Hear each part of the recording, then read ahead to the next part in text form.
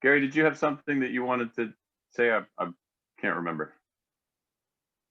Yeah, I mean, I wanted to thank everybody for showing up to celebrate the life of a great person.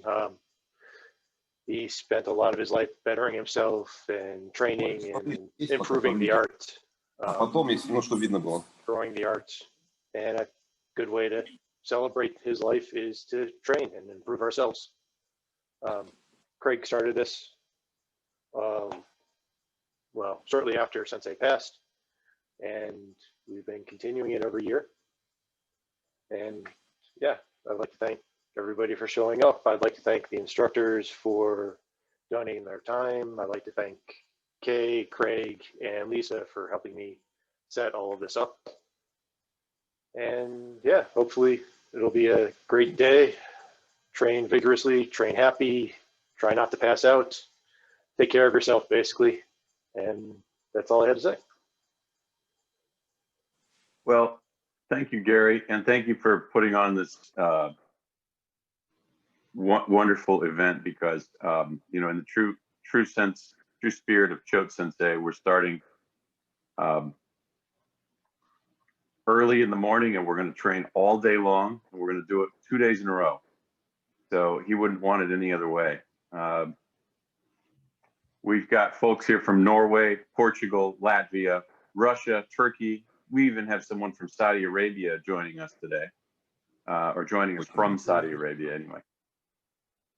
And I'm delighted to see so many people come together from all over the world to remember some of the things that some of the teachings and moments that we spent with Choate Sensei. I look forward to stories as well as photographs. Thank you, Manuel, for sharing a nice photographic memory earlier. So I want to encourage everyone to do that during the lunch break or in the happy hour after the class. So the first instructor today is going to be someone named Ovcharenko. He's from Obninsk, Russia, which is about 2 hours outside of Moscow. And Choate Sensei had the pleasure of visiting and teaching in Obninsk several times. I had never had the opportunity to visit Obninsk. I was in other parts of Russia and Ukraine with Choate Sensei, but he always spoke fondly about every trip that he took to Obninsk. And so we're really lucky today to be able to take a moment to step into the dojo, even if it's virtually through Zoom. So I can see the students lined up, and I can see Ovcharenko Sensei ready to teach. So thank you very much. Everyone join Ovcharenko Sensei. Добрый вечер всем, доброе утро, всех приветствуем. Большая честь нам начать первое вводное занятие, поэтому все, кто готов, присоединяемся и попробуем. Good morning, everyone. I'll translate for Oleg. Good morning, good evening, and it's a great honor for me to do this day, to start it, and let's train.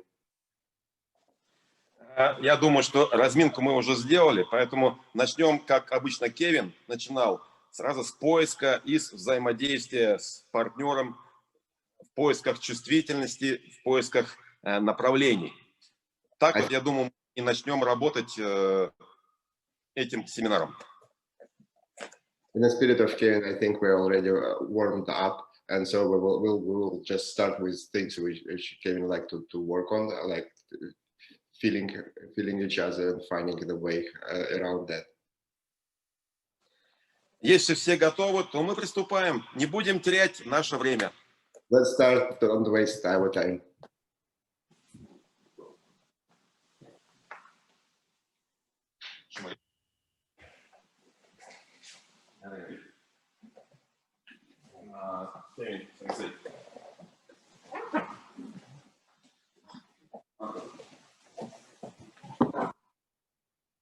Начнем с простых вещей. Что мы учим? Уход, тынкай. Let's start with simple things. Научи, тынкай. Тынкай. Тынкай. Тынкай. Темка. Темка.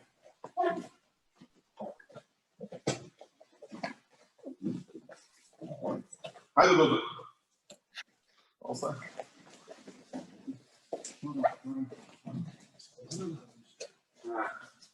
Да. 4-4. Смена инициативы. Сегодня мы начнем с работы взаимодействия с одним уке, с двумя уке и с тремя уке. Атаки будут шоманучи, маягири и цуки. И потом попробуем всех соединить и выполнить, как Кевин обычно это делал, такое свободное рандори. Взаимодействие с партнерами и с центрами. Наша задача всех уке свести в одну точку. Начнем с вводных упражнений. We'll start working with one partner, then we'll do with two partners, and then we'll do shomanouchi and ski, and then we will progress to doing the same. Well, not doing the same. We will progress to more partners and trying to find center and interaction between centers.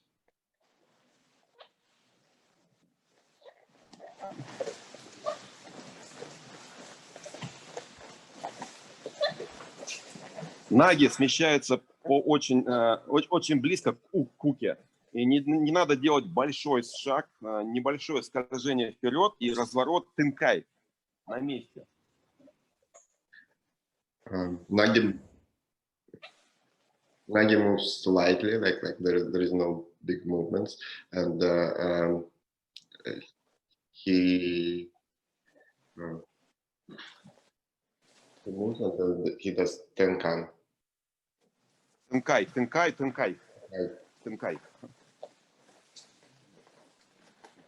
И делаем в свободном ритме, свободное дыхание. Freestyle.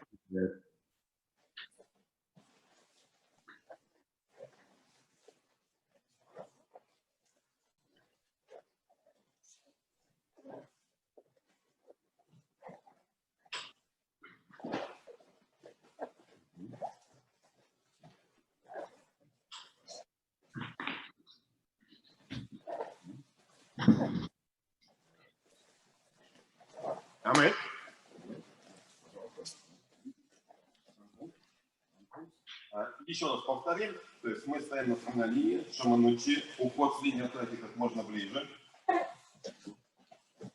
Уход с линии атаки как можно ближе, касательно, как можно ближе, касательно. The closer, move us closer.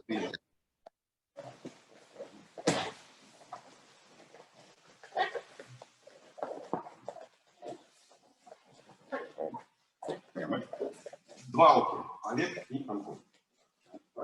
Задача та же самая. Шоманучи. Уход те же самые. Шоманучи. Уход. Один за одним.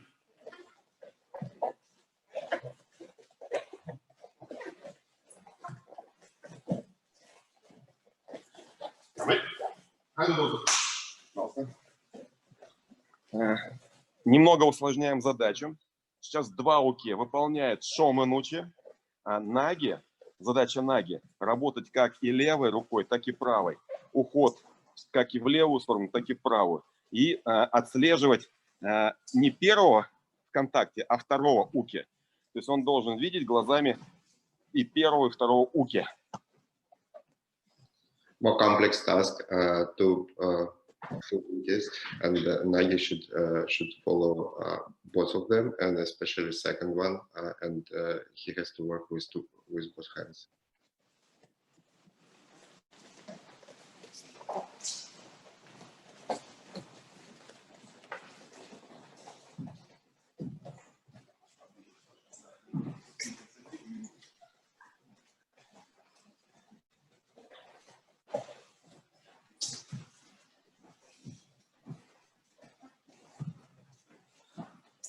Вот.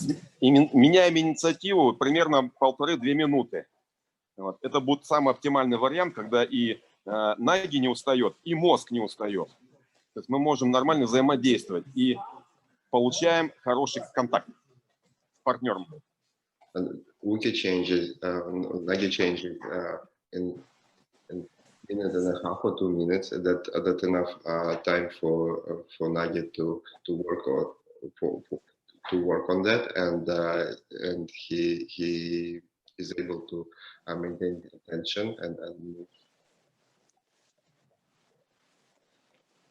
Сейчас мы стараемся просто уходить и сопровождать. Now we're trying to not to escape, but to move and follow movements.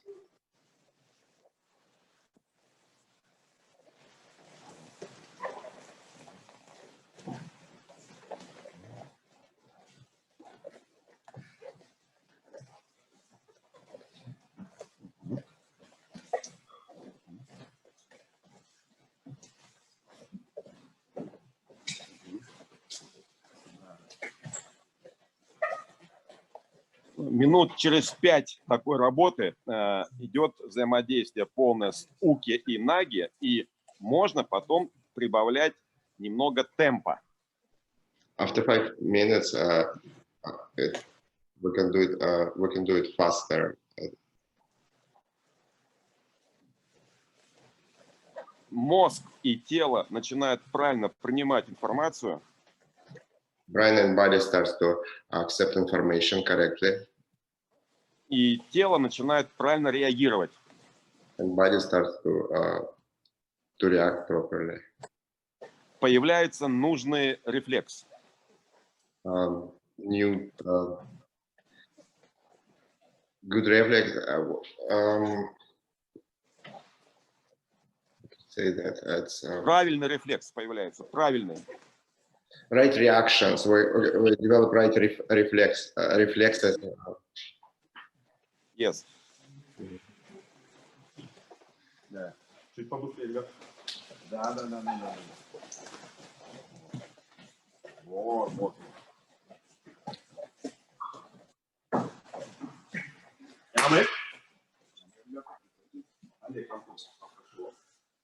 Обратите внимание, сейчас мы просто уходили с линии, то есть уке, с линии, и мы их направляли хаотично, в разном направлении. В разном направлении мы их направляли.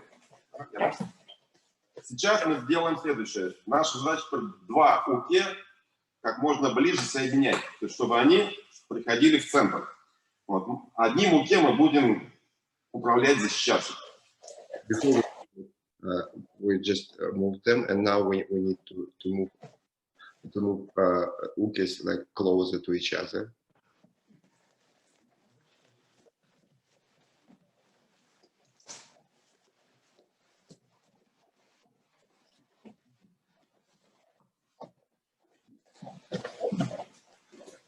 Задача не торопиться, спокойно. Don't rush. За дыханием. With breath. Можно пройти, сопровождать. You can go with uke and follow them.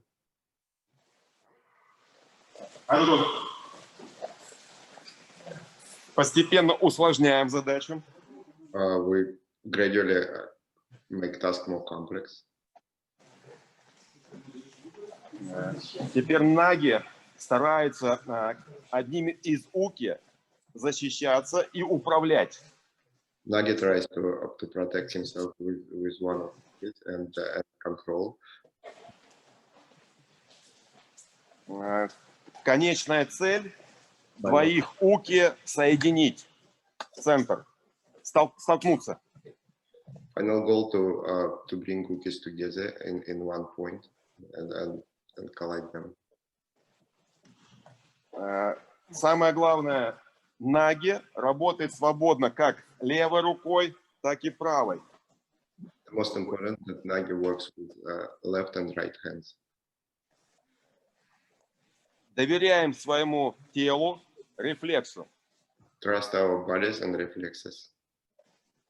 Не забываем правильно дышать. Дыхание свободное, глубокое, естественное. Don't forget to breathe deep and free.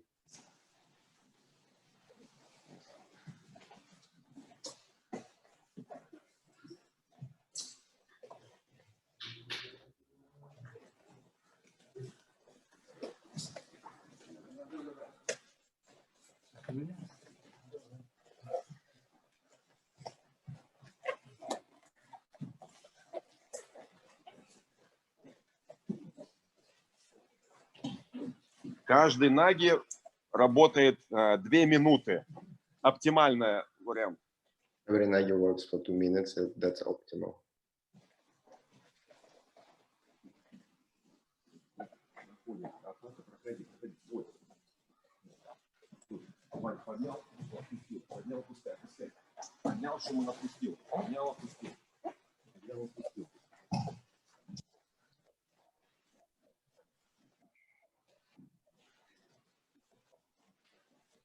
Вот.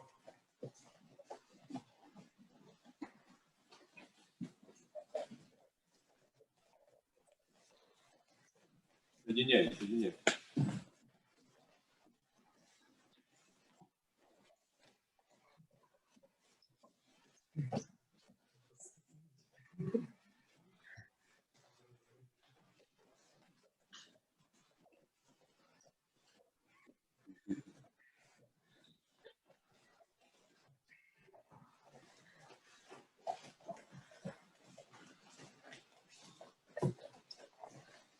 Важно сохранять ритм. It's important to keep rhythm.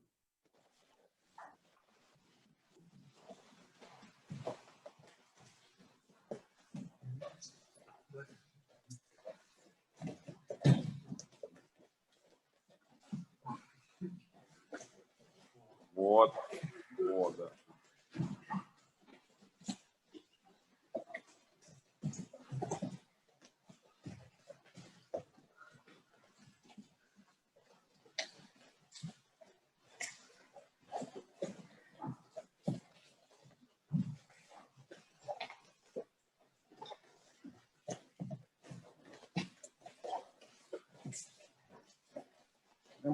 Пускай, пускай. Да, прям шаман.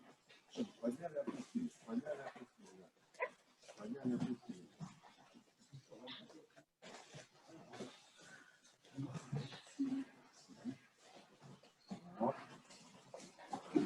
Вот.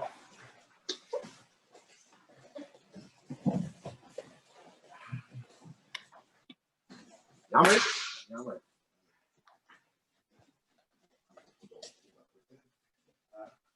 Сейчас внимание переключим на низ. До этого мы делали, у нас внимание было наверху. Сейчас переключим внимание на низ. Удар ногой. Майя гири. Тот же самый уход. Принцип тот же. Тынкан, тынкай. Сместились. Сместились. Задача не торопиться.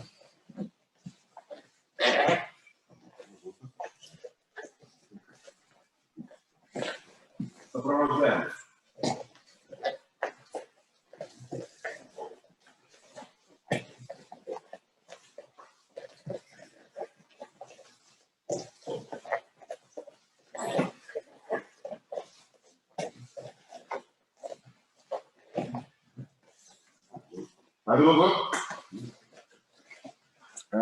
Постепенно сейчас внимание переключаем вниз. И начнем с ног. Стандартный удар майя гири.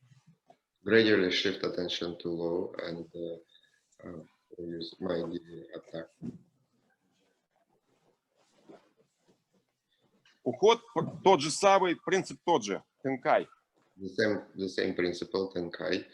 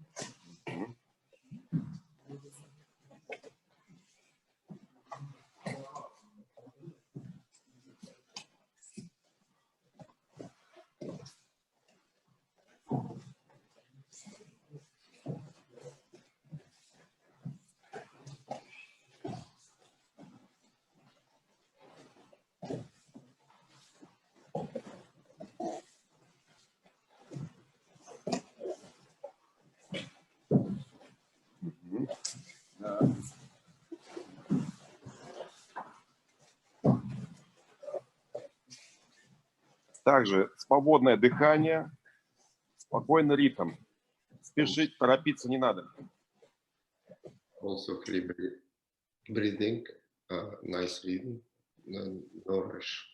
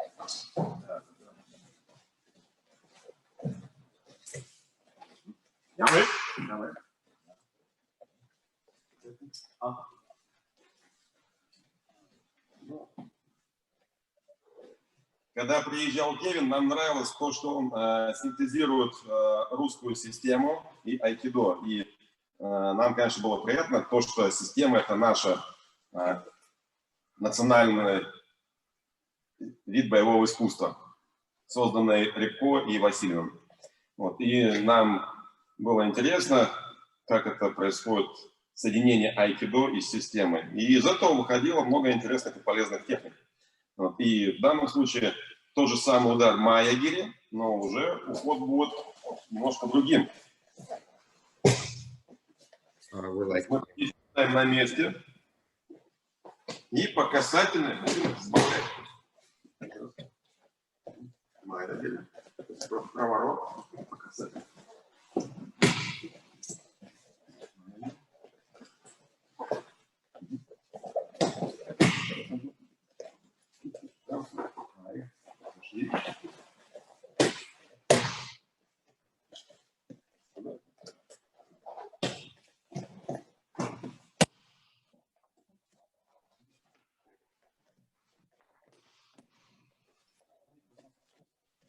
Поворот на месте.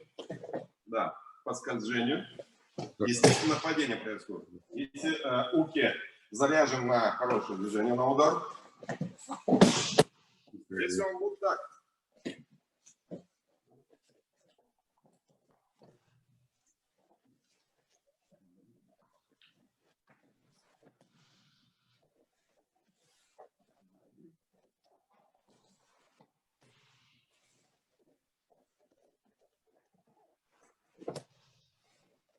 И всегда контактируйте с партнером. Как только уки оказался на ковре, постоянно исследуем, где взять контроль. Можно использовать либо контроль такой, либо контроль. Всегда мы с уки в взаимодействии находимся. Always contact with Uki and different control points. There are various control moves which can be used. And at the beginning, Ovcharenko Sensei said that they like the synthesis of Aikido and Russian system, and they found a lot of new ways of application, like both parts. Здесь сложность в том, что мы никуда не уходим. Мы делаем разворот на месте, тенкай, на месте.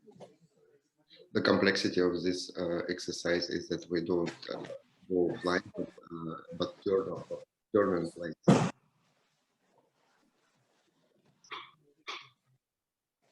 Конечно, сложно выполнять, когда идет сильный удар. Здесь нужно искать нужный момент, то есть найти тайминг. It's hard to do when the kick is strong, and it's need to find the right timing.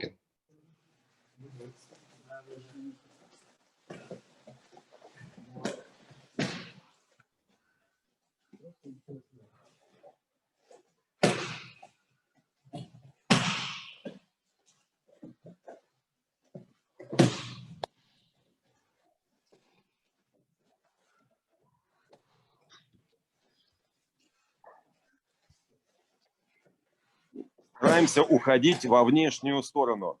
Не во внутреннюю, а во внешнюю. We're trying to move in the outside, not inside. Yes.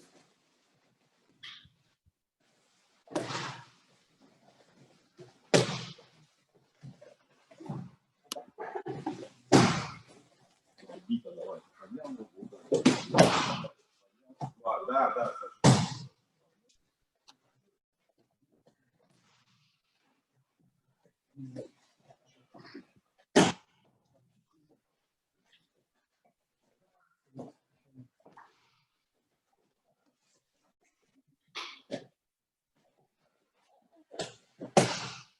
Майя Гири чудан в корпус бьем.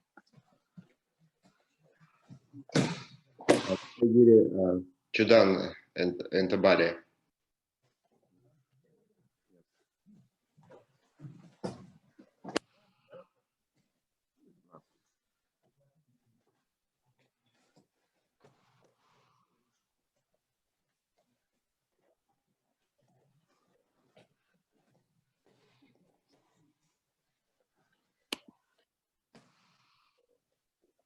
Важный акцент. Наги работает с собой и своими руками как одно целое. То есть должно быть естественно, свободно и наполнено. Не по отдельности. Important aspect, all body works together, not arms and legs, but everything. Не должны руками, потом ногами уходить. Все должно быть едино, монолитно. Сместились, ушли, пришли к центру. Should be everything together. You shouldn't do like arm and leg. It should be like one body, monolithic. И не забываем о дыхании. Дыхание свободное, естественное. Don't forget about breathing. It's free and natural.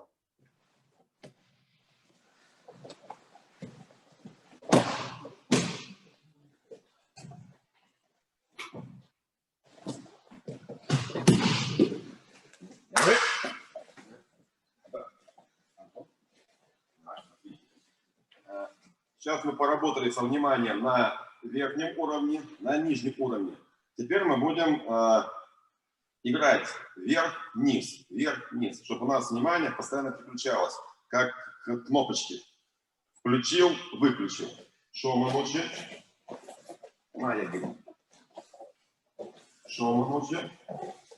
Маятник. Шоманучи. Маятник. Шоманучи. Шоманучи. Маятник.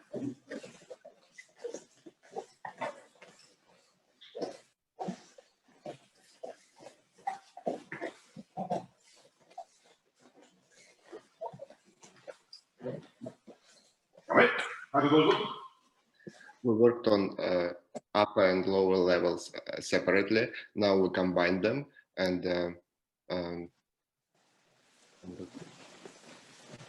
чтобы наше внимание не фиксировалось на каком-то одном уровне, верхний или нижний. Сейчас это подготовительное упражнение для того, чтобы внимание переключалось вверх-вниз. to avoid fixation of our attention on one thing, like on upper level or lower level, we need to shift it, and we do this exercise.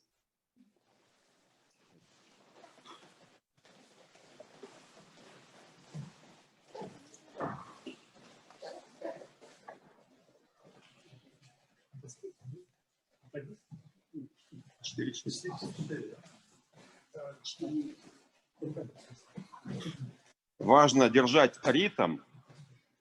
It's important to keep up rhythm.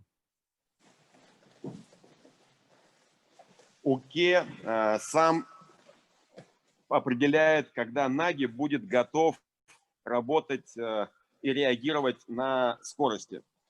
Uke decides when Nagi is ready to work with speed and force. Через какое-то время происходит взаимодействие между уки и наги. After some time, the connection between uke and nage will be established. И тогда скорость атаки не важна. Задача научиться чувствовать и реагировать.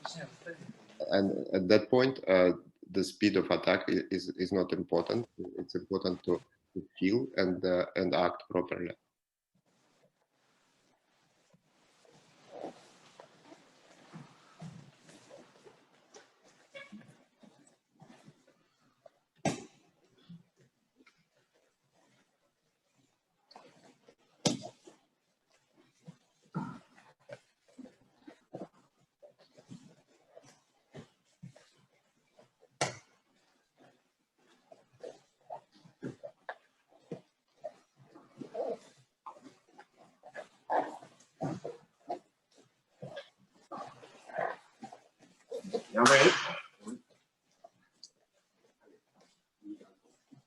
Усложняем задачу. Два уки.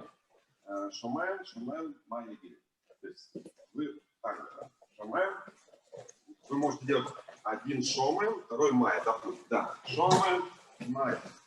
Уки всегда работают. Да, да. Только четко. Да, да, да. Вы должны делать постоянно. Да.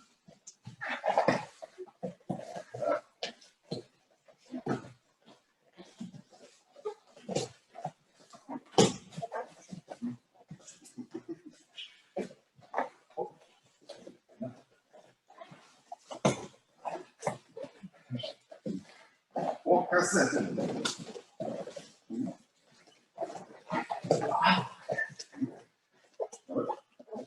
А ну пробуем. Два уки, один ноге. Задачу усложняем. Два уки выполняют шоменучи маягири в произвольном порядке.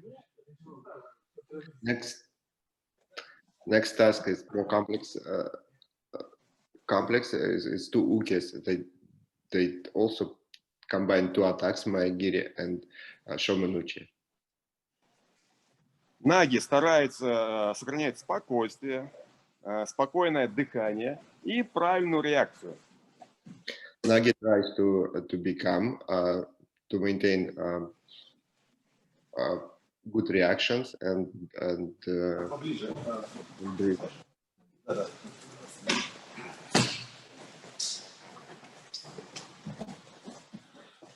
И старается наги соединить двоих уки. And Nagi tries to connect both uki together. Менять не бывает.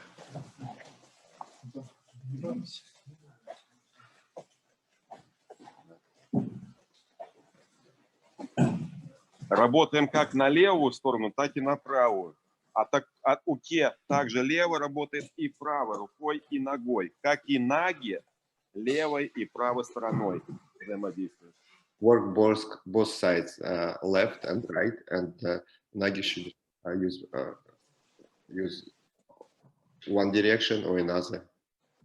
Нет. Вот, вот, да.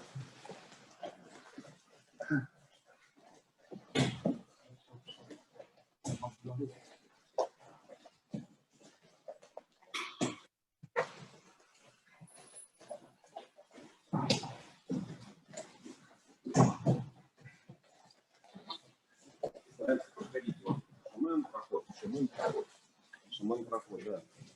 Да. Прям поднимаем, опускаем. Важно.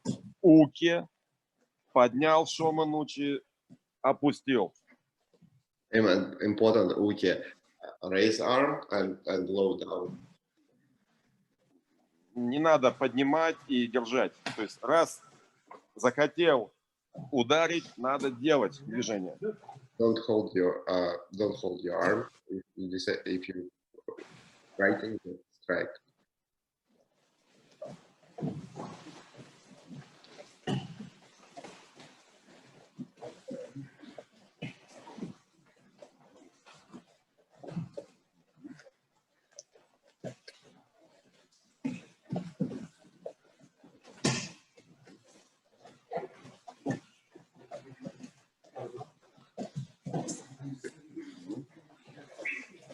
Да.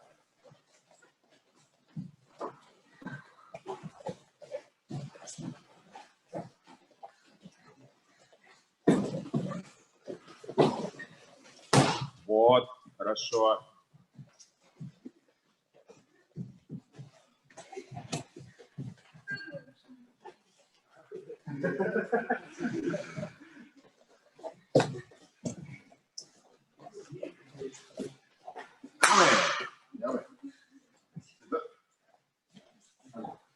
Антон, Александр и Олег. Сейчас будет самое сложное и интересное, когда 3 уки. Но мы, прежде чем делать, сделаем подготовительное упражнение. То есть просто уки будут идти на меня.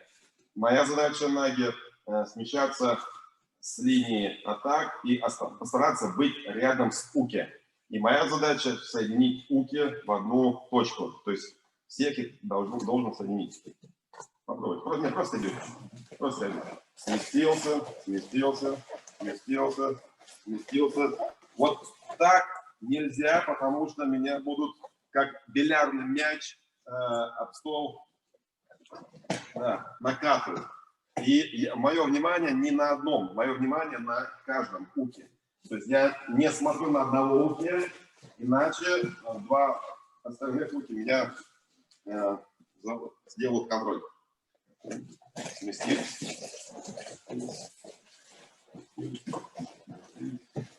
Следим за дыханием.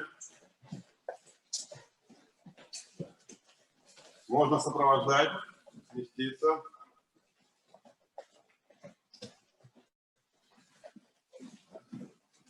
Вот. Такая игра, можно сказать, подготовительное упражнение.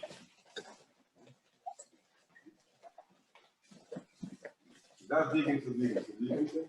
Да. Вот так, да.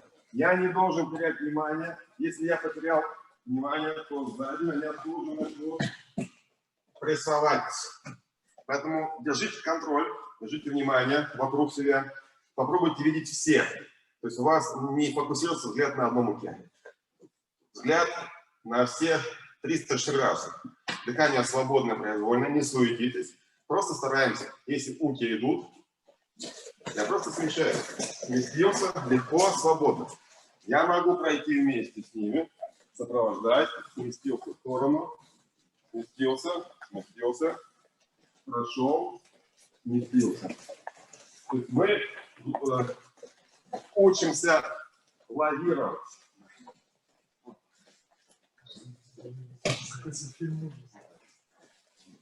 Ямы. Попробуй. Да. Давай. Ваня сюда.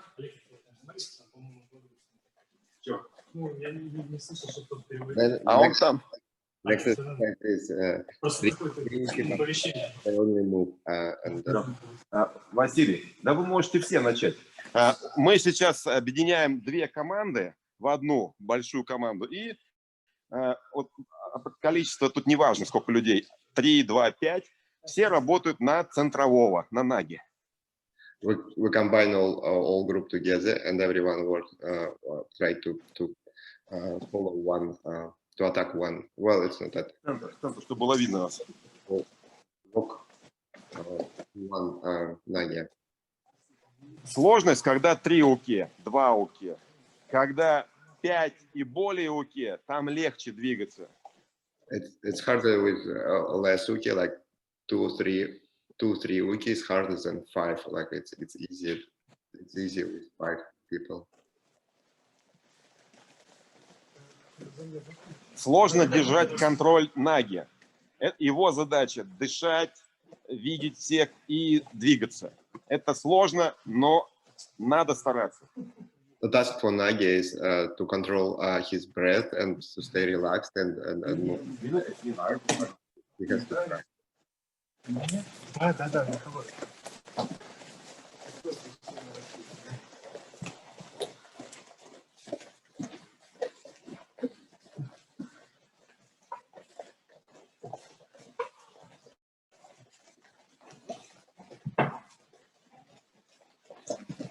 Двигаемся. Да, чтобы не было Стараемся, чтобы не было столкновений уки и наги.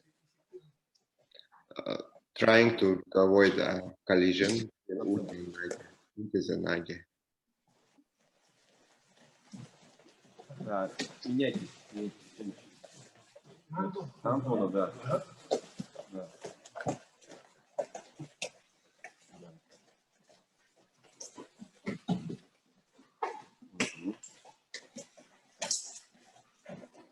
Вот, да. Старайся без рук. Задача стараться двигаться без помощи рук, просто ногами. Руки не работают у наги. The task not to use arms. Nagi doesn't use arms.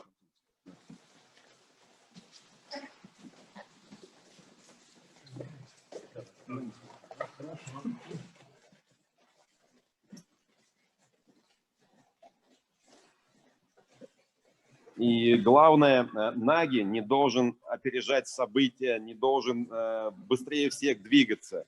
Есть позиция выжидания. Я вижу и двигаюсь в последний момент.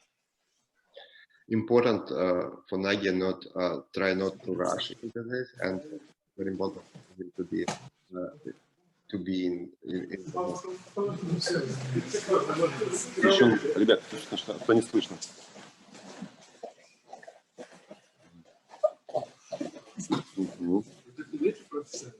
Да. Меняйте, чтобы все прошли по кругу, да. Олег остался, да? Нет, еще Настя, да, отлично. Вот. Наги может двигаться влево, вправо, делать финты, создавать иллюзию. Nagi can move left and right, do tricks, create illusions.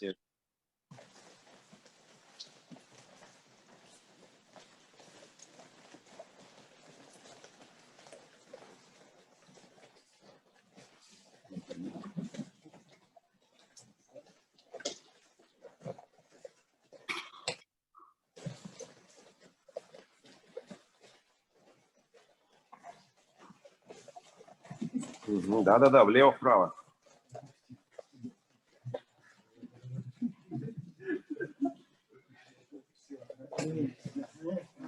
Последняя, Настя.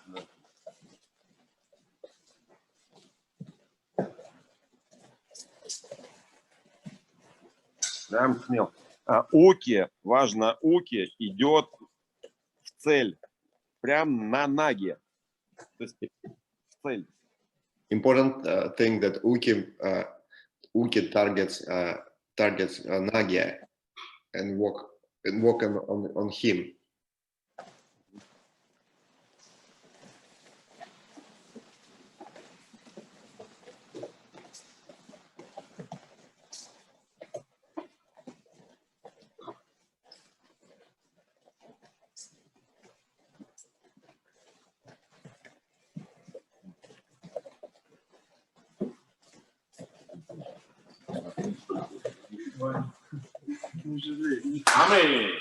Амы.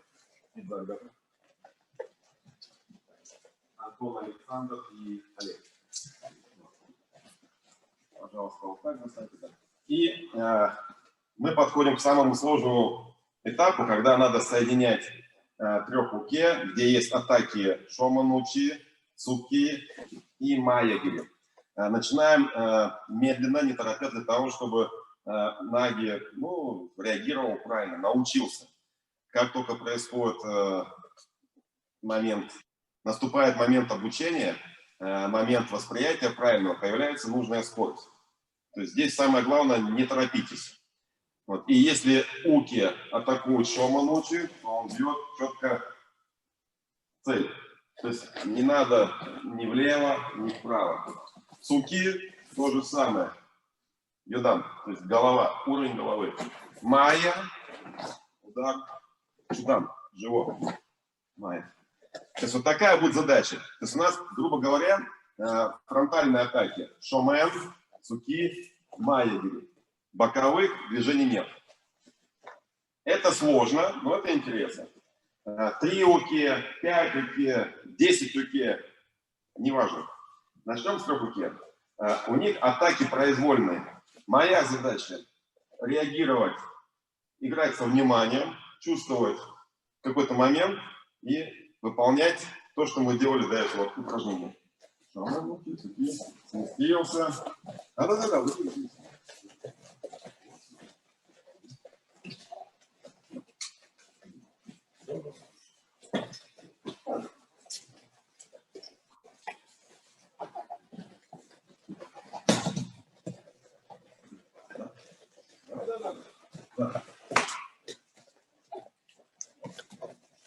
Ноги всегда очень близко к уке. Nagi always close to uke.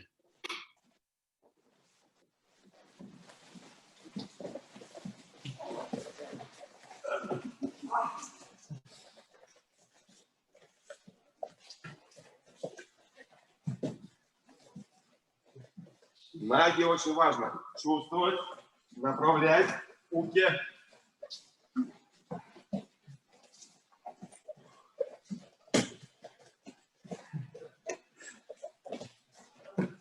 Темп небольшой.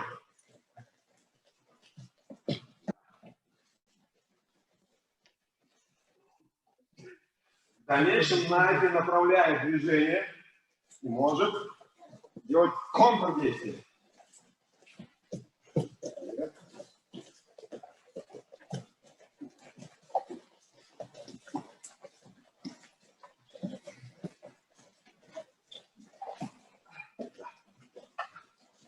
В конце концов, задача Наги всех соединить в одну точку. Попробуй. Все вместе, да, только не торопитесь. Now the last exercise is the most complex when uke attacks. The most important thing is to start slow and find a rhythm.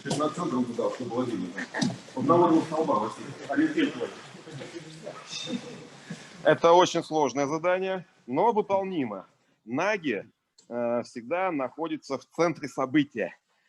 Наги не уходит за внешний круг, он всегда в центре. This is very complex task, but it's doable. Nagi in the center, not trying to escape, but like doing the thing. И стараемся соединять одного уке с другим уке. Используем как живой щит. Trying to combine ukes together and use them as a shield.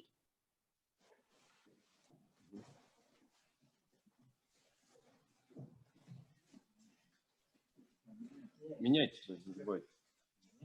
Да. Очень плавно. Следим. Важно дышать, важно концентрация внимания. Не фиксируемся на одном уке, а внимание на всех уке. It's important to breathe and important to maintain attention, not on somebody one, but attention on all of this.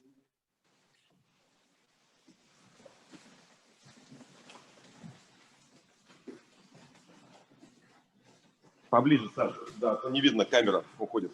Вот держите центр. Вот где Василий, туда нас отключать. Главное не увлекаться работой, меняться. 2 минуты смена инициативы. Important to change 2 minutes and then next.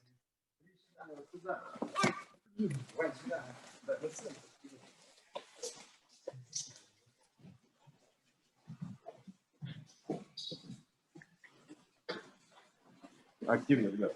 Вы со всех сторон не по прямой атаке, а с разных углов.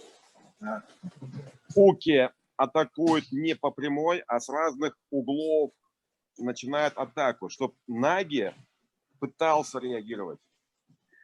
Ukes attacks not from one side, but from all sides. So to to train Nagi to react on different from different directions.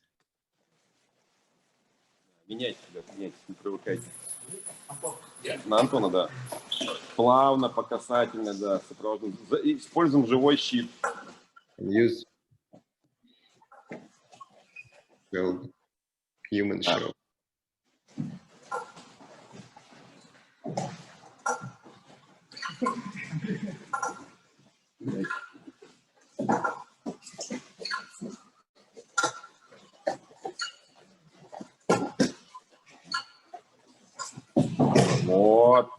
Вот.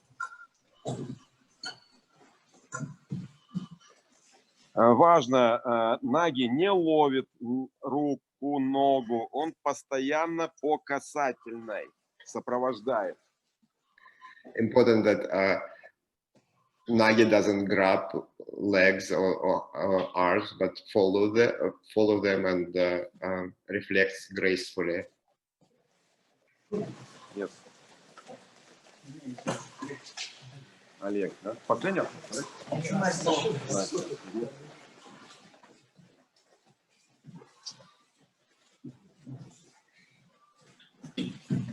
На начальном и среднем уровне можно выполнять в таком темпе. Beginning and the medium level, we can do it with this speed. На более старшем уровне можно добавлять скорость. On the next level, it can be done faster. We can add speed.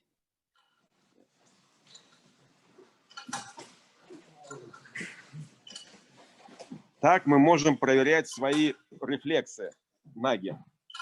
So Nagi can check his reflexes. Но при этом Наги соблюдает спокойствие. But Nagi should maintain calmness.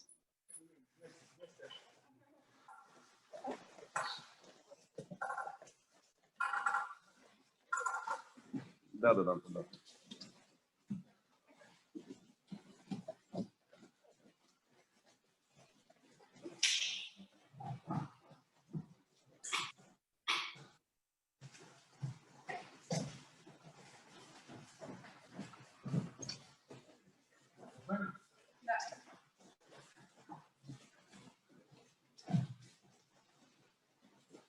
На центр, Настя, поближе, на центр. Вот так, в воздух ориентир, да. Да, двигаемся.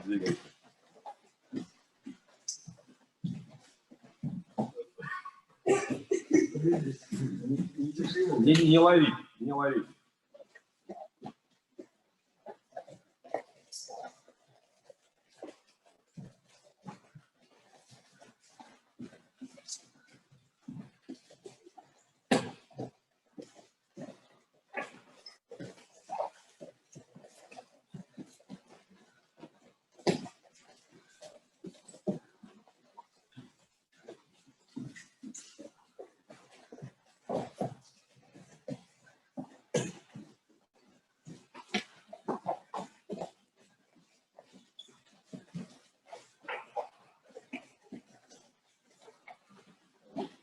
Давайте еще на Антона.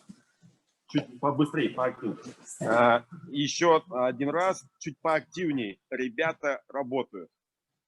One more time, more actively. Guys are working. У нас остается не так много времени, но надеюсь, что первым уроком мы сделали хороший заряд на 2 дня семинара памяти Кевина Чоате.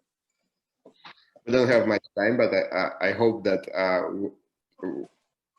we did a good start for seminar, for Kevin Choate seminar.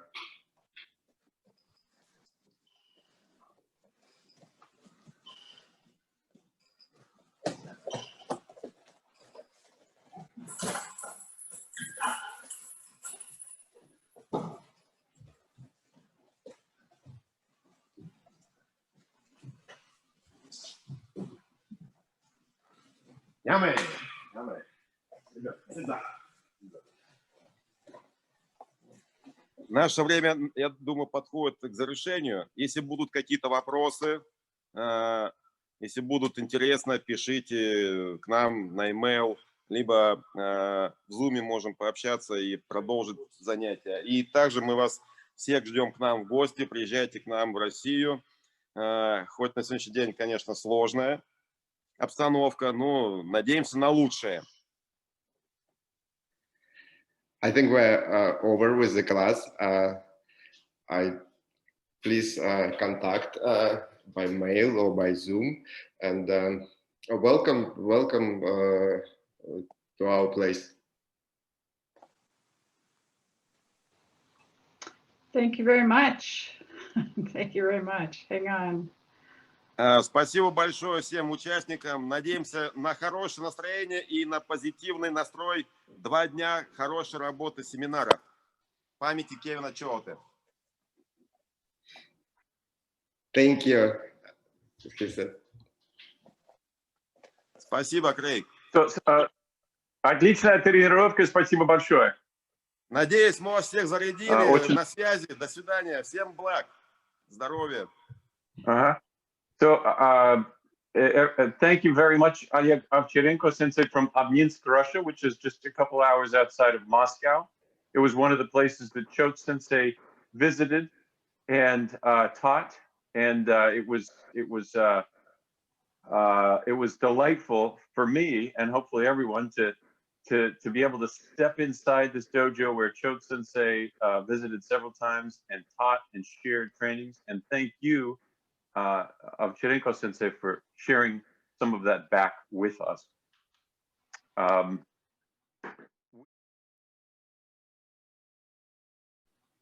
We aren't going to take a break between the first and second class. If you need to take a break, you can do so off camera. But we want to get into the next class right away. I'm very excited to be able to introduce and share with my friends. Many of you already know Aion Kaya Sensei, but if you haven't had the pleasure of training with him, then please enjoy today, because I've had the pleasure of training with him on several occasions, and it is always a pleasure and a thrill for me to be able to train with Kaya Sensei. He's the founder and chief instructor of the Istanbul Aikikai, with a dojo located in Istanbul and another in Ankara. Istanbul Aikikai was officially granted Humbu recognition by the Aikikai Foundation. Kaya Sensei began Aikido in 1992 and is a student of Mitsugi Saotomi Shihan. He also gives seminars to demonstrate Aikido in relation to daily and business life, and he is the author of the book Aikido, The Mental and Physical Adaptation of Children. Kaya Sensei, thank you for joining us. The floor is yours. You're welcome.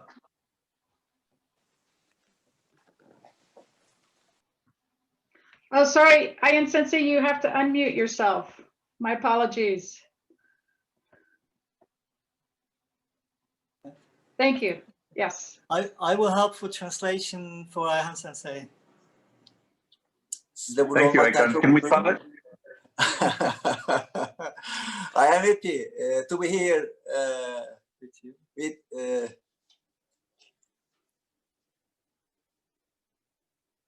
it's great honor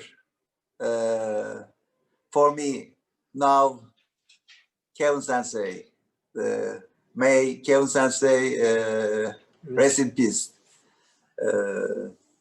Welcome to here.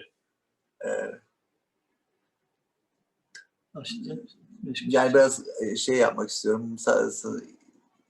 Kevin Sensei 2008'de Türkiye'ye geldi. Yani Kevin Sensei first visited Turkey in 2008. Kendisiyle tanışmamız 99 yılıydı, Washington DC. In fact, I met him in 1999 in Washington. İlerleyen zamanlarda dostluğumuzla tabii antrenmanlarda karşılaştıkça gelişmeye başladı. And during the time we become a close friends. Colorado seminerlerinden sonra daha sık görüşmeye başladık. So we saw each other frequently after Colorado seminars, and then we invited him to Turkey for several times. Akşam yemeğinde Türkiye'ye gelmek ister misin dediğimde çok olumlu cevap verdi. Yani ben ilk önce çok olumsuz daha cevap bekliyordum ama When we first called him, we were a little bit suspicious that whether he will be accepting coming to Turkey or not. But he said he would be coming with eagerly. So we become very happy. Çok zaman geçirdik. Yani Türkiye'ye bir sene içinde 2-3 kez geldiği oldu. We had a lot of time together. He visited a lot of time in Turkey, Istanbul, even in the same year, some couple of times. Kendisiyle otobüs yolculuklarımız oldu şehirler arası. We had bus travelings together. Şu an hani aklımda kalan, okumayı çok seviyor. Her zaman kitap taşıyordu. He was always carrying books, and when he come for traveling, he was always carrying a couple of books, and he was always, we saw them reading the books when he has the spare times. Aklımda kalan. Ben o sırada bankada çalışıyordum, emekli değildim. I was working at that time in the bank. Döneceği zaman direkt olarak ben benim evden alıp havaalanına götürüyordum. I was dropping him to the airport always. Geriye dönüp eve geldiğimde, odasına girdiğimde So when I come back and look at his room, her geldiğinde bir odasında bir şey bırakıyordu. Yani video, zincir, yeah, tanto. he was always leaving something in his room. Sometimes chains, sometimes a CD, sometimes something with small gift or presents in his room that he was leaving us. Yani dışarıdan belki çok yaklaşması mesafeli gözükse de içinde çok benim için yani çok duygusal bir insandı. Çok For iyi bir instance, he was look like that he was a distant man, but actually when you know him, he was very close and very friendly. Kendisinden ben çok şey öğrendim. Benim Aikido'mu değiştirdi. I have learned a lot of things from him, and he changed my Aikido. Çünkü o diyordu ki Choate Sensei bizim çok ilerimizde ve onunla bizim aramızda bir kaya kütlesi var diyordu. Ona yetişmemiz çok zor. O yüzden farklı savaş sanatlarını incelememiz lazım diyordu. He was saying that there is a very long distance between us and the Choate Sensei.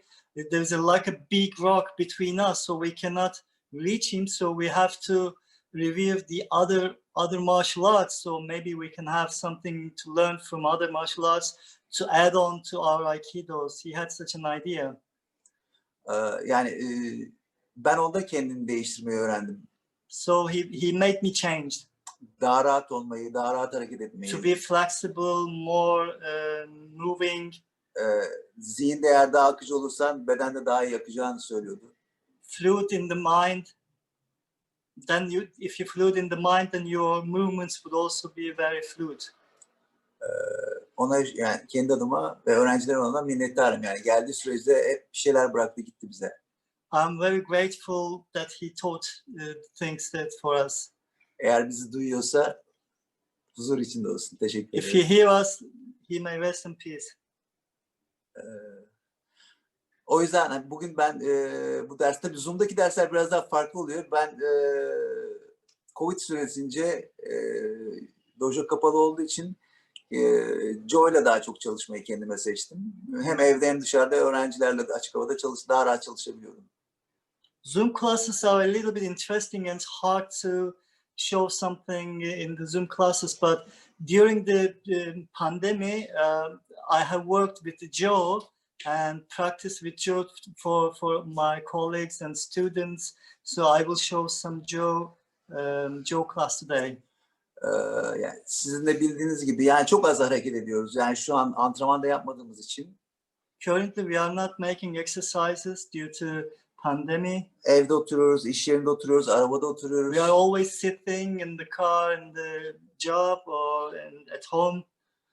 O yüzden de yani artık kas ve eklemlerde ileriye doğru ve ileriki yaşlarda problem çıkması normal. Yani hem kondisyon olarak düşüyor hem de eklemlerde bir şekilde eğrim oluyor kaslarda. So the body loses flexibility as long as we do not move. O yüzden Joe çalışmalarını hep sanki teknik yaparmış gibi, tekniği düşünerek Joe ile egzersizlerimi yapmaya çalıştım. So when I make exercises with Joe, I always thinking that I would like, I am making a technique. Bugün o düşündüğüm şeyler, birkaç şeyi sizle paylaşabilirim. So I would like to share some of them with you today, the Joe techniques. Hoşunuza giderse. If you like, and let's see how it Teknikler goes. sizin olsun, ne diyeyim. Ha? Teknikler ediyoruz. Yeah, then you will share us your opinion about the techniques. İsteyen Joe ile katılabilir, isteyen izleyebilir. Ben You sadece can watch yaptım. or you can join with if you have any Joe, so you can participate it.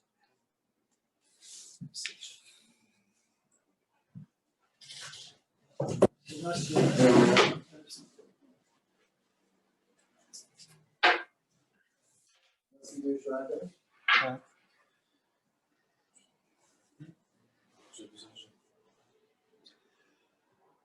Şu an evde olduğumuz için daha dikkatli kullanmak zorundayım. Çünkü Türkiye'de, İstanbul'da akşam. We need to be careful when we are using Joe because it's a long weapon. And it's a night time in Turkey. Hareketler yapacağım. So the movement area is limited. Yavaş yavaş evde el bileklerimi ve omuzlarımı ısındırmak için hareket etmeye başlıyorum. So I'm starting warm-up exercises for my Omuzlar ve wrists. bilekler rahat bir şekilde hareket ediyor. Bunu yaparken nefes alıp verebilirsiniz. So use your breathing also at the same time.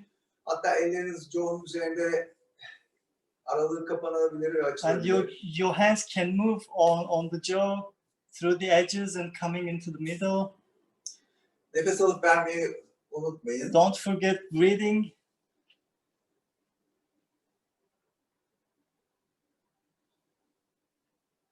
Bu çalışma oturduğunuz yerde de olabilir. Bileklerinizi çalıştırmak It's için. good for wrists, even you can do it when you are sitting on a chair. İkinci çalışmamız squat olarak düşünün. Joe elimizde. Nefes verirken çöküyoruz. Next one is the squat.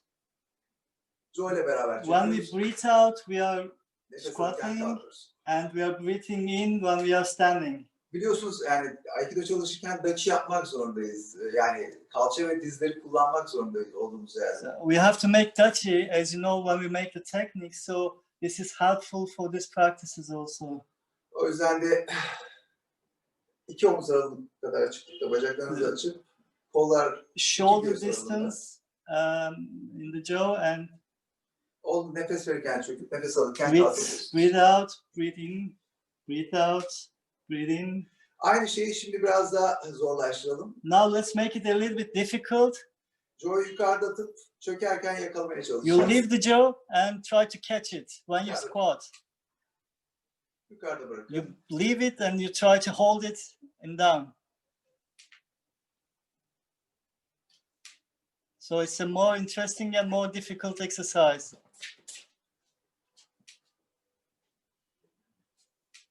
On tekrar her gün yeter yani. Yapabildiğiniz kadar. Ben kendime 10 times would be enough. That's what I'm doing is 10 times every movement. İkinci egzersizimiz biraz daha gözlerle Joe'yu takip etme ve gözler vücutla beraber hareket ediyor. The next one is to follow the jaw with eyes and with the body. Joe'yu yarı paralel bir şekilde sağa sola doğru hareket ettirirken So Joe'yu takip ediyorum. right and left to move and you follow the jaw. Bunu çökerken de yapabilirsiniz. You can do it while you are squatting Yakana atabilirsiniz. or you can standing. Yavaş yavaş çökebilirsiniz. You can slowly go down and go up while doing this movement. It helps the coordination of the hands and body and the eyes. Yavaş yavaş kalkabilirsiniz nefes You olarak. can stand up. Daha Slowly. uzağa yollayabilirsiniz. You can stand it a little bit far away. Aşağıda, yukarıda. Bu reflekslerinizi de geliştirecektir. It will increase your flexibility about your hands. Aynı şeyi şu an eller bileklerin çalışması için hafif bir temas ederek Joe'ya. So this is another movement for your arms and wrists in order to make it more familiar with the jaw.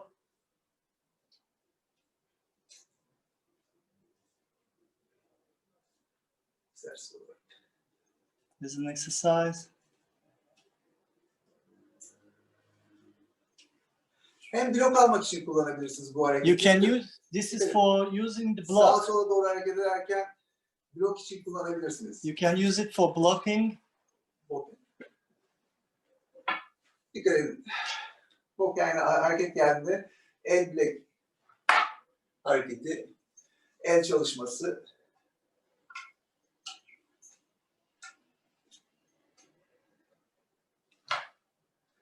Aynı So çalışmayı you can do it elinizle also hareket- with your hands, this movement. El bileğinle de aynı şeyi yapabilirsiniz. Yönü değiştirmek için partnerinizin. Joe So gibi düşünün. to change the direction, it's like a jaw. You just change the direction. Joe ile yaptığınız hareketi This is the same movement.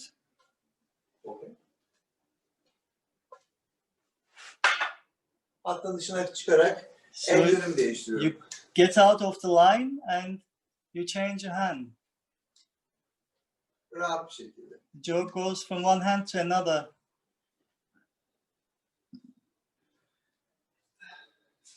Şimdi Joe'yu bir yere odaklandırın. Then let's fix the jaw on the ground. Sağ veya sol elle Joe'nun üstüne. Whatever, right hand or left hand. Kosa Dori gibi düşünün. Kosa Dori tutuş gibi It's düşünün. like a kosadori. Sırtımı Joe'ya vererek altından geçiyorum. So I'm going like I'm making shonage.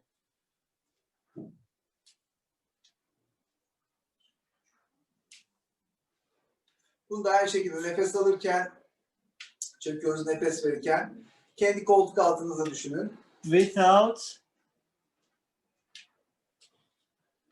Mantık olarak So directional is sırtımı yerini değiştirsem kaydanan gibi söyleyeyim. Dönüşün kolunun altına. I'm turning. Aynı şeyi kaytanlar olarak düşünebilirsiniz. It's like a kaitanage. The same movement. Şu an antrenman yapamadığımız için birebir Joe bana ukelik yapıyor. Since we cannot make exercise with the partner, I'm making this exercise with Joe. Like I'm making kaitanage movement.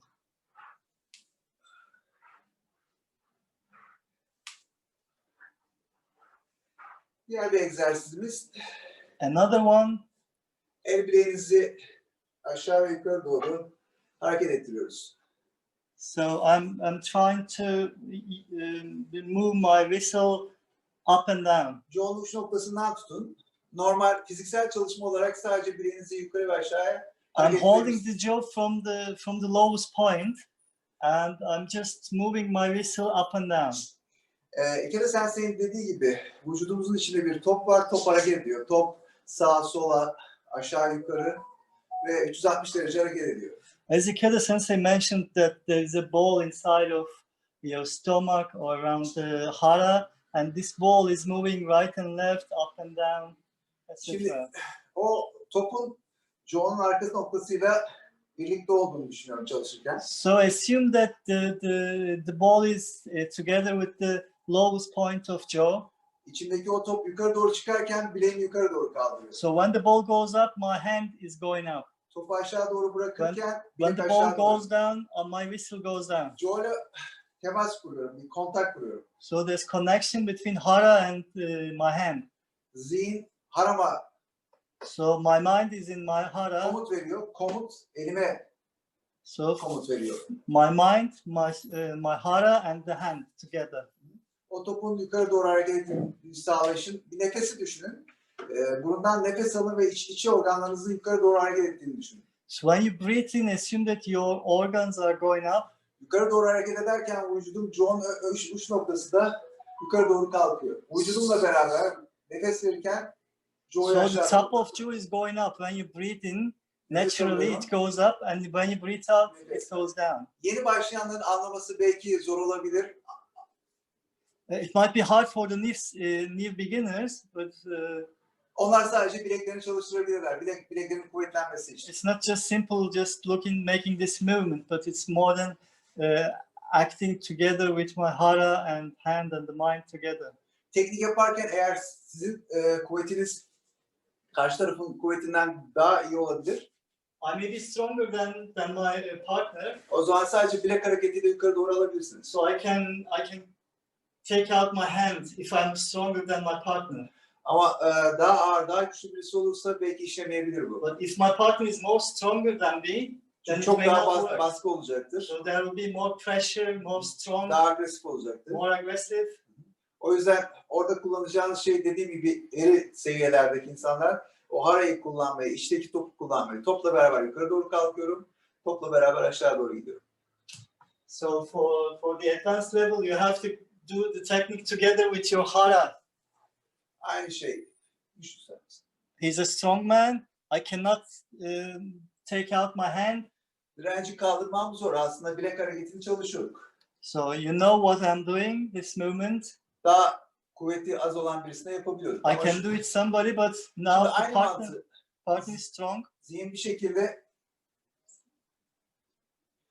eğer Joe'nu tuttuğunuz noktada kalırsanız Joe'yu kaldırmanız zor. Çünkü bastığı nokta zaten partnerin. If you stay in the same place, when he holds you, you cannot make it.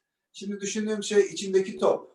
So I'm Ve Joe'nun en uç noktası. So I'm thinking the top point of Joe, actually.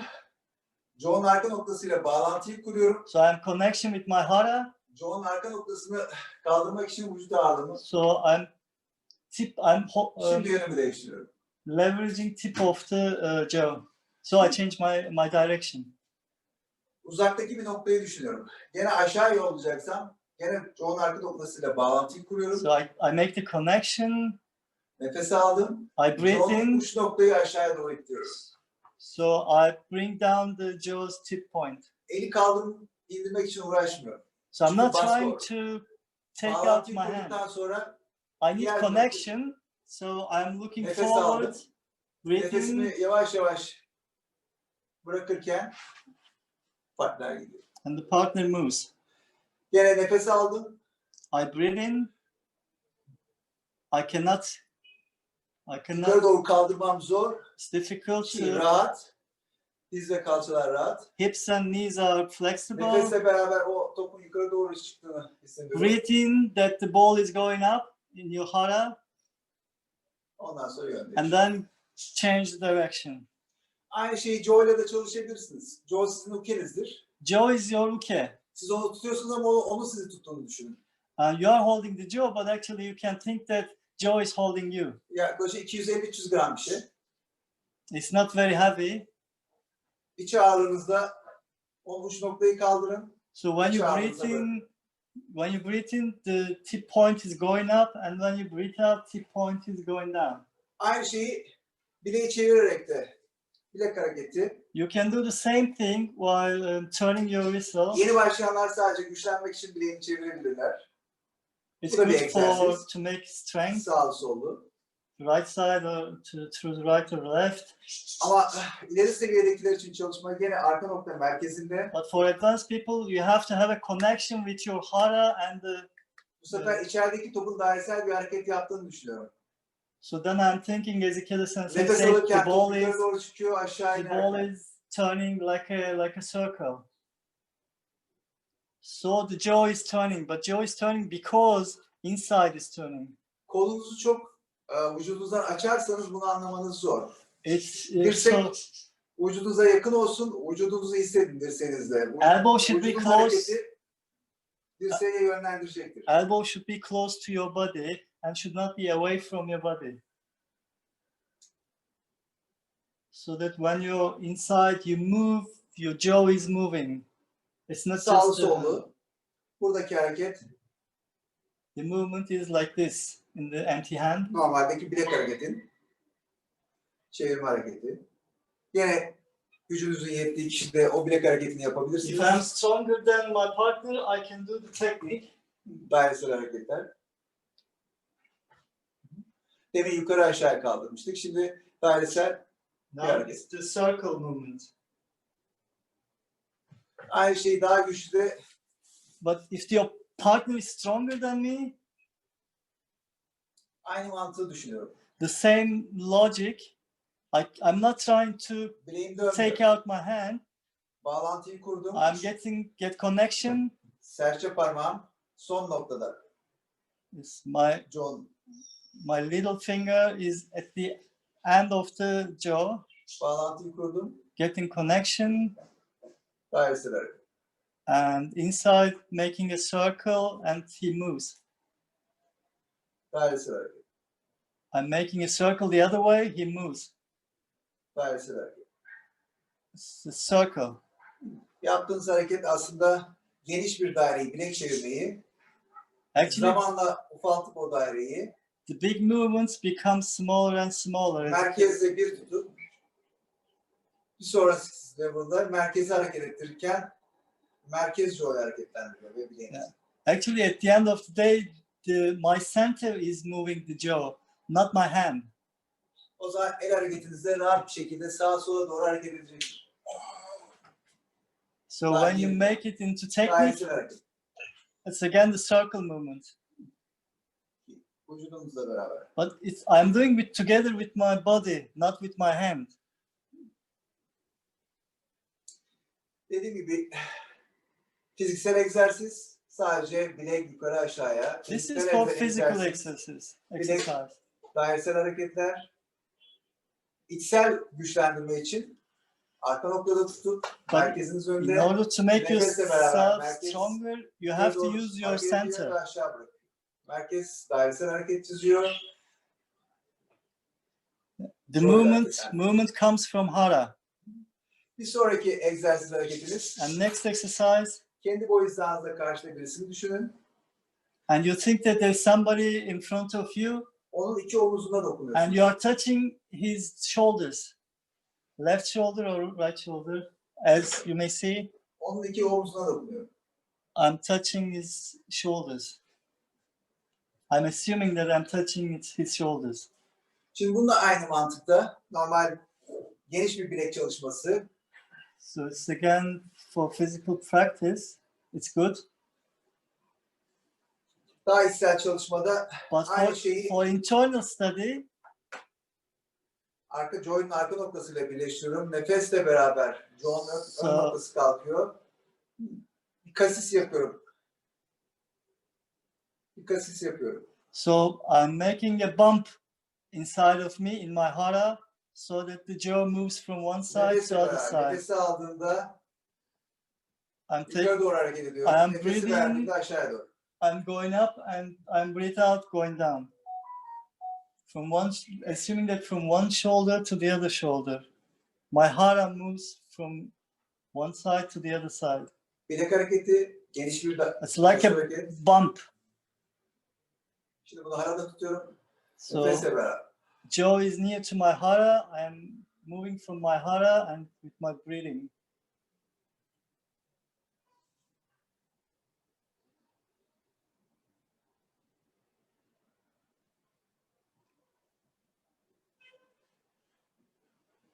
Bu harekette merkezin yerini değiştirdim. So I'm changing the center actually. I'm changing the center from one point to the another. Kalça da onunla beraber hareket ediyorum. İşte merkez hareket ederken kalça da aynı yöne doğru. So when my center moves, my hips also moves. Düşüncem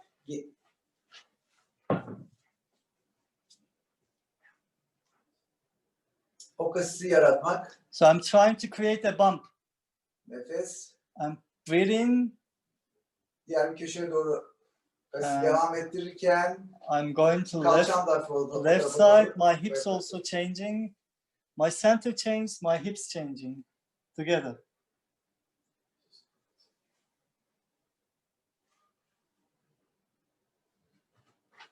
Choate Sensei ile de bunları çalışıyorduk. Kevin, we were practicing the same things with Kevin Sensei. Biz çok hızlı bir şeyler görmek istiyorduk. Yani bir an önce tekniği yapmak istiyorduk. So what we used to do to make the quick techniques. So we were thinking that quick techniques would be better, but he was telling us that slow down, always telling us to slow down. Tekniği hissetmeniz lazım diyordu. So in order to feel the techniques, we have to slow down. What Yavaş Kevin yavaş Sensei is telling us. yaparsanız bütünü görüp yapmaya çalıştığınızda zorlanabilirsiniz. Ama bütünü parçalayarak yavaş yavaş çıkar, bütünden parçaya giderseniz daha kolay öğreneceksiniz. So if you make the technique slowly, you would understand better, and you can separate the techniques into pieces. O yüzden bize yavaş olmamızı, sakin olmamızı, sabırlı olmamızı, yani ilk başta olmayabilir çalıştığınız şeyler ama o size sabırı öğretecektir. Kendi hem içsel hem fiziksel vücudunuzu tanımayı öğretecektir bir şekilde. Bu sayede kendinizi ilerletebilirsiniz, genişletebilirsiniz. Yeah, he was always telling us to be patient and to practice slowly, and he was very insisting on that, and we had benefited from Dojo'da that. yeni gelen insanlar çünkü bir an önce bu tekniği yapmak istiyorlar ama ağır ve güçlü So bir for karşılaşmaya the new takılabiliyor. beginners, or some people wants to make the techniques immediately and quickly, but it's not the right way. İlk önce tekniği vücudumuza öğretmemiz lazım. Yani First, doğruyu öğretip çalışa. first body should understand the technique, and then practicing, we can have more quick techniques. İşte ondan sonra o topu daha uzun atabilirsiniz, topu daha aşağı düşürebilirsiniz. Çalıştığımız o çökme vardı ya, yukarı atıp aşağıda tutma. And when you make practices, then you can do all these techniques. Onu top olarak, topu o şekilde de düşünebilirsiniz. Vücudunuz içine daha yukarı doğru zıplatıyorsunuz, daha aşağı doğru bırakıyorsunuz. So when you practice more, you can, as Choate Sensei said, you can use your ball in your hara more efficiently. Sizin ağırlığınız neyse topun ağırlığı da olur. Merkez ağırlığı. Your body weight is important. So your center weight is your body weight. Benim olan orayı kullanabilmek. So important thing is to use your hara. O yüzden yavaştan hızlıya, So from slow to the fast, parçadan bütüne gitmek. from pieces to the whole. Sizin Aikido'nuzu daha da I geliştirecek. think this might have a better may cause a better Aikido Bu if you practice in söylediklerimi that way. ben ilk defa söylemiyorum. Bu söylediklerimi Sandacz Sensei, Choate Sensei ve Kevin Sensei de söyledikleri için onlardan öğrendiğim şeyleri ben Yeah, paylaşıyorum. this is what I have learned from Sandacz Sensei, Choate Sensei, and Kevin Sensei. Kevin Sensei'nin tek bendeki şeyi kendini özgür bırak. And what Kevin Sensei was always telling, leave yourself free, Sadece fiziksel olarak değil, zihinsel olarak. but da not özgür bırak. physically only, but also mentally. Eğer zihin özgür değilse fiziksel olarak atak geldiğinde hareket etmez. If your mind is not free, then your body is not free. Ama zihin eğer akıyorsa vücut da hareket edecektir. So if your mind is okay and fluid, so your bodies would be fluid. O sadece bileğini tutuyor. He's just holding my hand. He's not Diğer on eli my boşta. whole body. Ayağım boşta, başım My boşta, legs, sırtım my boşta. head, my arms is free. He's only holding my one hand. Şu an sadece çalıştığımız şey aslında o tuttuğu şeyi kontrol etmeyi sağladığında, karşı taraf bizi kontrol etmeyi sağladığında ona izin vermememizi sağlamak için kendimizi değiştirmeye çalışıyoruz. So I don't want him to control me, so I would change myself. Topla beraber, top yukarı, top aşağıya. So the ball is up, the ball is down. Bir sonraki level hareket ederken, yani ben zaten özgürüm. I'm already free. O hata gelirken ben önde, o sadece elimi tutuyor. Şimdi So daha rahat. when he comes, I'm moving. O yüzden zihni eğer serbest özgür bırakırsanız vücut da arkasında takip edecektir. If the mind is free, your body will follow it. Joe bana bunları öğretiyor. Joe is teaching me those things.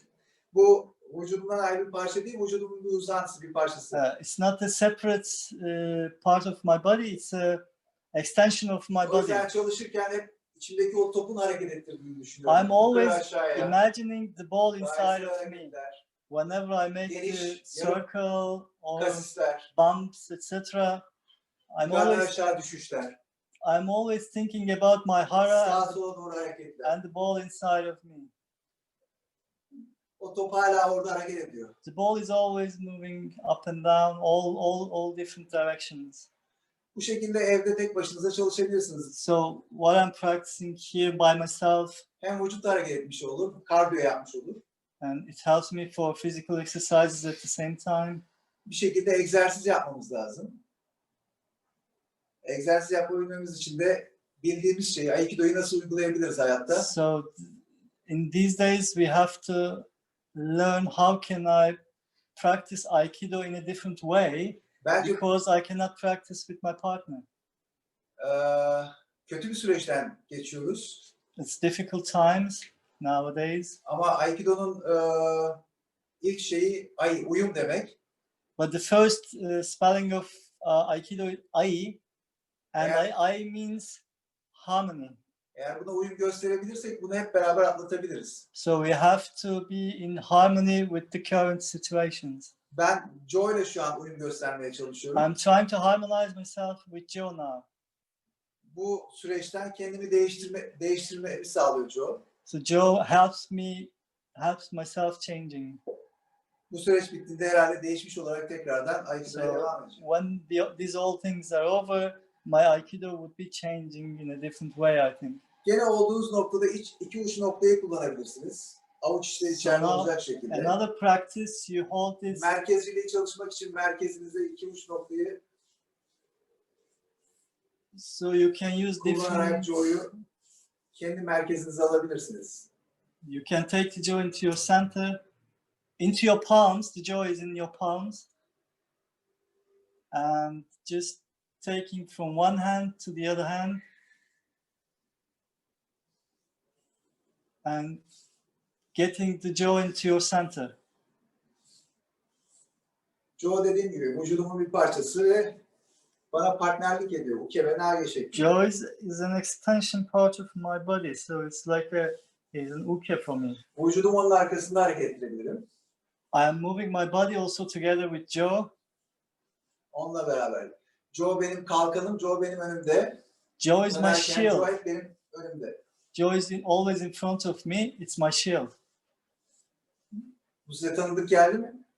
This is familiar to you. Aslında elimi tenkan yapıyorum. I'm making Irimi Tenkan. Partner olduğunda If there's a atak partner, geldiğinde when devam there's ediyorum. attack, I'm letting go.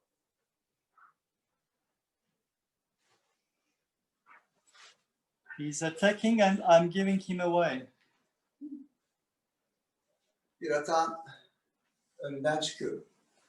I'm getting out of the attack. Atak gelirken onunla bir oluyorum. So I'm changing my direction. I'm not at the same place.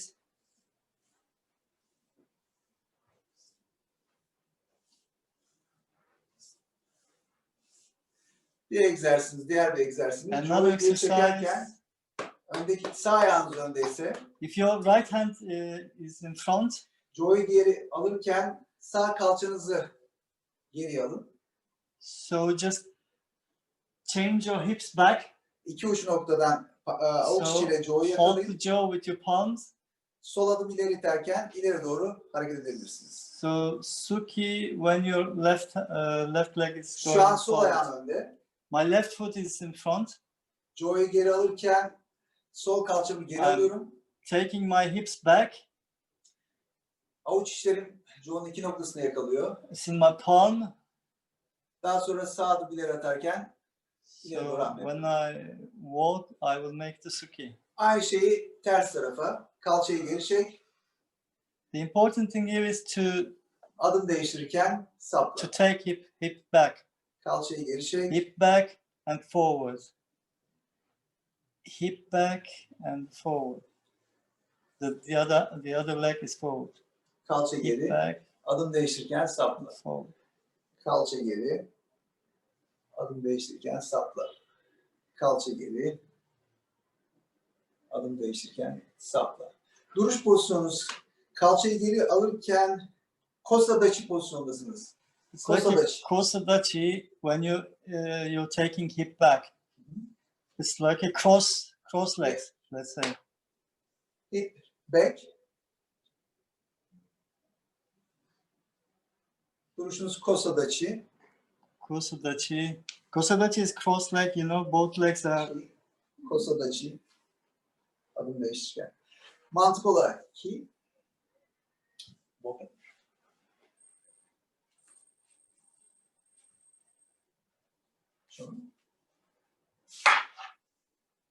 Sandacz.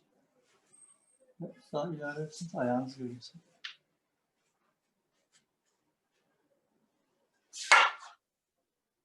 Sandacz. Joe ile beraber Together kalça with geri. Joe, my hips back. Elim aynı şekilde Joe'nun arkasına And kayıyor. my hand is going back off to Joe, and Sonra then geliyor. Suki.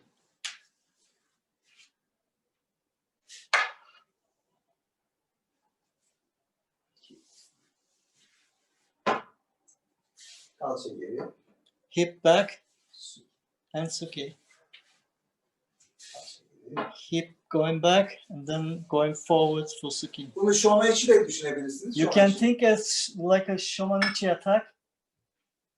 Hip back, controlling, and then Suki.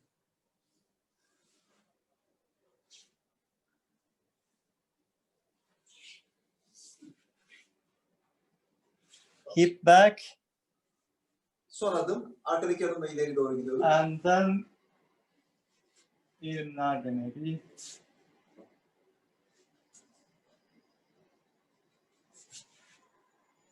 Hip back and forward to his back. Aynı mantık. It's the same logic. Kalça. Merkez. Center and hip Hareket. back together, Adım. and then forward. Vuruş. Forward stepping. Kalça. Hip back Ve adım. and forward stepping with Suki. Nefes al. Breathe in, Nefes ver. breathe out. Nefes al. Breathe in, Nefes ver. breathe out. Olduğum yerde kalçayı çalışması. So I'm practicing this movement, so this will help me to make the techniques as I show you. Hafif dizlerimi kırarak Sandacz. Dachi is important here. You have to get down. Bunu Shohanage de kullanabilirsiniz. You can use it in Shihonage also. Partnerin altına giriş yaparken So Shohanage de kullanabilirsiniz. if you make a low Dachi, Dur. Kalça geri. so the hip back and Aynı mantık. get lower, and then you can make Shihonage easily.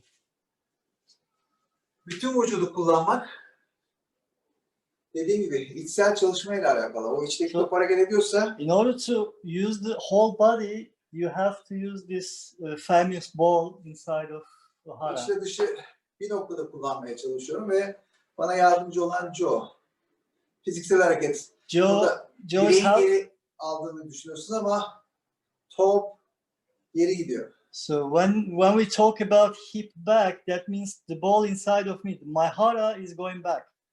Top geri giderken topun ağırlığı sağ kalçama doğru çarpıyor. So my weight is going to my right leg. Topla beraber sağ Evet. kalçam geri gidiyor. So my hip goes back, my weight goes back, my center goes back, Sonra top ileri doğru hareket ediyor. and then all my body, center, and weight is going forward. Vücudum da, ayaklarım da topu takip ediyor. Actually, my body is following the ball inside my hara. Diğer bir egzersiz. Another exercise is Yine aynı şekilde Jodan'a kalkıyoruz. Jordan for like a Shomanuchi. Arkadaki adım ileri atarken sapla.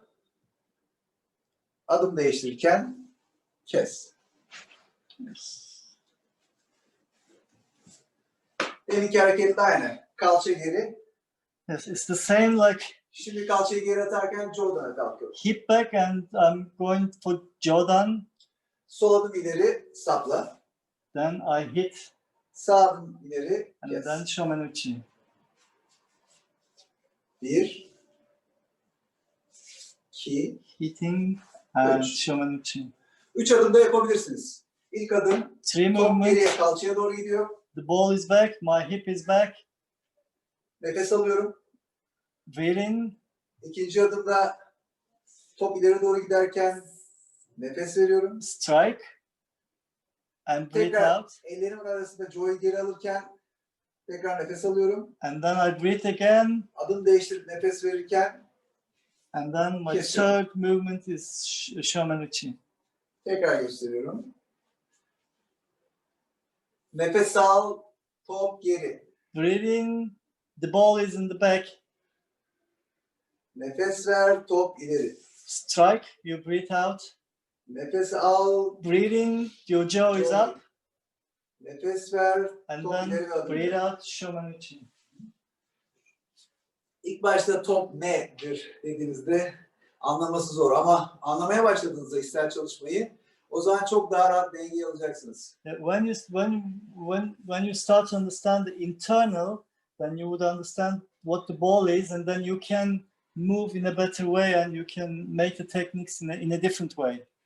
Bu fiziksel bir çalışma. This is Eliyle. physical exercise. You can make many times. Bu içsel bir çalışma. But this is internal. My body, my center is moving together. The ball is going up, and then my center is going down. Arasındaki fark gene teknikte aynı şekilde düşünebilirsiniz. So difference is, Eğer gücüm yetiyorsa yukarı doğru kaldırabilirim. if I'm stronger than my partner, I can make it my hand up. But if he's stronger than me, Şimdi topu düşünüyorum. I think about the ball. Nefes aldım, top yukarı doğru hareket etti. I have breathe in, and the ball is going up. Şimdi topu sağ kalçama doğru yollarken, kalçamı arkaya doğru çekerken kosadachi. So I take my hip back, and then he comes with me. It doesn't Ağırlık matter how merkezi. he's strong, Ağırlık merkezini because arkaya doğru düşünüyorum. my weight is going back, and he should be coming with me. Aynı şey Ryotto Dori'de de yapabilirsiniz. Ryotto Dori is the same thing. Yukarı sağ. Kaldırmanız I zor. cannot make it. Nefesle beraber çapraz, iç, I'm making dachi. top arkaya. Weight is back, and I can take him with me. Bunu yapan topun içeride yer değiştirmesi. So the ball is changing inside. My weight, my center is changing İlk from one başta point to the another. topu anlamadığınız için sadece el silahı kullanıyor, yer değiştiriyor. So here is only the arms. Bir süre sonra But then you Top. understand. dikkat edin. Elimi kaldırmıyorum. Dirsekler yukarı giderken hafif, kalça geri giderken kendine. But Joy. now my body moves, my center moves. Bu değil. It's not just arms moving, but my whole body, my weight, my center, everything changes in this movement. Daha sonra atak, And then strike, daha sonra kesiş. and then cut. Aynı şey silah olduğunda da If you think it with the weapon, sadece el çalışması, block. kalçayla çalışma, When you make it with your hips back, then your body changes. Your body change. o zaman elindeki kullandığı ekipmana kalçayla vuruş yaptığınız için daha güçlü atak yapmış olabilirsiniz. Since you make the block with your body, the attack is will be very weak. Bu sadece Joe'yu kaldıracak. This is only arm. This is only arm. But this is body. Bu onun yön değiştirmesini sağlayacak. So I change the direction, and then attack, and then cut. O yüzden hep topu düşünüyorum hareketi yaparken. I'm always Top yukarı thinking çıktı, the ball is up, top arkaya doğru Joe'yla Ball is- beraber hareket ediyor, ball is back, top ileri doğru. and forward, Top kesiyor. and cut. Aynı şey elle de yapabilirsiniz. Atak You can do yerde. the same thing with the hands. Ki iç. Kaldırdım topu. Kes. The ball is up, İç. ball is up, strike. Özellikle kısa mesafede eğer kaçacak yeriniz yoksa, If there is no way to escape, hareket edecek yeriniz yok. Sadece kalçayı geri çekebilirim. Only I can move my hips back Şimdi so that I can make the bir technique. sonraki harekete geçebilirim. Yani dar alanda kalçanızı daha rahat kullanabilirsiniz. İlk başta geniş başlıyoruz. Geniş hareketler. This is a very big movement. Ama dar alanda artık But if there is no space, topu kullanabiliyorsanız if there is no space, if you can use internal and your body, then you can use your hips and weight, aynı and mantık. you can make the same technique in a different way.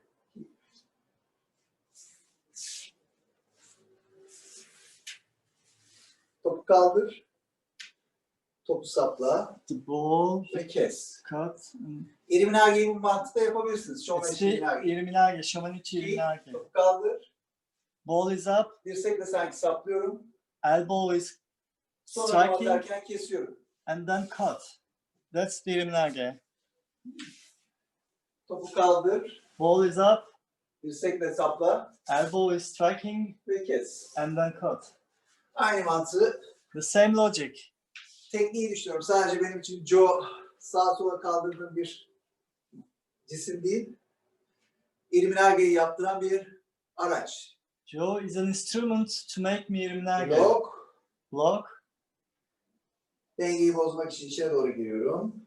Atak. strike Son for kesiş. taking the balance, and then the cut. Dengeyi al. Take the balance, İçe doğru giriş yap.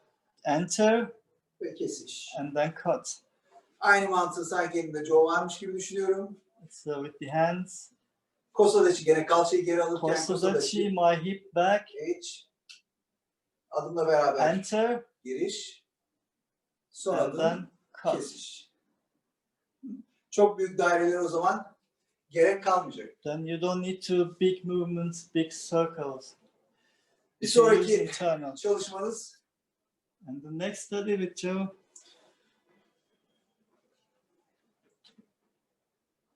başınızın üzerinden kendi merkezinize not an indirebilirsiniz. exercise. Gelen kamera gibi düşünün. Sol ayak önde, sağ ayak arkada. Sol ayak önde, sağ ayak arkada. Left hand is in front. Gelen kamerayı düşünün. Gedan kame. Arkadaki sağ elinizi başınız üzerine kaldırın. Back hand is up to your head Arkadaki sağ elinizi haraya getirin. and bring it to your hara. Nefes al, Breathe in, nefes ver. breathe out. Kashi. Nefes al, nefes ver. Bunda da aynı mantığı düşünüyorum gene. Top yukarı, It's the same. The ball is up top aşağıya. and the ball is down. I'm using my dachi Top also. yukarı, The ball is up top and the aşağıya. ball is down. Ağırlık merkezi. My weight Top is yukarı, going down. My weight is going up top aşağıya. and my weight is going down. Top yukarı, The ball is up, top aşağıya. the ball is down.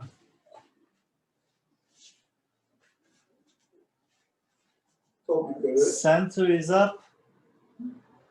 Kendimden uzaklaştırmıyorum. I'm not getting it away from myself. Top aşağıya.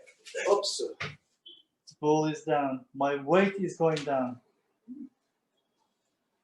Bunu aynı şekilde Ikkyo gibi de düşünebilirsiniz. You can think it as Ikkyo.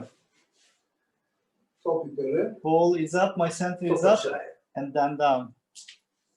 Top yukarı, top aşağı. Up and down. Yukarı aşağı. Atak geldi aynı mantık. Attack is the same.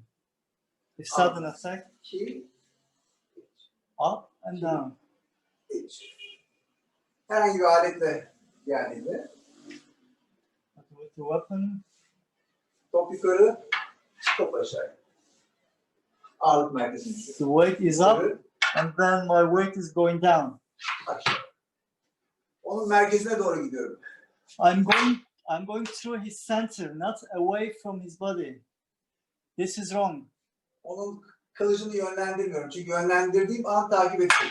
I'm not giving direction to his sword. Then otherwise he can follow me. So it's not a good thing. Oradan gitmen yanlış. Bu başın arkasına yapacağız. So if I give direction, then he can go and cut me. Çünkü ben ona So I'm again doing the same thing, up and my body weight going down to his Eğer center. sadece walker'ı kullanırsam yön vermiş olurum. So this is not good. Top yukarı, Ball is up top aşağı. and the ball is down through his center. Top yukarı, top aşağı. 2, 3. My center is going up and down. Neydi ilk önce? Mind, Komutu alıyoruz. Komutu veriyoruz. mind, then hara, Sonra para bütün vücudu hareketlendiriyor. and then hara makes all the body move together. Öne doğru gitmemizi, geriye doğru gitmemizi, sağa ve sola So doğru hareket actually, etmemizi. our hara is making our body moves forward, backward, right or left or Çökmemizi. whatever. It's all about hara. Aynı şey.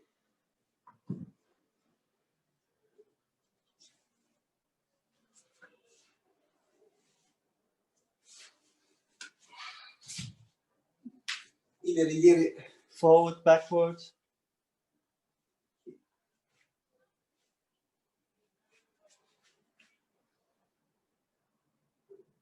Geri.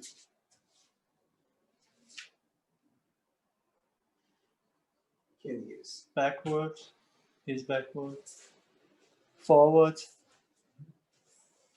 Hep içeride hareket ediyor. It's all internal. I cannot throw him. He's very strong. Top. And the ball is up and then he moves.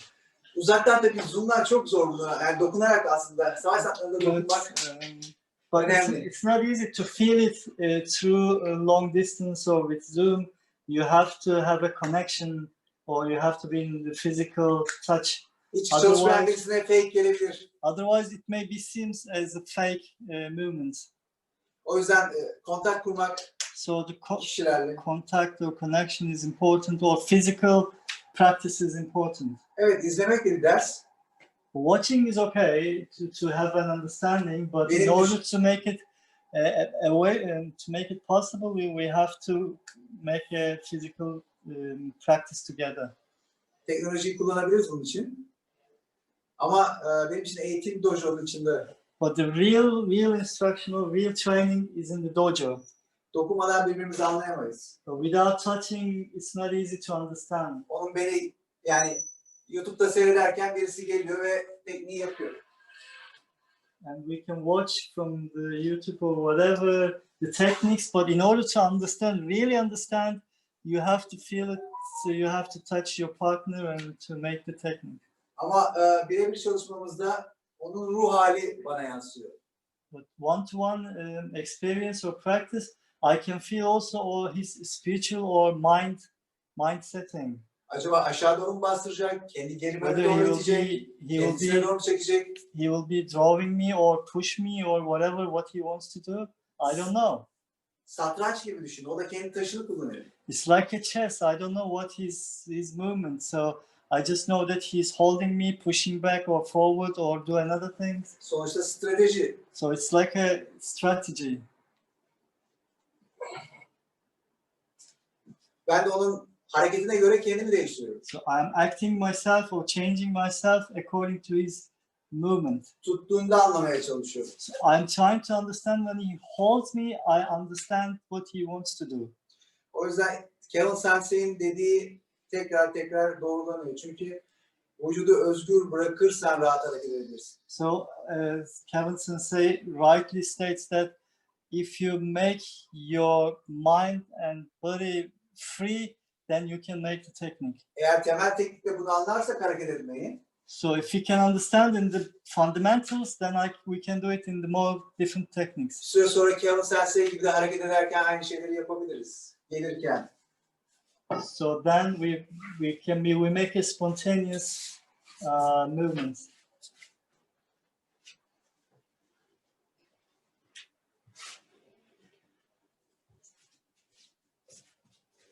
Onun hareketine göre According to my partner's movement, I change myself. I can do anything. He can attack me in different ways. temel teknik çalışırken, stabilken dengeyi bozmak hem kolay hem zor. But when we practice the basic techniques, and if you are not in a stable position, it's not easy to move your partners. Çünkü duran birisi, Because ikinci bir it's hata yok. stable, there is no second attack. Sadece merkez kontrol yapıyoruz merkezimizde. So we are just trying to feel Kendimi each other. değiştirerek onun dengesini bozuyorum. I'm changing myself and I'm trying to change him. Burada doğruyu öğrendikten sonra real atakta zaten tuttuğu el değil, diğer el daha çok stil atak olarak. When I learned this, in the real fight, it's not important for me the holding hand. The important thing is the other hand. The other hand is more dangerous for me. Bizim bir süre sonra daha çok In the kaşıvaza real çalışmamız lazım. So kashiwaza would be more important in the high level. Bunu da bana Kevin Sensei söyledi. Daha çok eğer ilerlemek istiyorsak, hareket etmek istiyorsak kaşıvaza tekniklerini daha fazla So Kevin Sensei once told me that if you want to improve more, you have to practice more kashiwaza techniques. İşte o zaman hem stabilken dengeyi bozarken hem hareket ederken de dengeyi bozmayı So anlayabiliriz. then you can understand to change the body when you are moving.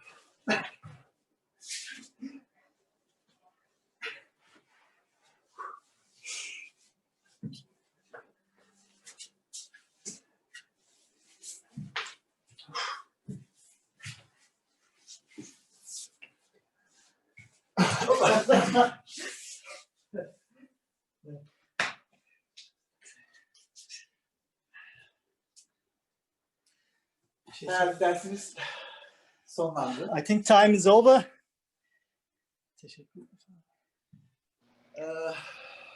Thank you so much, Sensei.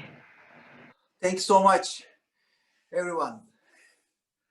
I am happy to be here.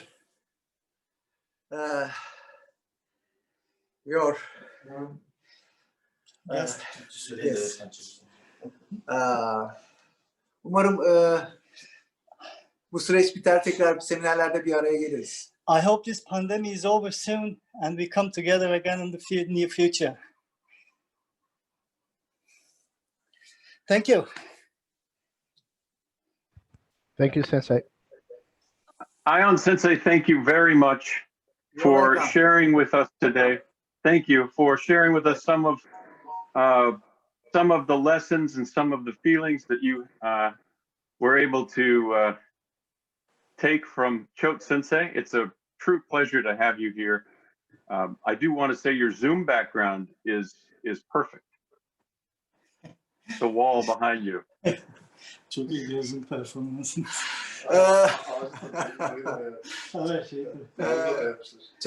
Çalışmaya çok devam ederim ama tabii manzaranın çok etkisi var bunda. So the background is also contributing to the Ruhumu dinlendiriyor.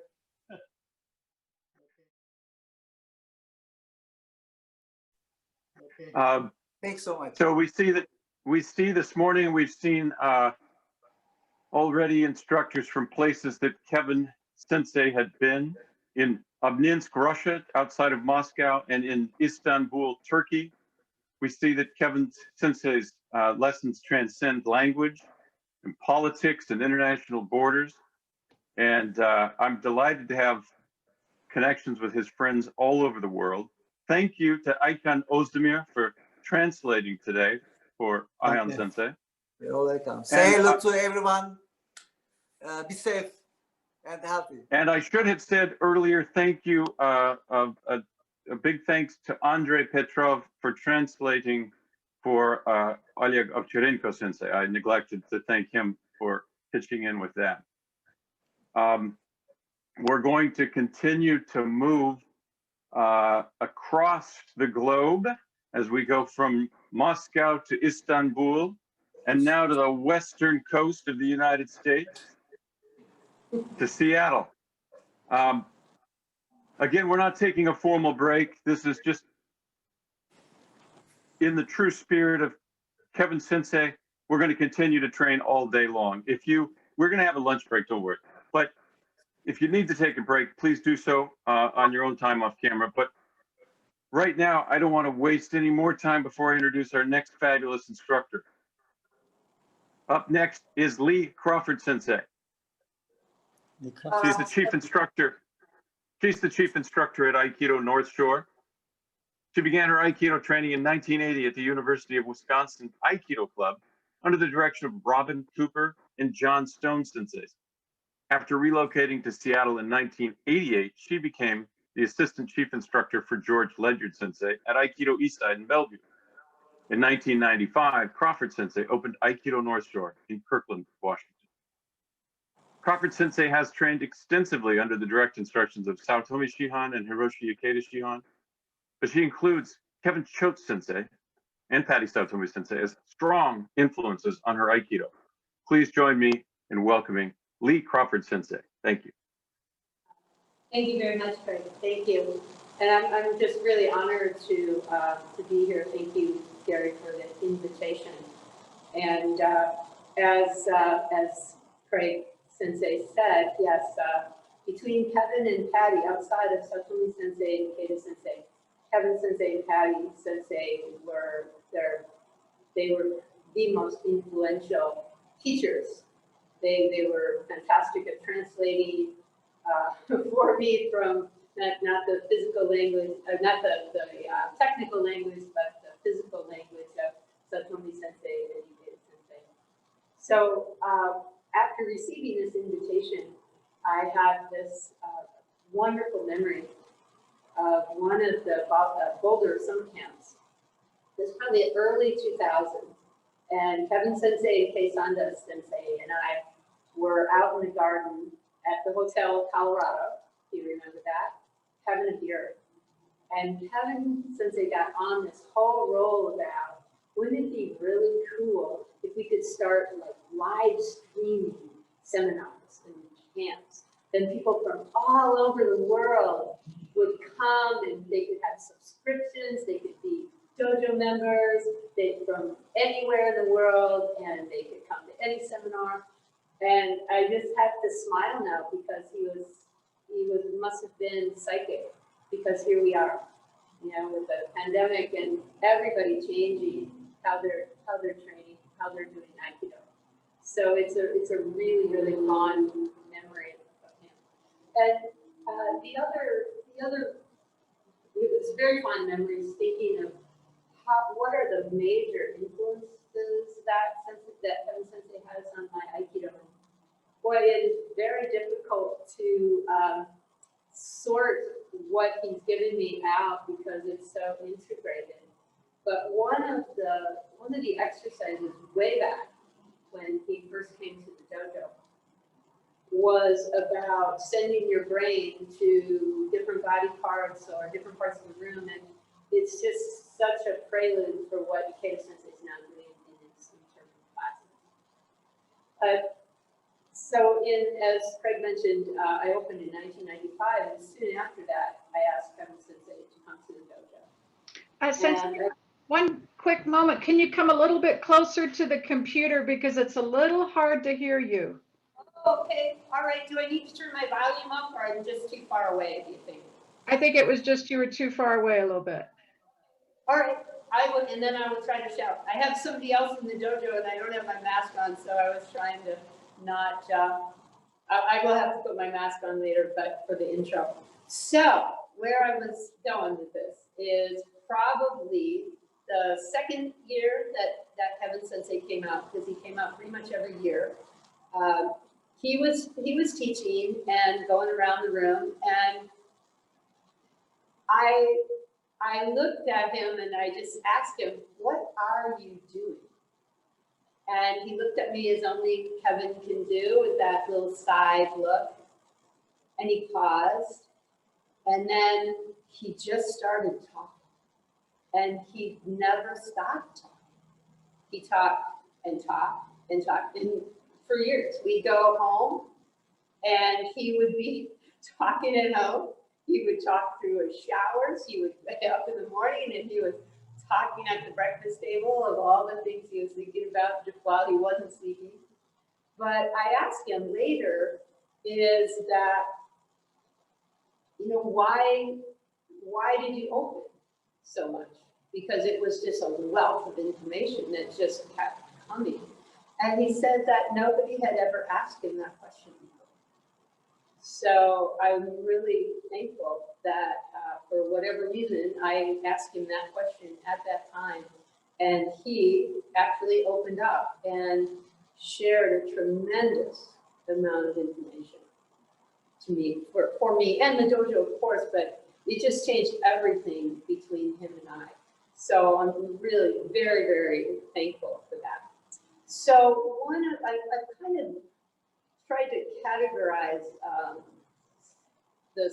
some specific principles that might make it a little bit easier to understand. And one of the very first things that Kevin Sensei started asking me, where are your movements originating from? Every time you move, every time. So he would ask me, where? And even in like Kitate Dori, right, you're grabbing, he would ask, okay, did that come from your shoulder? Where? And he was constantly asking me where I to think about coming up from feet, up hands, and then where am I going, where am I directing my power? So that's been just really amazing process to study. Aihan Sensei was talking about how Kevin Sensei was always saying you need to study. So he, and Patty Sensei, of course, too, but Kevin was the master of study, all those micro movements. So what I would really like to have you think about as we're going through some of the movements today is to really think of where are your movements coming from? And try to find out where, if you're moving from the upper body or if it's a whole body movement from below the feet. So the other really important one that I don't know if any of you guys used to get hit in the bicep at all, but it was about not contracting your bicep. So if you're reaching your hand out, are you contracting or are you allowing that flow through, no matter what you're doing, Joe, Boken, hand technique.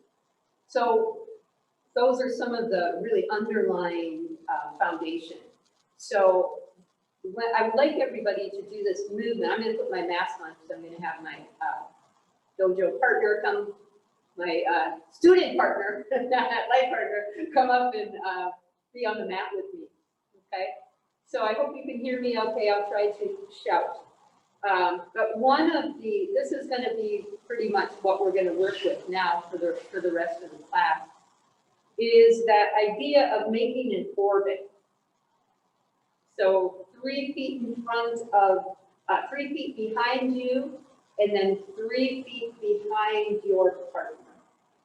So when you're moving, it allows you to open up to that 360-degree orbit, which for me tremendously changed my vision, my mensuke, right? My awareness and my sensitivity to what's happening around me. So we're just going to do a solo exercise first, just a Rimi Tenkan, just to get people moving. But what I'd like you to think about is that if you're going to move, are you moving from here, or can you feel how everything from behind you is moving and you're filling this entire space, right? So that gives you some movement too. So just for 30 seconds or so, try to have your origination and movement coming up the legs and feel how that's filling your whole body, but also filling your orbit, right? It's not just your body, it's not just this tight turn here. It can be, but you want to feel this huge movement. So James, you want to move? Yeah. So you're just moving, and if you can feel how you're moving from the back, your movement is actually a lot bigger. It's a lot bigger, but it's a lot faster. It can be a lot faster as you're pushing off that back foot. But that, for me, we're going to use a little bit of Joe to try to illustrate this concept and have you kind of viscerally feel the difference of that movement. Okay, so if you have a Joe, and if you have a partner, great. If you don't have a partner, that's fine too. But I'll just set this up. So from a Hasso, you're going to come up and bring that tip. Use all of what Aihan Sensei was just talking about with your internal, with your body connection to the Joe. But what I want you to feel as you're doing this is that if you're not in your orbit, if you're not thinking 360 degrees, then your movement is shallow. But if you're feeling all of what's behind you and in, it's a totally different feeling. All right? So I'm going to have a partner here. But if you're doing this by yourself, you can practice that coming up from the back. So James, yeah, I'm going to do that. So what I'd like to feel is I could come in and stop his strike. So in slow motion,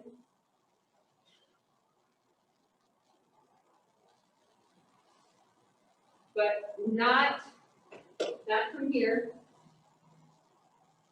but all of me.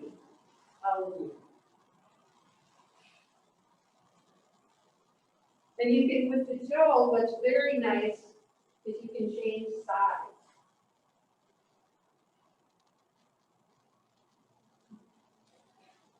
So your partner gets a practice of the my.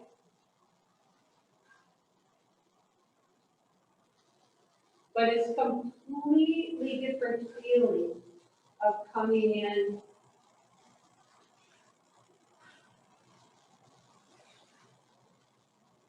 from the back.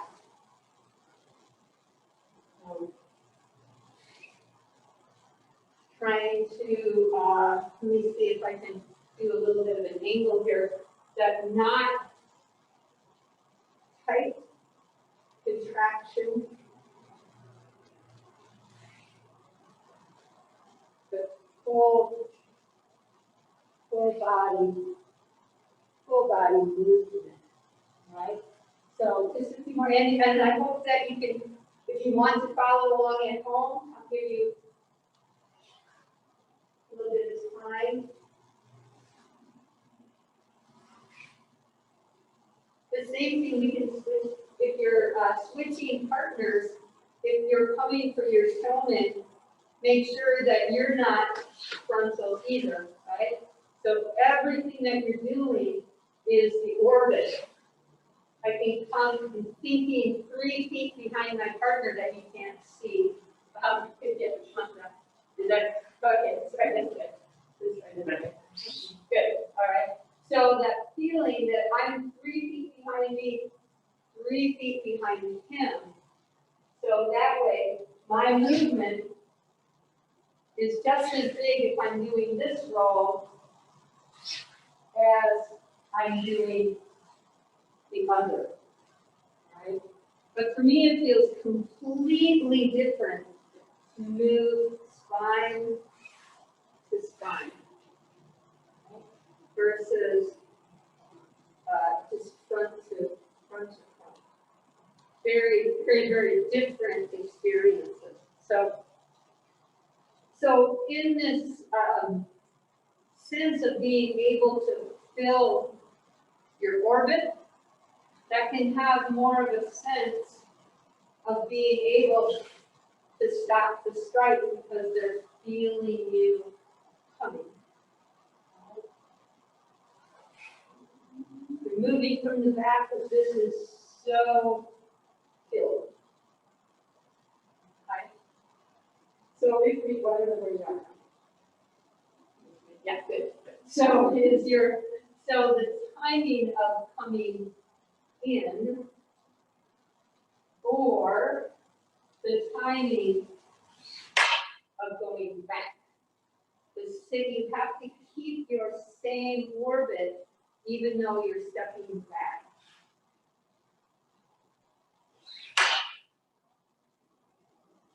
So there's, again, you're not retreating, you're just changing timing and keeping the flow going between you and your partner. You're going slowly at home. You want to make sure you don't go back first and then forward.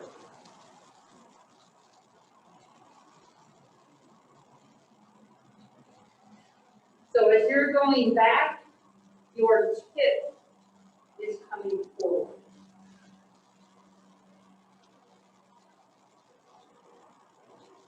And I like to try to make my timing that as this foot, as my hanmi exchanges, this back foot, which is now going to be my back foot, is timed with the deflection. So Choate Sensei always talked about the rotation this way of changing the hanmi, but also the dropping of the center has to get together. So, and then the timing, bringing the gel with you. So you're right on line. So stepping back.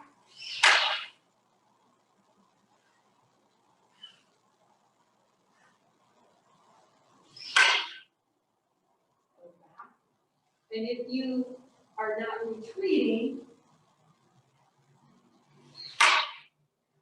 you can move directly back in.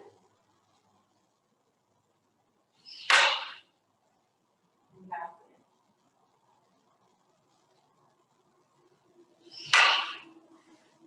So it's not, and the body stays still.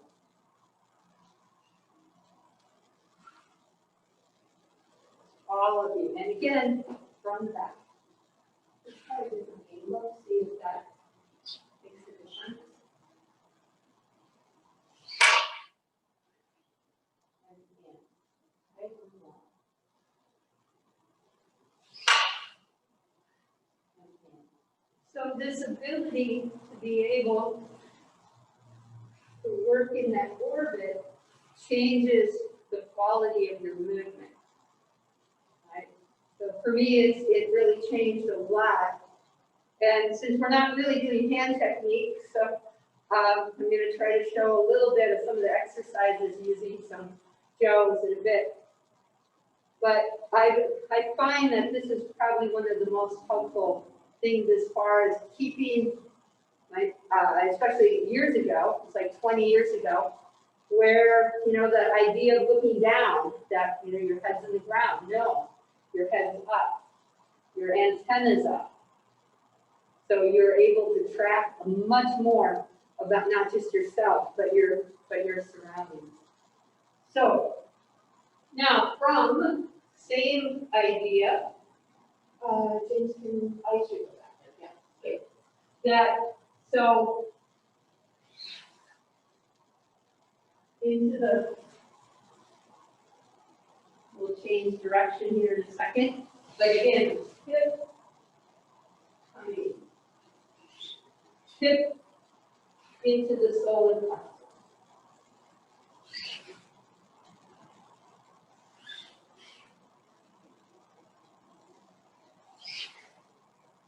But very, your body can be quite quiet, but active, but quiet, but you're not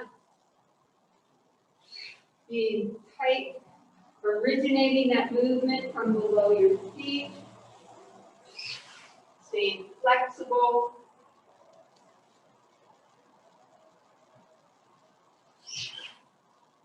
And in, right? That feeling of communication, right? And your partner is trying to do the same thing, that if they are coming, if somebody is entering the space, if you have your radar up, your antenna up, you can adjust, right? So,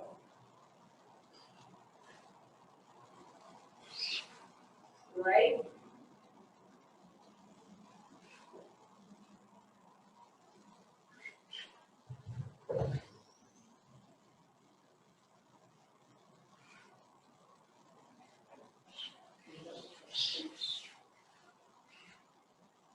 So you're right. So not upper body trying to lift.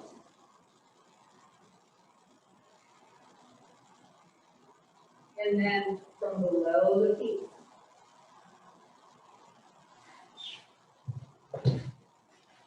You can use your, I'm not, Aihan Sensei just shared a lot of internal information. So that is all in this as well, but originating your movement, right? So originating from the from the upper body lifting, or my whole orbit turns. My whole orbit turns, and my whole orbit moves, right?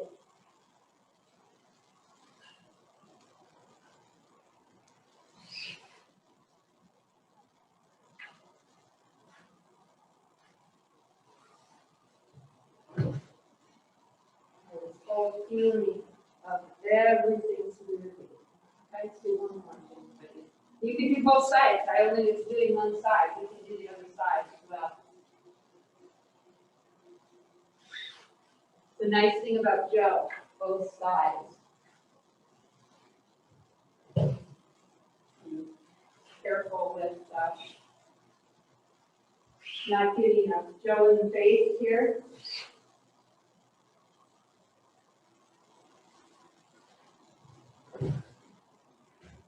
Great, good.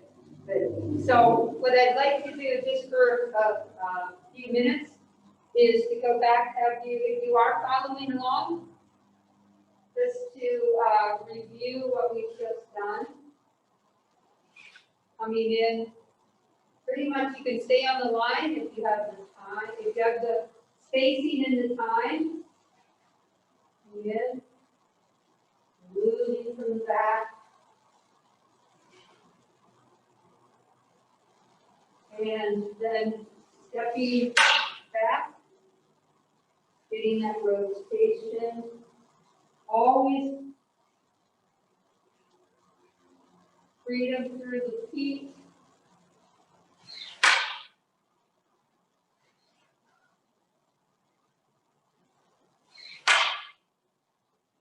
And then you can move forward if you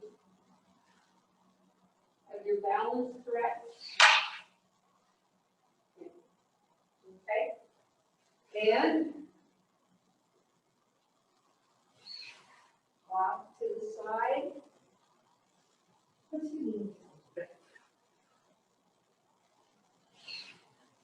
Right in.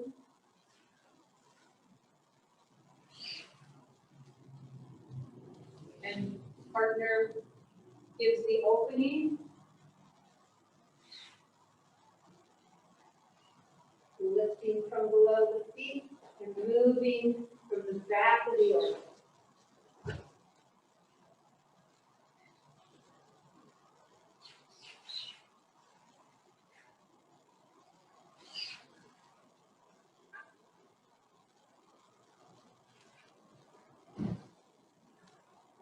So you want that feeling always that it's the whole body, and watching where any of the tension is, right? Have you, because I find, at least from my observation, is that often doing deflections, there's a lot of tightness, or striking, there's a lot of tightness, versus keeping the shoulders calm. Allowing that rotation through the elbow to the wrist. That was a huge influence from Kevin Sensei, not to use that shoulder so much, to be up in the shoulder, with that feeling of really having the ability to move easily, but not with huge movement, all those micro movements. And then, of course, his little finger that he talked about. I'm gonna kind of leave that out today. But one of the, just before we're gonna shift out of this and do one last little set of exercises, that I think that for all of us who had time, a lot of time with Kevin Sensei, that he was so sensitive as far as his sensitive, his martial awareness, and I think that was really, I don't know if he really talked about it so much, but it was such a visceral feeling for all of us who were lucky enough to touch him a lot and get to take a lot of ukemi, that it was a feeling that any little change in you, he knew about. Or you would think you were fine, and all of a sudden he'd be looking at you and you're like, oh, I'm not fine. So you're always, he just taught me that you 100% of the time, you have to be very, very aware of what's happening. Okay? So, you can put that down. So this will be a little bit tricky because I know a lot of you guys might be at home with a partner, without a partner. But I'm going to, instead of using, we can't take our mask off. So I don't have the same freedom to touch my partner that some of you guys do. But one of the most fun trainings that I did for years with Kevin Sensei, and of course I know he taught differently no matter where he went, but this is something he used to do in Seattle quite a bit. So I'm going to use Idori Ikkyo, but these are my two long arms, my two hands. All right. So the first set of exercises that what he started having me do is to take one of my body parts and extend it to pick a target in the room. And then I had to put it while I was doing technique. And so we're doing Idori Ikkyo here. As we would start, he would say, okay, I want your right arm to the toy box over there. We have a toy box over there. And so instead of thinking that you're trying to, but I want to feel how my hand can go to the toy box. And then your left hand would go to the pillows as you step in. So you were constantly having to think about where you were going instead of struggling with your partner, right? Didn't matter if it was a molde or a raw, But you could take your hand and then bring it to a different part of the room and think about, oh, excuse me, think about the rock. Right? So he started these brain exercises by not having you think so much about extending to your partner, but it was a lot about extending, okay, take it to that corner. And Choate Sensei's been talking about these on Wednesday night. So I've had really good memories of Kevin Sensei. And then this other hand can be connecting to a spot that's behind you if it's a rock. Right? So just finding different places, so it's not every time that angle, the same angle. It could be the flowers on the shoulder, it could be down. So it got you to have to move really differently. Right? So that was like the first step of that, right? Taking it to the corners or a picture, something in the room. So then it got a little bit trickier though, because then it would be, because this was in the 2000s, so this is a long time ago in my training. So then it would be maybe your hand to your partner's back hip, right? This hand to your partner's knee. So it was total sending your attention, sending your brain.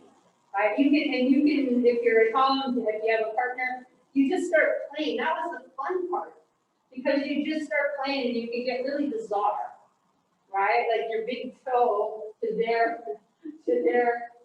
foot, or your knee to their foot. You could do all kinds of different options, right?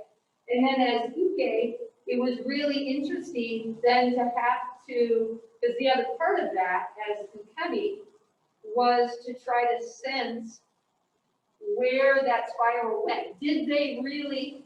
So it got to be this guessing game. So you weren't supposed to tell your uke where you were sending, but then you ask your uke later, where did it go? And then sometimes you accomplished it, or sometimes you did not. So it was very interesting for me to have that awareness both as uke and as nage, because it made me as uke 100% engaged with him. Okay, all right. So it was body part, now my body part to his body part, right?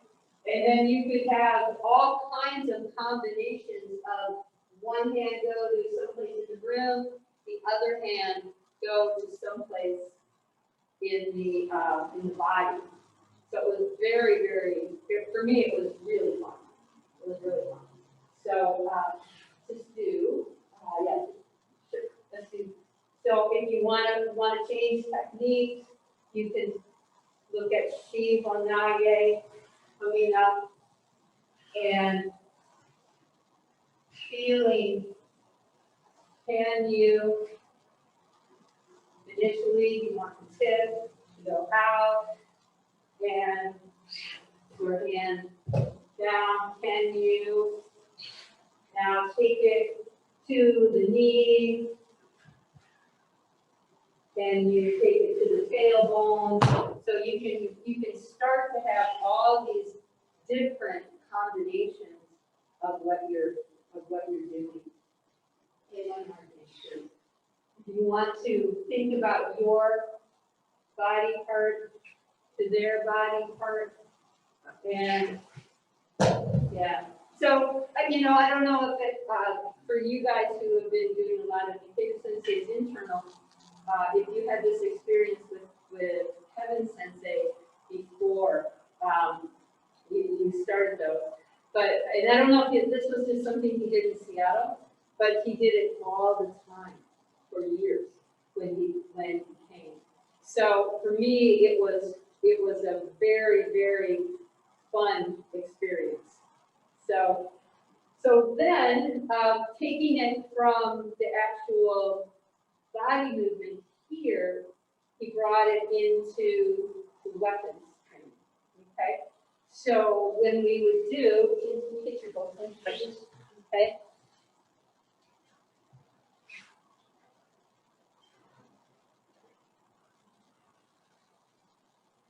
So then using for the deflections, right?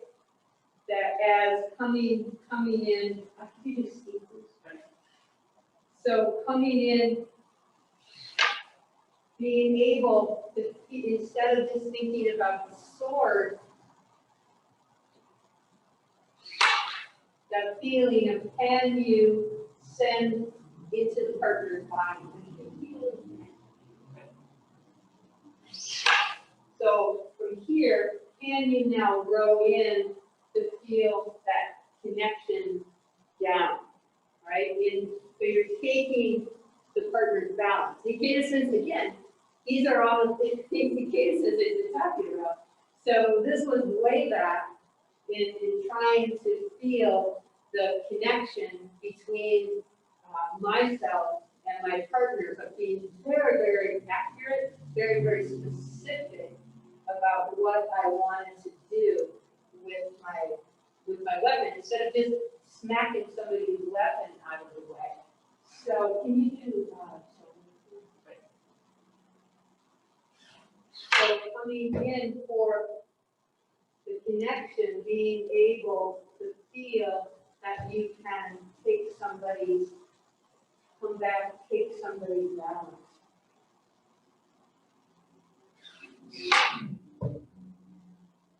Feeling, then being able to play, and especially now with COVID, when we can't touch each other, we can still have a sense, okay, that feeling all the time that it's not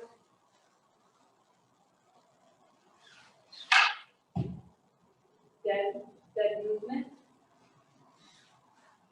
Or I'd like to send my target to his tailbone, right? Or I can think back knee. I can change where I want to address my partner. You can go to either side, so it's a little bit different. You can try the front, you can try the back, to the side.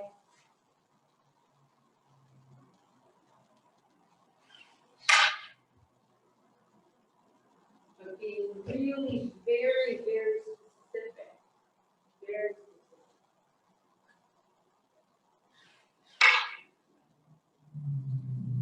So you get a little more subtle of where you're moving to.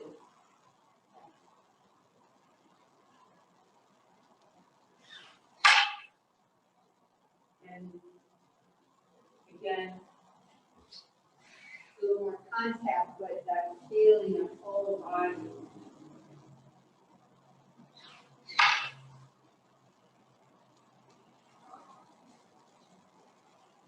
Forward coming all the way from the back.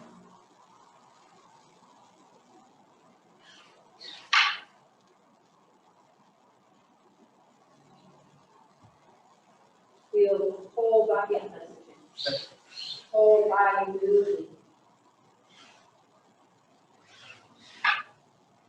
Instead of just thinking sword or James's what upright.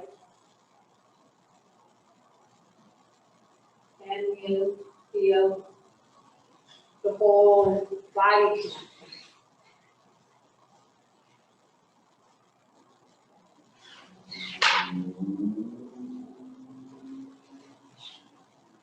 So just that constant playing with how you're moving, how you're connecting with your surroundings and with your partner. And I can't stress enough that a lot of what I got from Kevin Sensei is just so ingrained. Like how every time you're moving, how did you move? How did you originate your movement? Where did you originate your movement from? And then what was that quality? And where is your power going? Is your orbit 100% active? So you're constantly feeling your into yourself and then into your surroundings.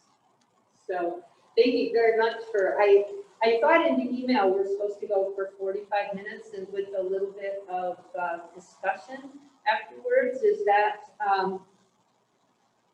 okay here? Oh, James.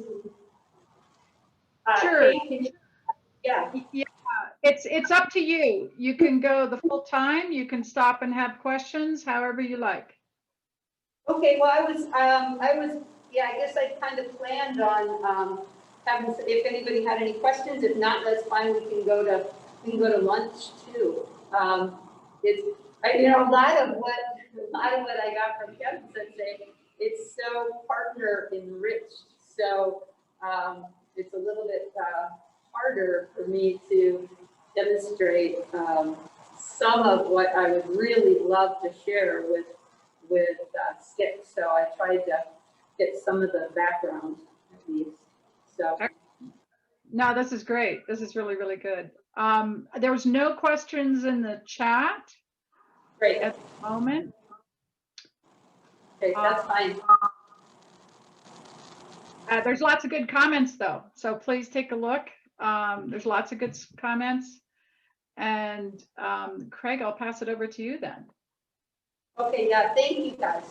Thank you very much, you guys, for the invitation. I'm really happy to be in the orbit of Kevin Sensei today. So, Absolutely. Thank you so much. Yeah, Thank you very much, Lee Crawford Sensei. It was a true pleasure to have you here with us and participate in maybe what, for lack of a better term, is transmission of Kevin Sensei. The tribute in honor to Kevin Sensei and those who trained with him regularly and had him out to their schools and had an opportunity, as you said, to take ukemi from him frequently, whether the ukemi was in the dojo or it was sitting at the Colorado bar at the hotel, coming up with new ideas. Like he was always way ahead of the curve, as you pointed out. He was talking about live streaming these seminars before we even knew we could do it. Just like he was talking about some of these training techniques that we didn't even conceive of, until recently, but he was working on them 15, 20 years ago. So it was really astounding to be able to see him do those. And then 20 years later, hear Aikido Sensei's secrets, and they're like, wait a minute, that's what that was. I know, So I was really, did you get that from Kevin Sensei? Did you get that? Because it seemed like so much of what Kevin Sensei was doing was so preempted to how Sensei discusses it now. Yeah, he was letting us in on the secrets long before the people he was stealing the secrets from were letting us in on the secrets. That's right. That's right. Yeah, it was great. It was great. So we have set up an hour lunch break, maybe an hour and 15 minutes of lunch break. Love for everyone to take a little refresher, refresh yourself, get a snack, rest your eyes from the screen, go outside, take a walk, or it's dinner, as Miguel and Portugal pointed out. It's not a lunch break, it's a dinner break. I think in Turkey, it's a midnight snack break. So everyone enjoy your lunch. If you have questions for any of the instructors, you can post them in the chat, or you can catch them right now before they leave for lunch. But thank you for joining us. We'll see you at 1 o'clock Mountain Time, which don't ask me what that translates to, because it's different where I am and it's different where you are. but I'll see you in an hour and 14 minutes.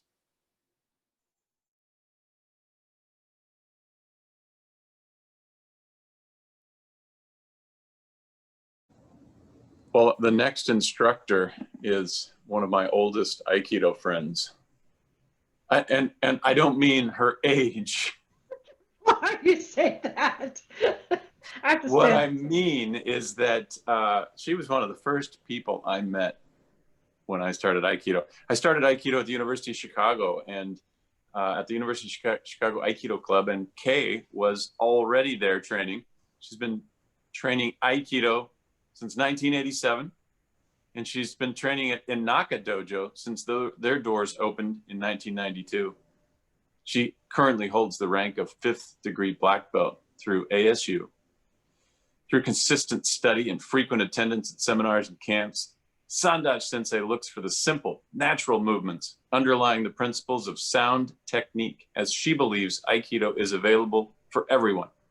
She focuses on finding clear ways to communicate these movements and principles in her classes at Inaka Dojo and at the seminars she teaches.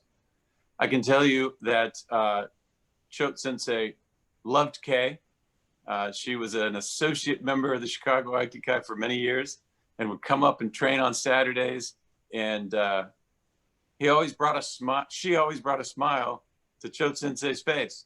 So sometimes it was just a laugh, but but at any rate, it is my sincere pleasure to introduce Kay Sandacz Sensei to today's event. Thank you very much. Yeah, good times with Craig. I don't actually recall first meeting Choate Sensei.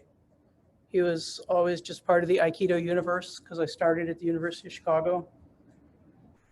He brought a smile to my face. I brought a smile to his. But yeah, he's just part of what went on here. And I realized that I probably underappreciated him because he was part of what went on.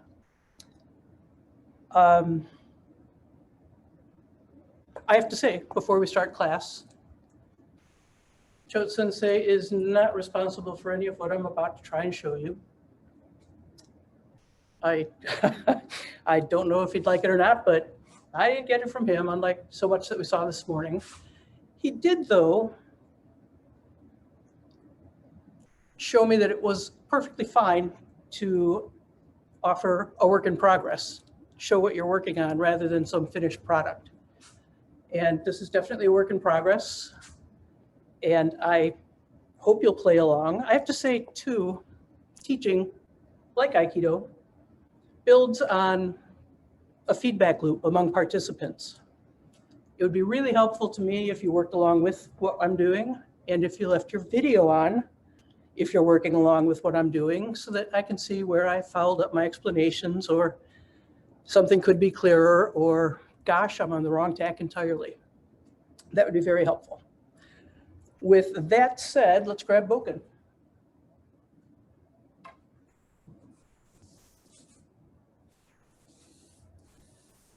I don't have a partner here with me, by the way. I haven't trained with a partner in God knows how long. If you're like me, since sometime in mid-March, you've done more weapons kata than you can shake a stick at. And I sort of started to think about how that kind of work relates to empty hand techniques. I've been told for years that it does, and I believe that. Distance and timing and space, all kinds of stuff. But lately I've been taking a very literal look at how the two play off of one another. So we're going to start with a one-step kata. We call them a one-step because the attacker steps and attacks and doesn't do anything else except drop dead. You have if you have a partner, if you have someone there to train with, by all means do. I have imaginary partners for all of this, and if you have an imaginary partner, try to be realistic about it. My imaginary partner is going to come in to hit me yokomen, in the side of the head. My imaginary partner is represented by something on the mat at the point his body would be as he finishes his attack, just so I can tell where I am relative to him at any point in time. So if you've got a shoe or a book or a cat that you can staple to the ground, anything to mark a place, it would be useful. If not, notice where things are. Also good training. So as my partner comes in for the yokomen, I'm going to step sideways off the line, knock that yokomen out of the way, step forward, slicing. We're going to do that some more, just that much. Out of the way of the yokomen and knock it down. Step in, slicing up across his torso. People who've trained in the ASU might recognize parts of number 5, Boken Kata.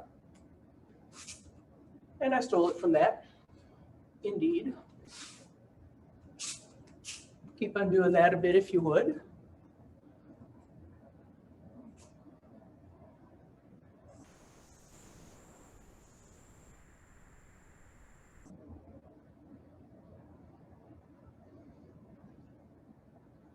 Okay.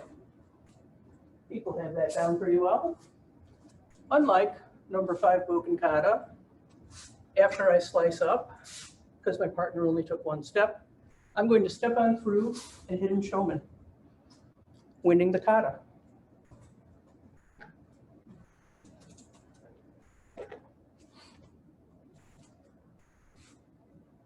Break, slice, step in tenkan to a shomen.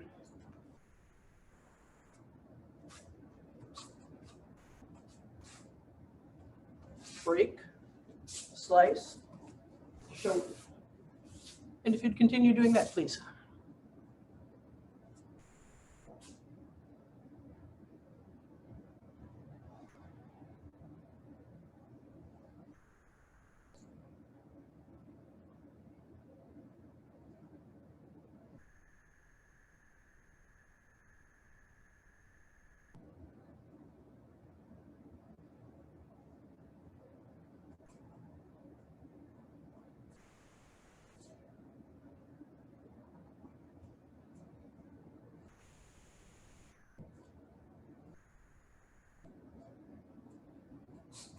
As you continue doing that, notice where you are relative to that partner marking spot, what angle you're moving, how far past, things of that sort.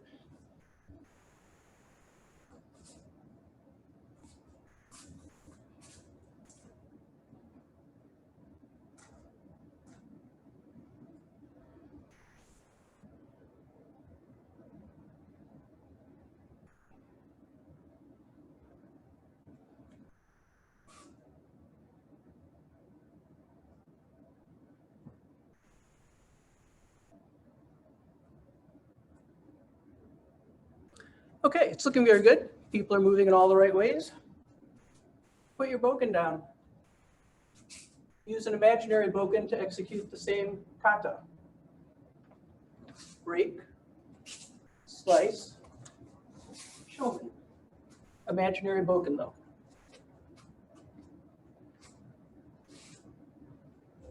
Break, slice, shomen. A few more times.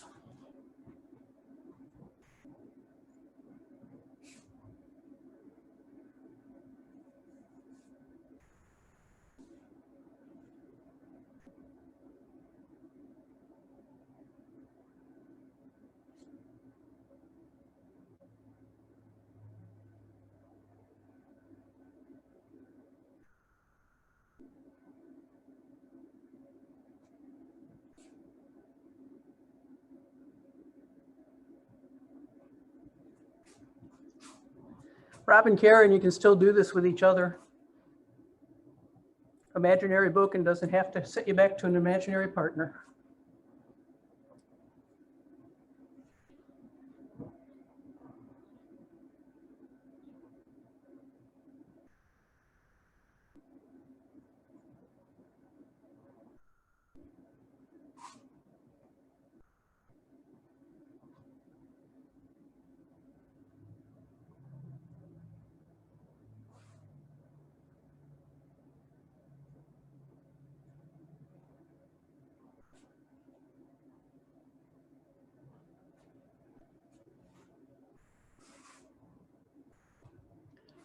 If that was a thumbs up, Craig, you're absolutely right. It's going incredibly well. Well done. So now you don't have an imaginary boken anymore. Your imaginary partner doesn't have an imaginary boken, but they're still going to hit you Yoka Minuchi, and you're going to do Shihonage.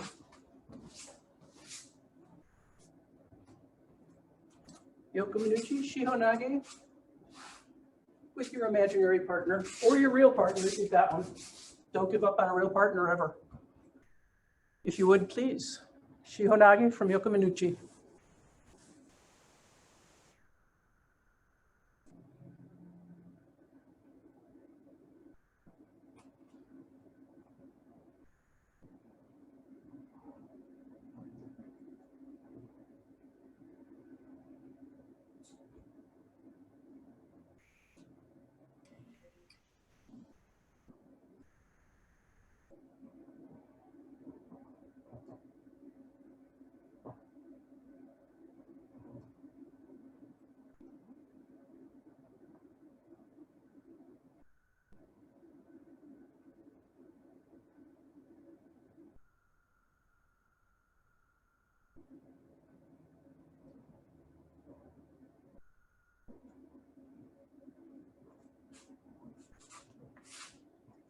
Everybody that I can see doing this has obviously mastered Yoka Minuchi Shihonage long since. It's looking great. So now comes the really fun part, in my opinion. Switch back and forth between imaginary boken and empty hand technique. What changes? What's different? In some cases, I notice people are maybe on Shihonage heading over here, whereas with a boken and a person holding it, the attack might be more on the center. Things to look at. What direction are you moving? How far are you moving? Which body parts are moving first? If weapons work is empty hand and empty hand is weapons, they should be pretty close, or we should be able to explain the differences.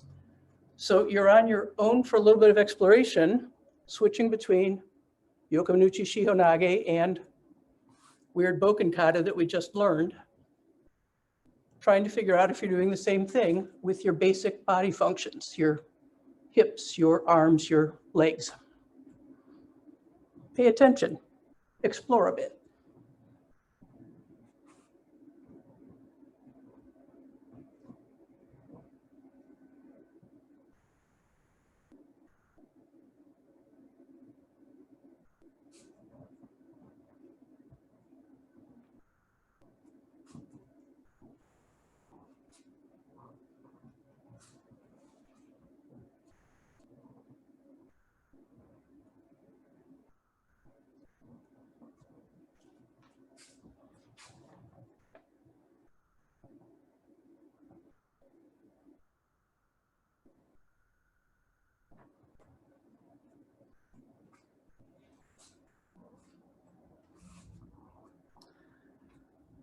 Keep going on the practice, but you can also apply this to anything you happen to be working on at the time, like Lee Sensei's orbits.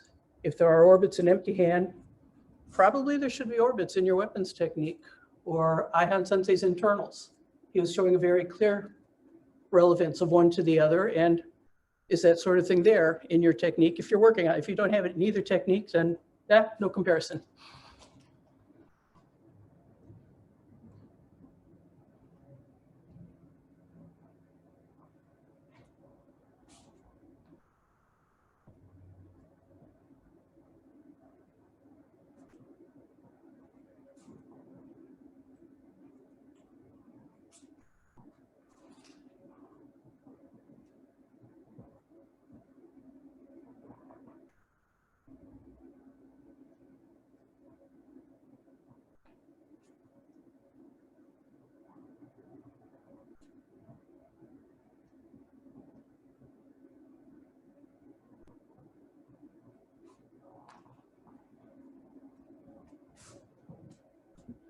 Okay, if we could pause for just a moment.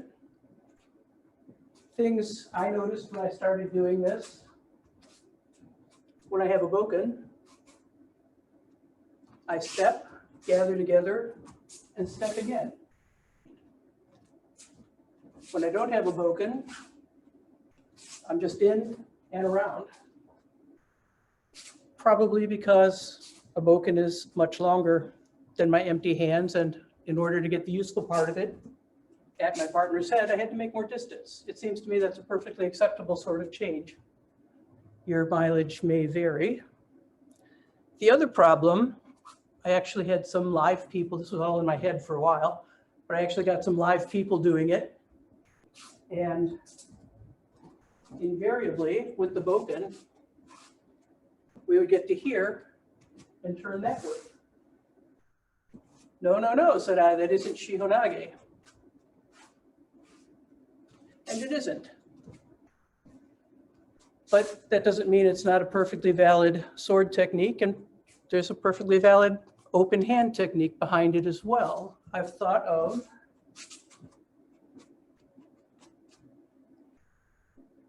maybe a Yokon attack again, coming in, and Kofunage for that cut back in the other direction. Or if your hand goes behind your partner instead of in front, you end up kind of in Choate Sensei's pose in the flyer for this seminar. I'm happy someone chose that picture where you can just help your partner down backwards with your hand behind his shoulder. So it's not like there's one right answer that this technique corresponds to this movement. Look for where you're doing things that don't work out the way you thought they would and adjust the other side to match. There's probably something that matches. So a little bit more time practicing Shihonage. If you're finding differences, see what else should change along the way so that things match up again, or if it's just the difference between boken and not. A little more practice on the Shihonage, please, unless there's questions. Okay.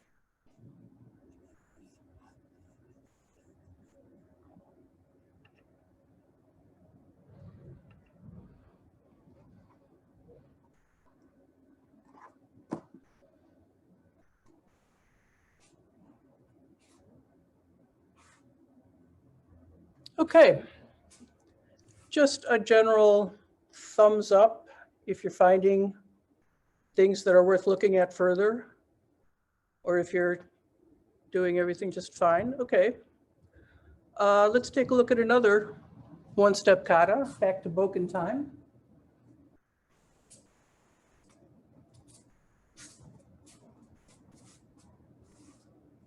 Also, stolen in part from number 5. My partner is going to ski somewhere to my chest or throat. I'm going to knock that ski aside and pivot hard to slice through. Even though it's an imaginary partner, I have to be mindful that I'm only throwing their boken over there. So I can't dance over here someplace and leave them an opening to slice my leg. I'm going to stay pretty close and slice pretty hard with a nice pivot, not a big tenkan. So starting in gate on.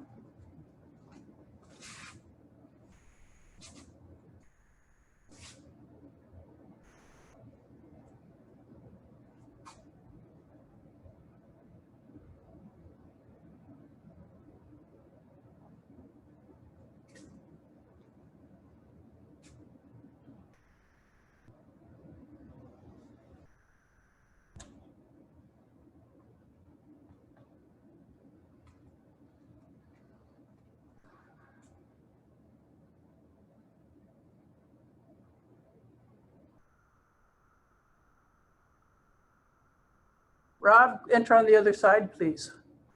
I'm sorry, I should have shown it from a better direction. As they're coming in, I go under their boken and, no, I slap that way, but I enter in, so her sword is over here. And this turn is right there. It looked like you were getting on the other side of the sword.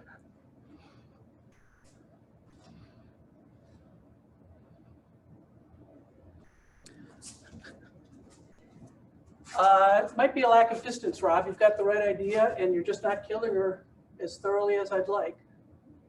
You've got the slap. Go ahead and do the slap. Walk through it with me.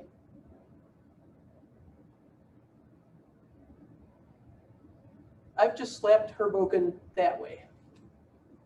So I'm coming, is Karen's boken behind her to the right, to her right?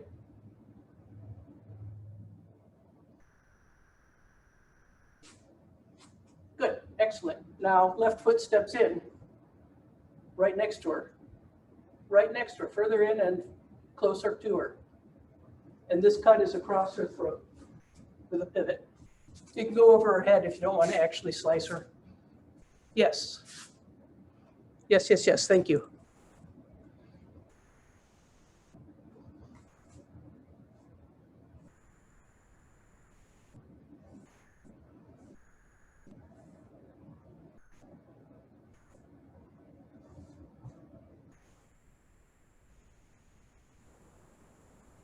Nice, Jennifer. Good moves.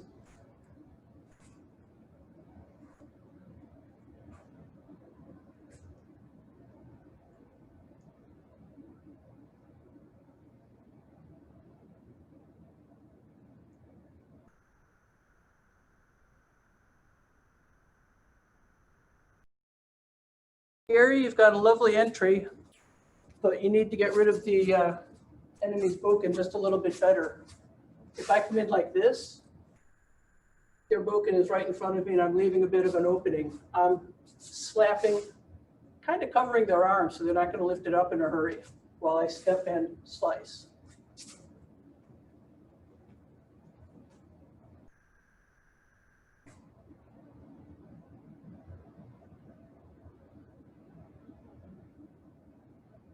Yes, very nice, Gary. Step left, pivot, you got it. Yeah, nice, nice, nice. Andrew, it's almost as though you've seen this before.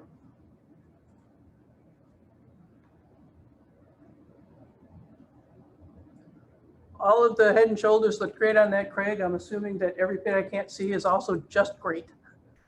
It's good. No need, no need. You're looking good.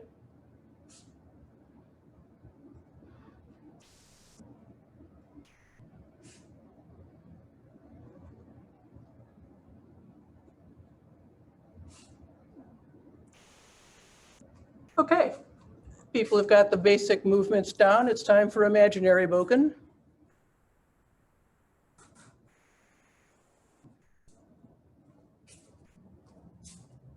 Same idea.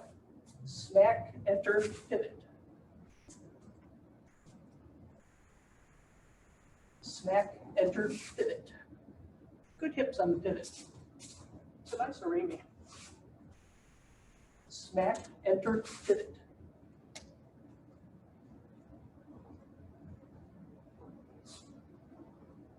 Not a tank on Rob, a pivot.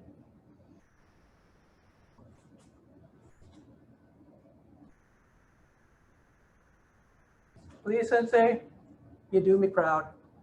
It's a very nice movement. Thank you.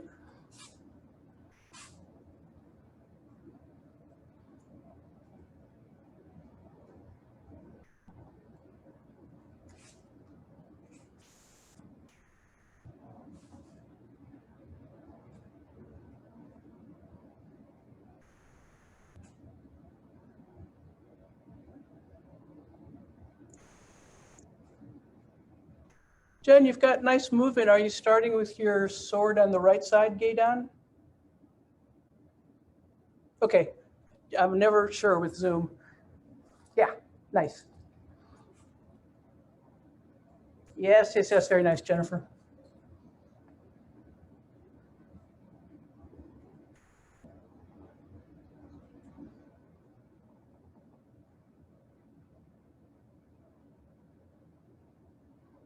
Okay. Before we go to the empty hand, any guesses what technique we'll be doing? What does this feel like without a boken in your hands? It's not really a pop. Karen, was that something? Okay. My guess on this, and I don't have answers, I have explorations. My guess on this is, say, a right-sided fist, a right-handed punch. Take care of the elbow, slide further in, and pivot for kite nage. Right-handed punch, elbow, entry, pivot. Unlike the boken, my hands are doing some distance apart. I'm willing to live with that.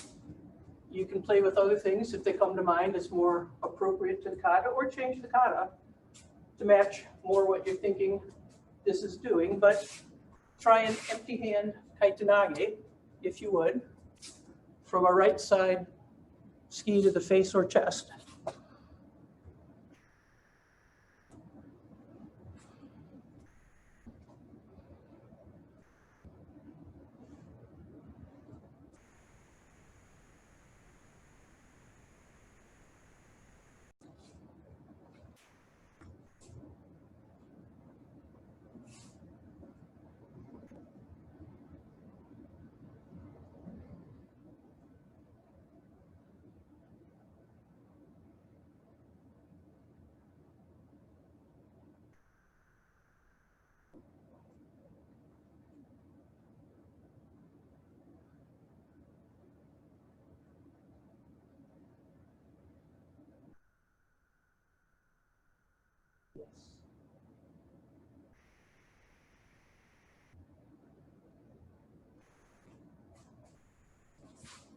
Hi, Jean. Great to see you.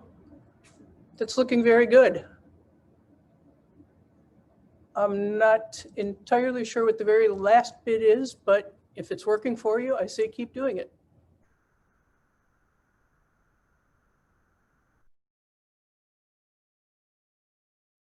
Good, good, good.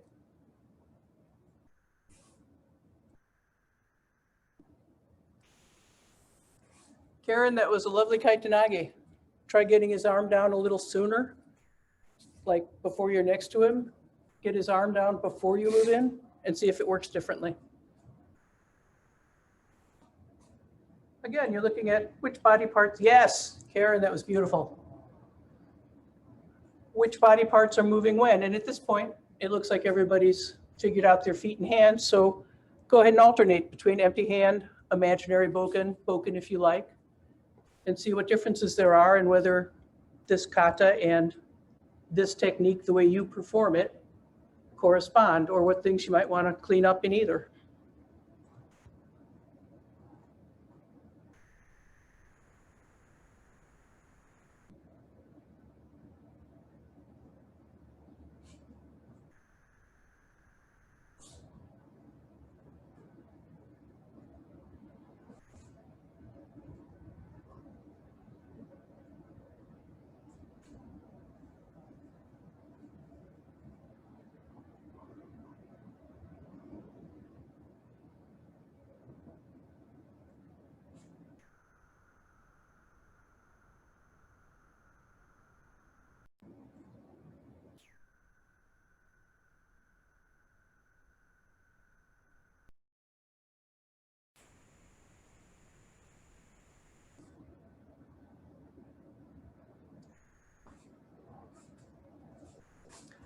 Could I see it again, Robin, Karen, please?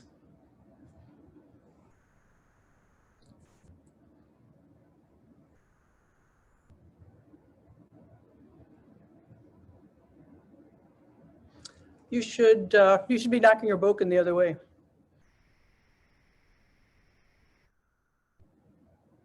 I think, unless you're experimenting with something, in which case feel free. Yes, right in. Cover her arm as you go in so she's not going to slice your side.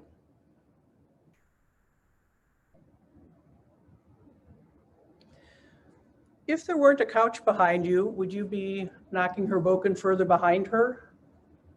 This belongs to the kazushi part of the technique. And if you can't actually knock it that hard, Karen, let him see where it would go if you were, so that he can get the rest of it down, please. Thank you. Yes, yes. Yeah, Rob, that looks great. Thank you, Karen. Imaginary partners don't even have to be asked to do that. It happens automatically. That's the danger of imaginary partners. So Andrew, that was a very nice kite nage. There was a lot of circular motion in your left hand. And how do you account for that with the boken, or have you yet? You don't have to. I have not yet, Sensei. You're thinking about it, good. It's a good thing to notice. It's a good thing to work on.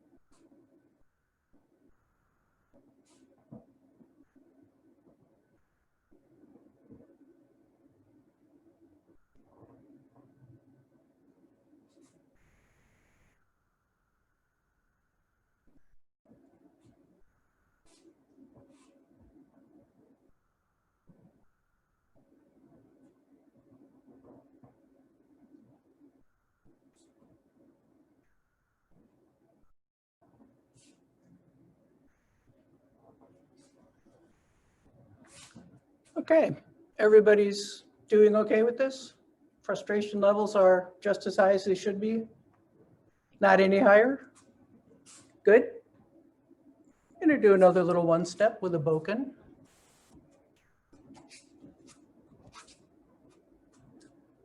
My partner is going to hit Showman. I'm going to step off the line and slice crosses ankle. Actually, for this purpose, let's go for the thigh, somewhere around the femoral artery. And then take out his throat. Again, ASU people will notice remarkable similarities to our number 4 Boken Kata. It's just a step to the left and then a slice to the right.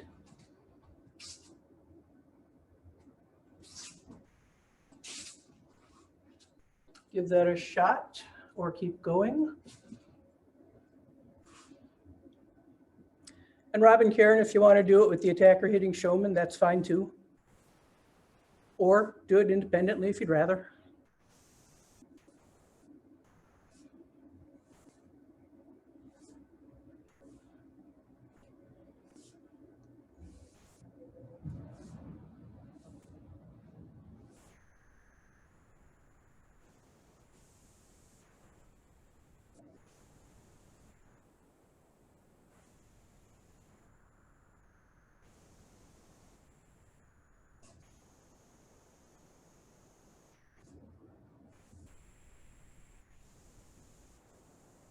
Rob, get the near side of her neck in case you weren't.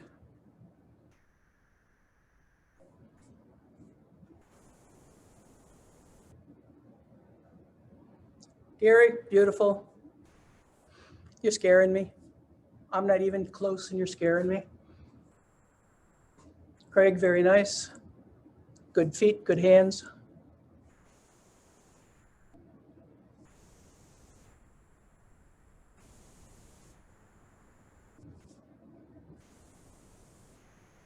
Yes, Christopher. Good targeting.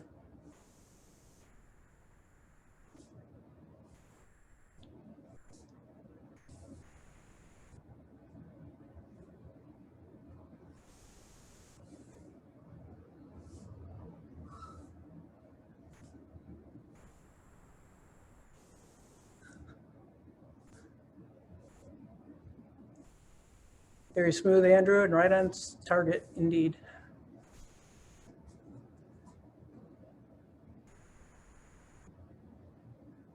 Okay, go ahead and try it with imaginary Boken, if you would, please.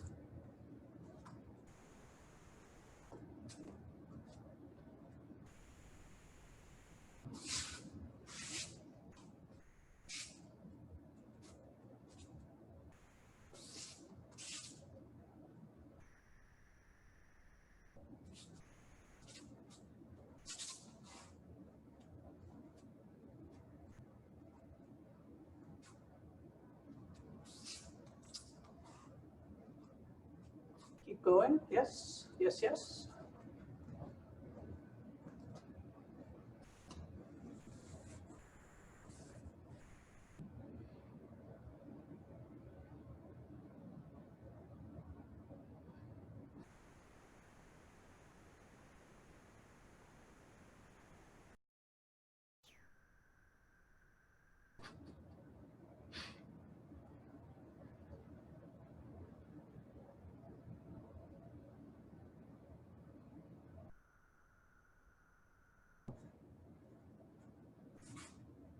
Craig, it looks great. Nod your head if you're exploring something of your own. Good. Otherwise, I've done a terrible job explaining this.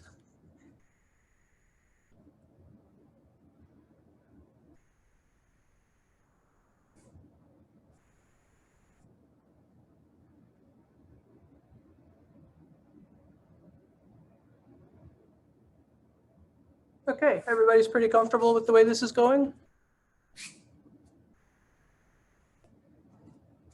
I'm going to imagine my partner is grabbing my left wrist with their right wrist. In our dojo, we call it Sumyo Tosh. Sumyo Tosh is different things other places. The same idea, though, of entering and a little bit behind.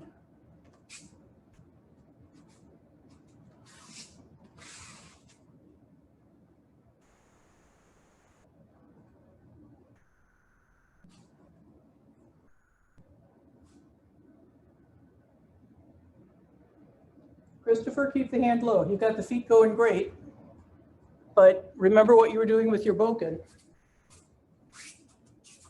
So you're thinking Sumio Tosh, maybe you're going right here, which can work for Sumio Tosh, but to correspond to the Boken work, I'm going to aim kind of behind my partner at a 45-degree angle rather than past my partner. And the hand doesn't lift up much. Yes, very nice, Christopher.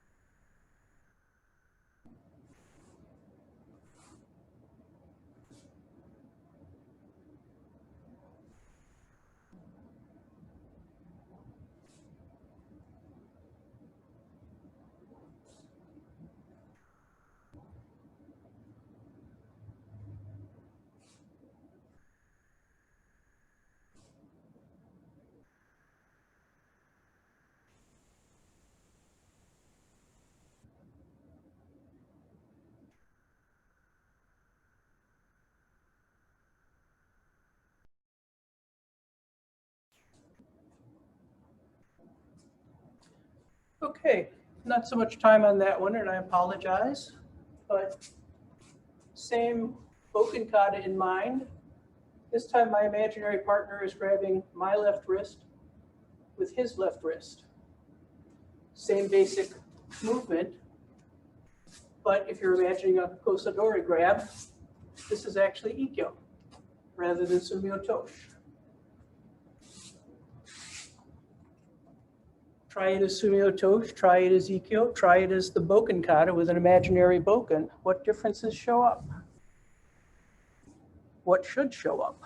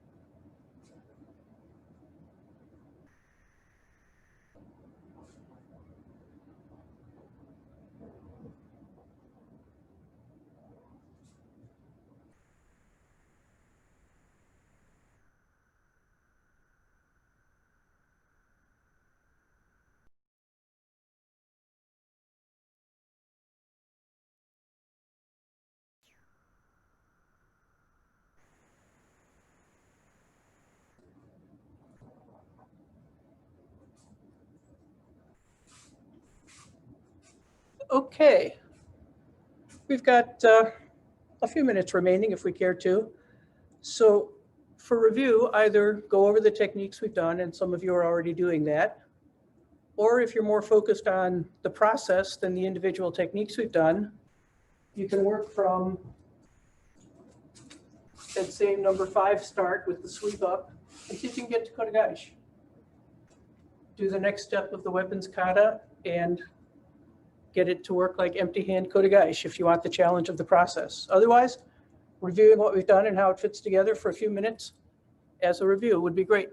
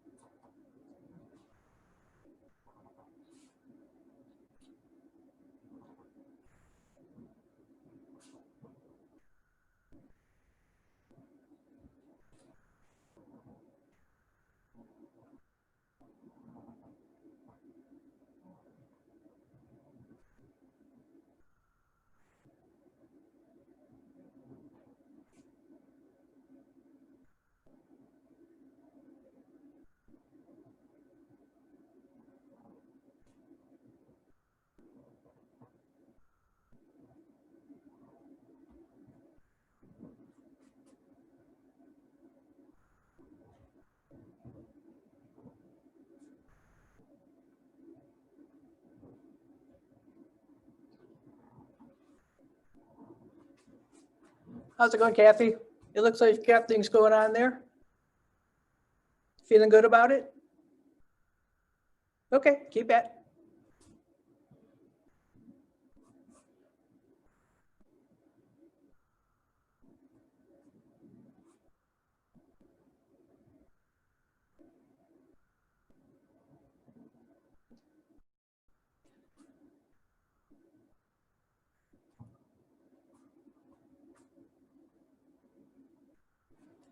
Okay, that's about where we should call it for time. Does anybody have questions or concerns? Unmute yourselves, speak up. Even if I didn't see you, feel free to ask questions. Okay. I don't see any questions in the chat. Perfect. Don't let any. Great comments. Thank you. So the empty hand technique can vary depending on the imagined attack or actual when you get to partners again, or the start of things. It's not just one possible technique for every possible kata. And yes, most of these started in ASU Boken kata, and I had this idea that ASU Boken kata, most of our technique that we practice, empty hand, is really a one-step kata. An attacker does something and then we do a technique. That's the way we train, and it's of some value. And I tend to think then that our multi-step kata are in fact a start of kaishiwaza. So I'm thinking if we can extend this idea to doing an entire empty hand version of a full-length kata, we have a nice introduction to kaishiwaza. But I'm not there yet. But the pandemic's not over yet, so there's hope, I guess. This is what I get up to when I'm left to my own devices, and I thank you very much for indulging me with your patience. Thank you very much, Sensei. Hey, Kay, Jen Barr had a question. Oh, Jen Barr, ask a question. She wants to show. She wants you to show us the way to Kotegayashi. I don't know. I figure where Shihonage is, then Kotegayashi has to be. Take on the other direction. So for Shihonage, I take on through here. For Kotegayashi, I take on the other direction. Enough said, or you need more? Oh, that was great. Great for me. Ask Kate. Or, thank you, Kate. Okay. Take it away.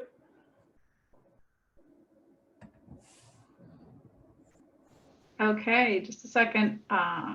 Craig Sensei. There you go. I have you spotlighted, Craig. Thank you very much, Sandacz Sensei. As I said, one of my oldest Aikido friends. She and I go way back to 1989 in Chicago. And I couldn't be more delighted than to see her. What an interesting class, taking the bokken out of your hands and checking your movement. And whether it was directly inspired by Choate Sensei or not, absolutely the exploration, clearly the exploration of ideas is something that we know is definitely inspired. So it is 12:51 and 1:51 and 2:51, depending on where you are. Might even be much later than that. I think Portugal was still here moments ago. So if you need to take a minute, we'll take a. It's 8:52. Yeah, it's 8:52 p.m. in the evening in Portugal. So we'll take a little evening break, just about six minutes. If you. All right. Well, welcome back, everyone. It's been a very big day here at the 2020 Choate Sensei Remembrance Seminar. Not only have we been around the world, from Russia to Turkey to Seattle, and now we're going to go down to Florida to see another friend. We get to visit all these different places today. We're going to welcome Christy Lee Sensei, who met Kevin back in the 90s training at winter camp in Florida. She was just a kid at the time, so it really wasn't until she started traveling to seminars more in her 20s that she connected on and off the mat with Choate Sensei. But his willingness to explore uncharted territory in the Aikido community has been an inspiration to her for many years. Please welcome Christy Lee Sensei. All right, so I missed the intro because I couldn't hear Craig, but my name is Christy Lee. I've been training Aikido for a really long time. I met Kevin back in the 1990s at winter camp in Florida. I was like 7, 8, 9 years old. So at the time he was like the guy in the back training and higher belt ranked, and I was just a little white belt kid, training off the side with my dad. And it really wasn't until my late 20s when I started traveling to seminars that I kind of had a really chance to train and learn from him and attend his seminars and really be inspired from his Aikido. So fortunately, I took notes after some of his seminars on my phone, like on plane trips back. And so this class, I'm not going to teach you Aikido, like we're not going to go through techniques. I just wanted to share with you my notes from his classes, some of the things I took. So hopefully, if you have a pen and paper and some of these notes resonate with you, like things that you remember Kevin Sensei talking about, or maybe it strikes a memory in your mind of something that he talked about, I think it's a great opportunity to write it down, because you most likely won't remember again. My memory is terrible, like barely remember what I ate yesterday. So it's great that I have these notes to look back on and remember some of the things that he taught. And I kind of also want this to be interactive. So when I talk about some of these things that I've written down from Kevin Sensei's teachings, If it resonates with you or you have something to add to it, please add it into the chat. People can screenshot it, write their own notes and take it down, because we don't know how many times we will have the opportunity to sit here and reflect on Kevin Choate Sensei's teachings. So please, I'll be checking the chat as I go through some of these bullet points, and I'll read off any things that I see in there. So please add into it. And I'm gonna start this off with a story that Kevin told my husband, Jason, and I one time that kind of resonated with me and I think was a pivotal moment in his training, or at least that's how it was translated to me. And basically, it's gonna highlight the next two guiding principles that I have in my own practice. And it's a short story because I'm terrible at telling stories. But basically, he talked about how he went to a Sussama seminar, and he was a 6th Dan Aikidoka. And he went there to train, and I don't remember particularly why he did, but he mentioned how he went there and he trained, and he got put in a headlock, and he couldn't get out of it. And I think he self-reflected at that time and said, I've been practicing Aikido X amount of years. Here I am, a 6th Dan, and I can't get out of this headlock. And I think it was kind of a pivotal moment where he decided to kind of explore and be really honest with himself about his Aikido and what he wanted to change. And that's one of the principles that I've tried to put into my own practice, is being honest with myself as my Aikido as regards to Nage and Uke. Being 100% brutally honest with myself at every moment, every technique, look for opportunities to improve. Even if it's Katadadori Tenkan, whatever it is, there's always something to improve. To not assume that because I'm a X degree black belt and been training 20-something years that I know how to do Katadadori Tenkan. Because I really believe that mastery is in the fundamentals of our Aikido, like the fundamental, most basic techniques and movements, and not necessarily, the fancy techniques where people fly. So I really try to be 100% honest with myself about what my Aikido is doing. And it's not in a bad way, it's not to self-criticize, but you can't depend on your uke, your sensei, your dojo, your community, the organization that you belong to, or even the martial art that you practice to give you the feedback and tell you what you need to improve in your martial arts, your Aikido. You have to look at yourself and try to find those answers. Your partner might not be the most honest uke. You can't depend on them, or you can't depend on your sensei. They all have their limitations themselves. So don't limit yourself around the construct of the environment that you're in. Try to go outside that environment to other martial arts or even other practices of art. You know what I mean? I also try to apply this honesty as uke. You don't want to rob your partner of their practice. You want to go in there with an empty mind. You want to try not to print your interpretation of what you expect on them. And having honest ukemi, being a good uke, opens doors where you have opportunities to train with some of the best people on the mat. And when you train with some of those people, you can feel their Aikido. And if you get to train with them a lot, you get to feel it instinctively in your body. And knowing instinctively what that good Aikido feels like in your body, you can then recognize it in yourself when you do that same good Aikido yourself. So then it gives you an opportunity to look at yourself and be honest with yourself as well. You get a little water. So those are kind of things that, other senseis, and Kevin has also inspired me, is trying to be honest with myself as Nage and honest with myself as uke and my partner. Now I'm going to kind of read through some of the exact notes that I wrote down.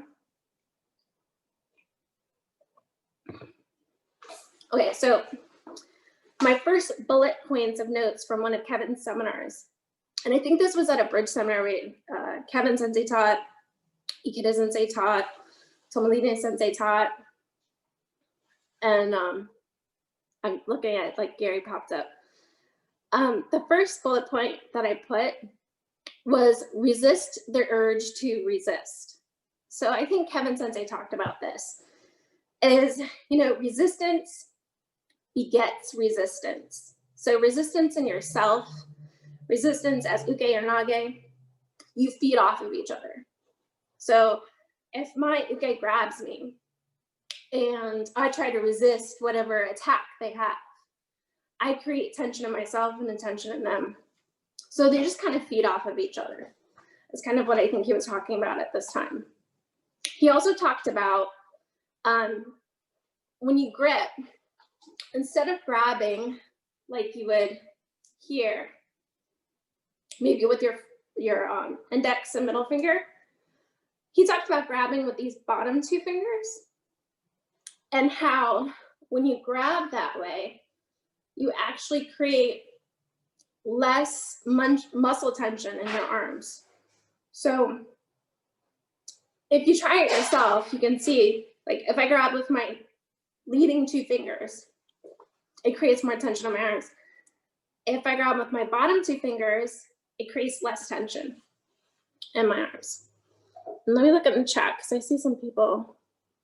So Gary said, no matter how well you do something, you can always do it better. And that's true. And then Lee Crawford Sensei says, always respect for the first attack, so you don't get the second. I like that. That's good. I'm going to have to screenshot some of these afterwards. All right. So those are kind of examples of tension. And it's such a simple thing, and you might dismiss it. But little things like that, like just even how to grab, I think make a big difference in your Aikido. Because I think it's very true. When you grab from the bottom, or you grab kind of like an octopus versus just here, you can actually feel your partner better. Another note that I have here is by tightening up, you give uke a path of resistance. So as nage, my tension gives my partner an opportunity to resist me.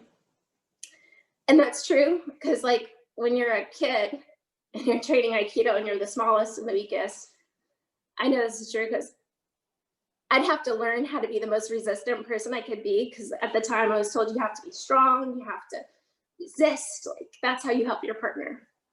I don't believe that's true at this point anymore, but that's what I was told. So I would learn how to resist like the most, like use my whole body to kind of learn how to be a pain in the you know what.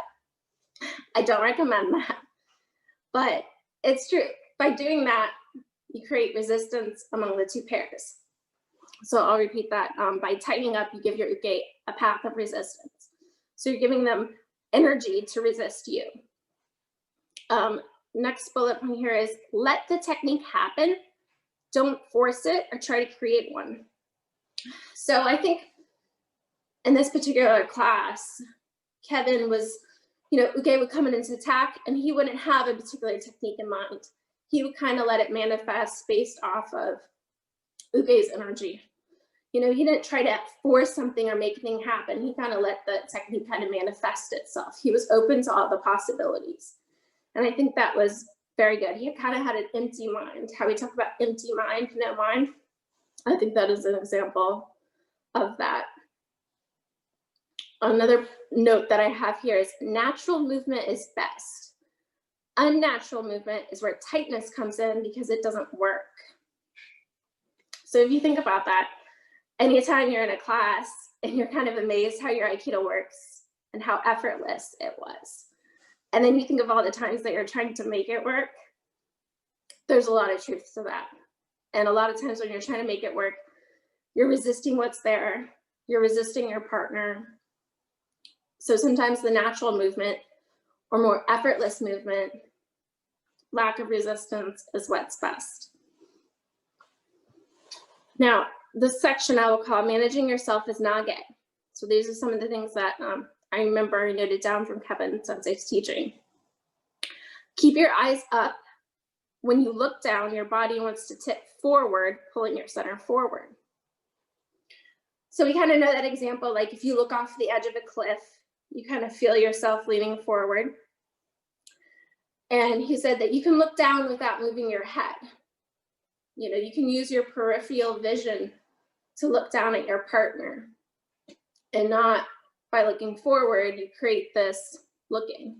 You know, other instructors talk about, you know, you look where you want to go, right? So if you don't want to go down to your partner or go where your partner is going down to, you don't look down. You can use your peripheral vision, but don't send your energy that way by actually physically looking. I know in jiu-jitsu practice, when you posture up and you have a partner that's trying to pull you down, a lot of times you look up and you physically posture up. You don't look down when they're trying to pull you down. So it's the same kind of principle. Let's see. By having contact with uke, you can feel their movement if you are relaxed. You don't have to necessarily look right at them. So this is the same as managing yourself as nage. If you have a good connection with your partner, great uke, you can feel a lot about what your partner's doing just through having contact with them. And maybe it's the contact that they're giving you. Maybe it's the contact that you're giving them. Don't limit yourself either way. And that, let's see. Gary Mark said, similar to letting it occur is winning through the willingness to fail versus fighting to win. I like that. Willingness to fail versus fighting to win. So there's a lot of truth in that as well. And this is also talking about when, by having contact with uke, you can feel the movement. You can also use, I noted in here, you could use your peripheral vision as well with them. Don't anticipate uke's attack. Don't surrender your posture or compromise yourself for the sake of technique.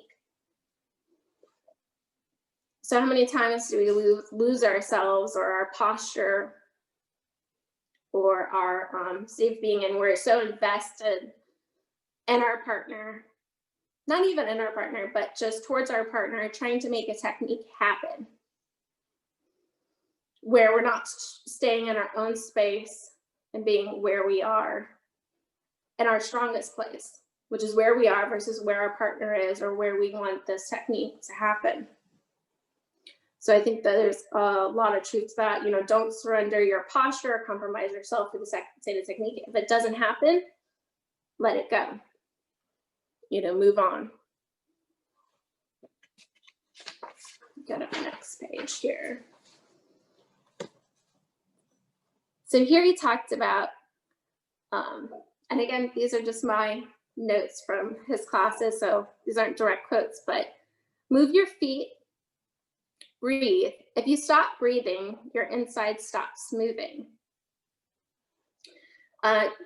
Gary and I talked about earlier about that exercise he did with the monotone, where it goes, and how he moved his feet. He just kind of exercised moving his feet, and I think it was kind of in pattern to the sound, but not necessarily in pattern to you step here and here, but it was very random movement. And obviously the breath, if you stop moving, your inside stops moving. That makes sense, you know. I do know that Kevin told me one time that he once watched Satomi Sensei's feet for a whole year. He said just for the whole year, he watched Satomi Sensei's feet. I don't remember what he got out of it, but I remember that was one of his things where like he just kind of looked at his feet to see what they did, and I thought that was interesting. I do remember, and this goes into the next one, that, and you know what, I'll show real quick just the feet walking. So you just kind of like, remember we just kind of stepped up and moved our feet around. I kind of wanted to zoom in and have more of a conversation, but we did a lot of exercises like that with the monotone, where you just kind of walked around, picked up your feet. And kind of gave you a little freedom outside the construct that Aikido typically gives you in your technique. You know, again, not limiting yourself to these necessarily just the kata movement. You know, be able to be a little free outside of that, but then be able to come back into it again. He also talked about moving the feet outward when walking moves the center side to side. So I think he's talking about, like, if you have your feet pointed forward, you move it outward, and then this shifts your center. So if my feet are here in Hami and I shift out this way, it gives me an opportunity for my center, my energy, my direction to go this way instead of just straight. And also the same here, or this way. You know, it's kind of like, sometimes in my practice, what I'll do, if I'm like doing kata dodori tenkan practice and I know I want to rotate this way, before my partner comes, I'll shift that front foot this way so that I'm already open, I'm already headed this direction before my partner even comes. And I have that kind of feeling and that movement and the opportunity in my body. I see Gary is full of golden nuggets here.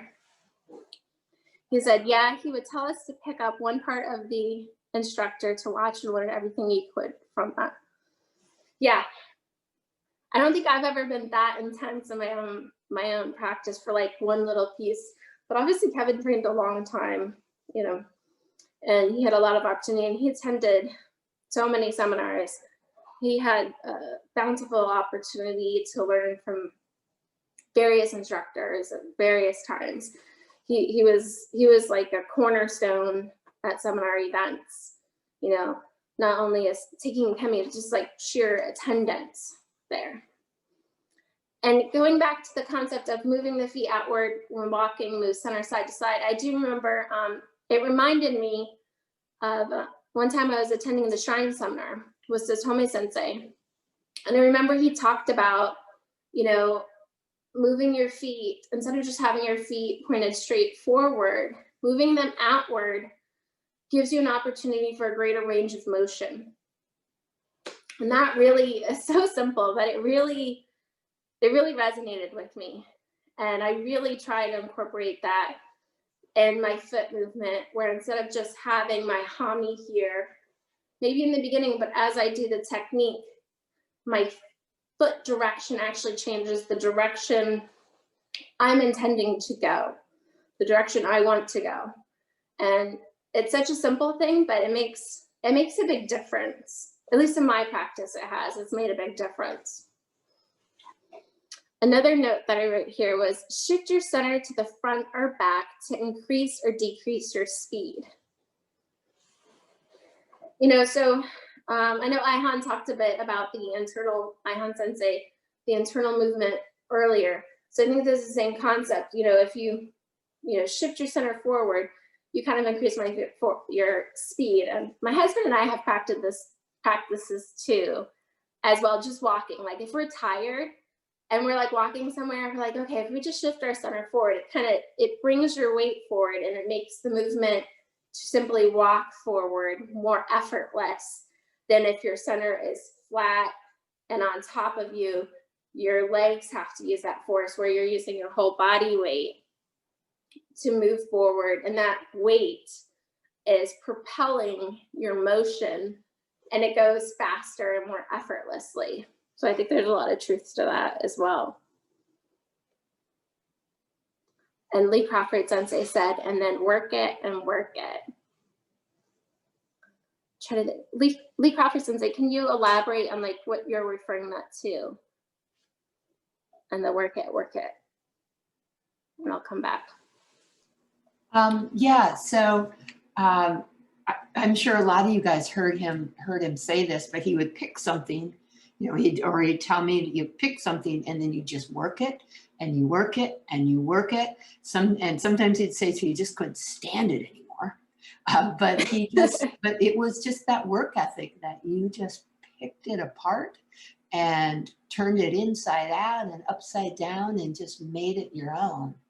But it was, you know, these little details, like, you know, you pick that one thing But he And was, I think it makes a big difference in your practice. yeah, he was really instrumental in that study where, no, don't move on because you don't understand this yet. You just keep going. So that's what I meant by that. Thank you, Lee Sensei, for clarifying. Hey, if anybody, when if you have something, feel free to chime in and add in to it, because I would love to add to my notes after this. And I'm hoping that these notes are help ring some bells for you and give you an opportunity to jot some things down that we can keep with us, hopefully in our practice. Because sometimes we're ready for things, not necessarily when we receive them, right? I think that's a difficult thing about being an instructor, is that when you're trying to teach students, or even as a student, sometimes students aren't always ready.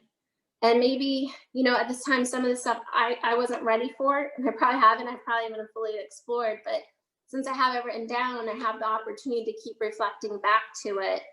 And, you know, I might get different things over the years from it. So I'm really happy, you know, to have this, especially since now we don't have the opportunity to see Kevin in person anymore. Let me continue through these notes. Let's see. Don't give yourself up for uke or for the technique. Stay true to your form. So I think this is just a repetition of, you know, not sacrificing yourself, maybe your form being in your best place just to try to get through a technique or make it work, right? We like to try to make things that work, or at least I do, that don't necessarily actually work. We're just kind of, I'm just kind of kidding myself at the time. Like, oh, I got him down on the mat, so it worked. But it really didn't. And that's, again, part of being honest with yourself. Saying, okay, that didn't work 100%. Let's try again. What did work? What didn't? When you bring uke down to the mat, don't step away and disengage from them. Follow them down and complete the technique. You know, I think that's part of the Aikido construct, or, you know, in Aikido, you're supposed to go all the way down to the pin and follow through. But sometimes, you know, I could be lazy, maybe we're tired, and we don't go all the way down. And just because we've pinned them and got them all the way down doesn't mean we need to disengage. Maybe through our Aikido practice, we think, okay, I pinned him and done, it's done, and you can disengage, but is because somebody, you know, a sensei at a dojo told you that's when you should disengage? Should you become that habit of your practice? Maybe not necessarily, you know. Maybe we want to stay continually engaged with our partner practice and even with the people around us as we practice. Let me see, I think we had another chat. Let's see. Rodrigo from Portugal. I remember him saying to use each finger as an input opposed to the hand as a single unit. Always try to remember that and extrapolate from the fingers to the rest of the body. Yeah, I agree, Rodrigo. I think you can get a lot. I mean, I kind of like to think of my fingers as octopus, like I'm having a suction cup, and I have like little suction cups on each of them, so I can be fed a lot more information instead of just having this like clamp thing. The use of big muscles opposed to the arm. Most of all, I remember that he was sharing the problems that he was addressing himself, and that really sticked. Also not wanting to wrestle with me because that's what I wanted. So he just stuck me to the floor, and that was fun. I would love to have seen him stick you to the floor a little bit more often. And Gary Marks put, in reference to the fingers, he used to say that it gives you 5 times to get it right. Is that a reference to like how many fingers you have on each hand, right? I mean, there's a lot to the grip. I think, you know, I could take a class on Kata Dodori Tenkan and grip, and like that just be the class. And I think from, you know, some high level Aikidoka, that would be a really beneficial and entertaining for me class. Okay, so this next section I called the Cha-Cha-Chain section, because these are some notes in reference to his famous chain. When the chain is dropped, the links go in all directions, showing all the areas of the potential that you can go. Oh yes, Miguel, thank you. You have a chain. And I think like Kevin did a lot of research on the chain. when he talked about it, and like there's apparently a mathematical formula for how a chain falls and how it's supposed to fall. And it was really fascinating stuff that he delved that deep into a simple concept of a chain. And when he talks about how, you know, it goes and all the areas of the potential that you can go, you can kind of think about like how people typically talk about your center being a ball, 360. I think it's the same concept. And I liked the fact that it's more of like a potential of where you go. So you're not limiting yourself again to a particular technique or say. You have plenty of opportunities because different person, different things. Yeah, Gary, that's one of my next points I saw about the gravity. I'll get to that in a second. But you're not limited with that. So let me get to that. So Gary commented about the links actually fall faster than gravity because each link pulls on the previous links. So in my notes here, I have, think of yourself as a chain. As the weight of the chain drops, it accelerates past the speed of gravity. I thought that was pretty fascinating because they're all connected. And I like the, to me, the metaphor, the visual of a chain. So like your arm's a chain, it's very flexible. It's very, you know, connected, but it's connected through not tension, but connection, right? Because it's not stiff, it's just linked together. And it's all these little parts that are connected together. And I think it's just amazing that Kevin dwells that deep into a chain and took such inspiration. And it's a great metaphor. I'm a very visual person. So this concept of a chain is practice. And then sometimes in my practice, working with my partner, you try to, you know, think of your whole body as like this little chain links all around and connected together. I think gives it a nice feeling, a more relaxed feeling, a more connected feeling, and more of a wave kind of feeling, you know, versus like, you know, stick movements that typically get intentions on. So, and speaking of stick, in my notes from some of his teachings, it says you can either be a stick or you can be a chain. So I don't know if that means like, you know, being a pain in the, probably not, but it's a good visual. I think that's like a good quote. Like that should be like on like a little infographic. You can either be a stick or a chain. I'd rather be a chain. I like that idea. And I'm not sure, I think I might have skipped down this one. I said, learning to drop your weight like the links in a chain. So the other senseis that talk about dropping your weight, Aihan Sensei talked about dropping your weight. And you might not think of like your weight as just one big thing, plump, but maybe it's like a ricochet effect, kind of like a chain. Your weight can start up here, and then it can go like a chain link down, and you drop your whole body weight. It might not just, you're not one big statue that just drops. Maybe at some point in your practice, it comes to that, I don't know, but it's kind of like, it's a wave of a drop versus just one big heavy thing. And here I have as uke. So these are some notes where he gives some examples of ukemi. He said, in pinning, don't fight the pain. Accept the pain, then choose to increase the pain. So as uke, you're choosing to let the pain be increased upon you and make it your own. So I think he was talking about, instead of feeling as though you have this tension in your body because your partner is suddenly controlling you and they're inflicting pain on you, say, thank you. You accept it, you embrace it, and then you send it back. Because that gives you, then you can relax by accepting this and not resisting it. And you can escape the pin and in return take uke center off balance. So I thought that was interesting. A lot of times when we go down to pin, we kind of want to resist.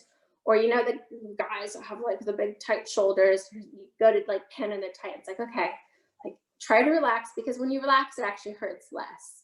And same thing in my practice. When I get pinned, I want to try to relax, it hurts less. But you kind of have the opportunity to still come back from that technique, even in versus fighting something where with the tension of resisting the pain of the pin, there's really no opportunity to win that scenario unless you just got sheer man or woman power against them on that. And then on that, some of the final thoughts I have here is if you're not changing, then you're not moving forward. So these are some of the notes from his, again, from that I have directly from taking his class. And I think that comes back to honesty. You know, if you can't see it, you can't change it. So if you can't see the faults in your own Aikido, your own practice, your own martial art, you don't have an opportunity to change it. So it's not something that you want to look at as being down on yourself or just constantly criticizing yourself in a negative way, but view it kind of as an opportunity to do something different, to change, to be better. Because if you can't view it, you can't change it, you can't do anything about it, and you're not moving forward. You're just staying stagnant, which, you know, you can do. I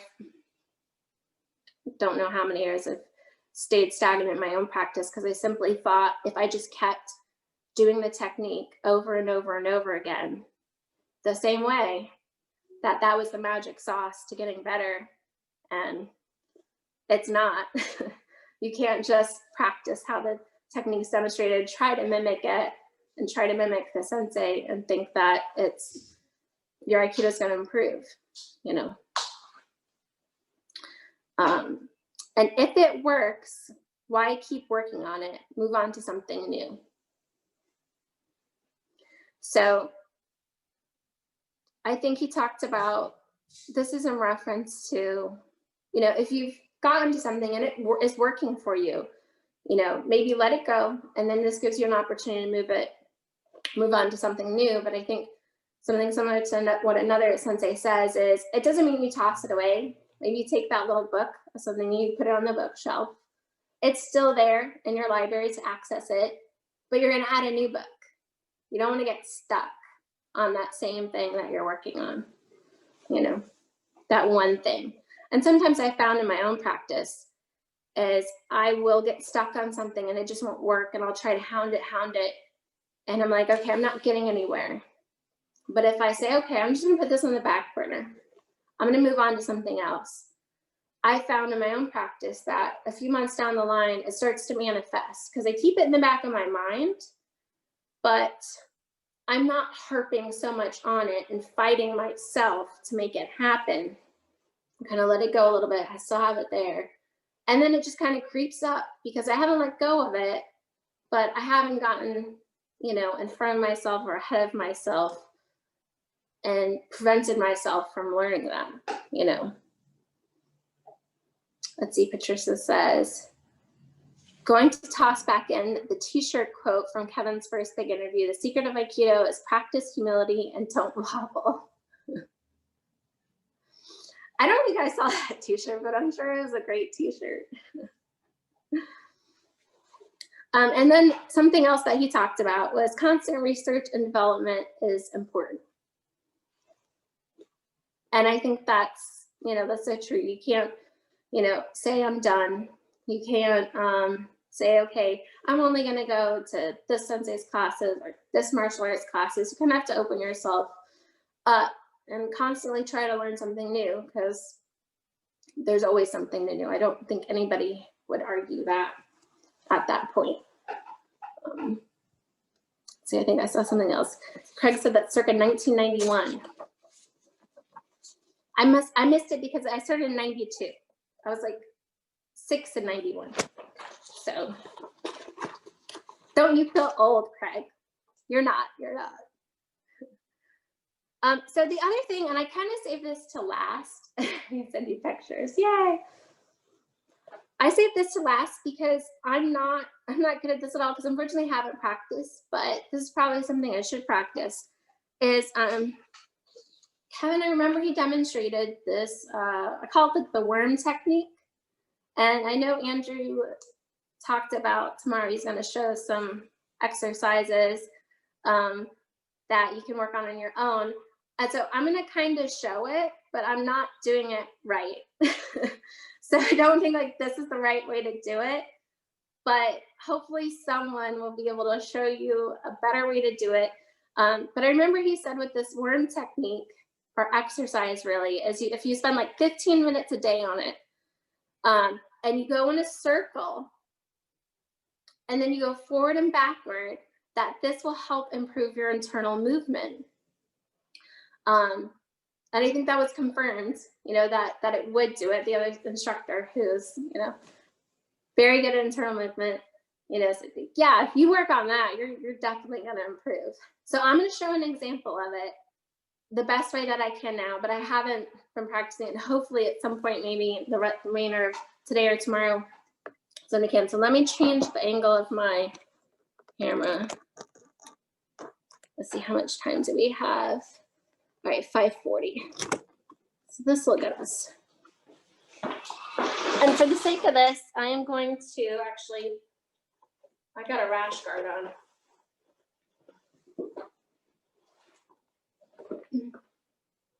I've tried to look on YouTube for examples of this, but I haven't been so successful. So if anybody has any good YouTube links or examples, please, you know, throw them into the chat. That would be great, because I'd love to see a good example of it. But the worm technique, I remember the rule was you couldn't use your arms and you couldn't use your feet or your legs to repel. You had to use your body, which I think basically means like your torso, this part of the body. And I remember it being a very painfully slow process. You know, so if it's painfully slow, you're probably doing it right. If you get better at it, you can probably do it better. But he basically, and I think the way I kind of think of it is kind of creating a wave in my body, kind of like maybe how a snake moves or something, where you are trying to move, but you're trying to use like your internal body. And I'm sorry, like this is a terrible example of it, but maybe a wave if I want to move forward, you know, a wave from the back and up. Oh, the kitty wants to get involved. You know, you just want to worm. And I think worm is a good way, like an inchworm. Like you're just inching your way through. And you're just not trying to use your arms. This can actually be surprisingly tiring doing.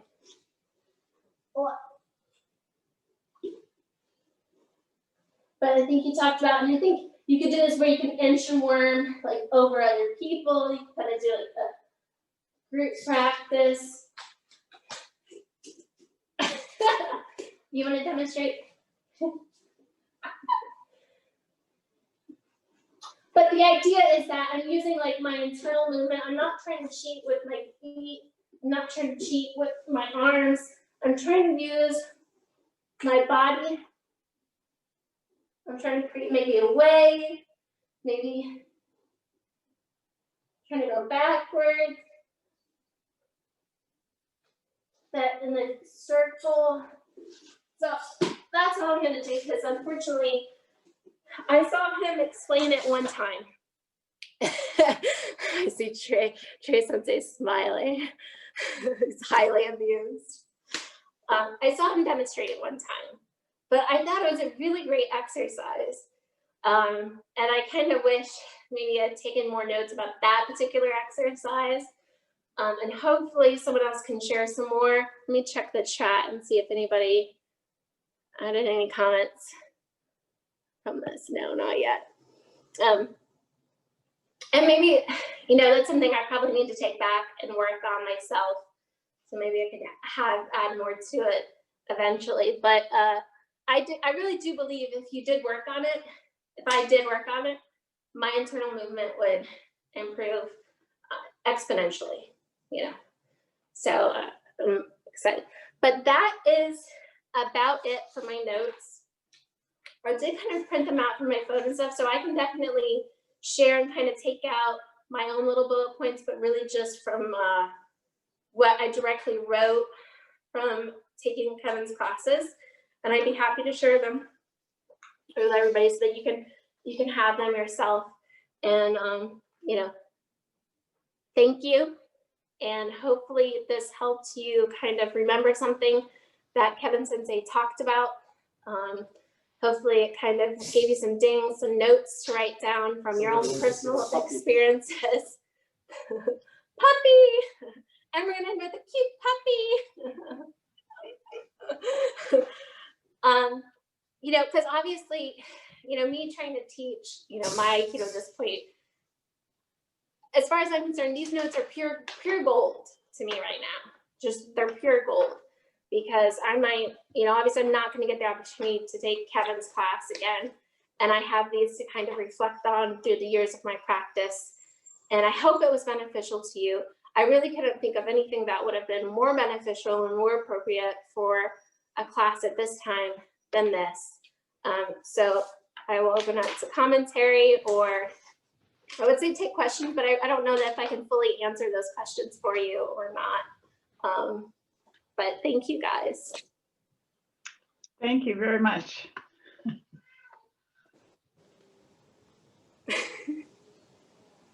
Thank you.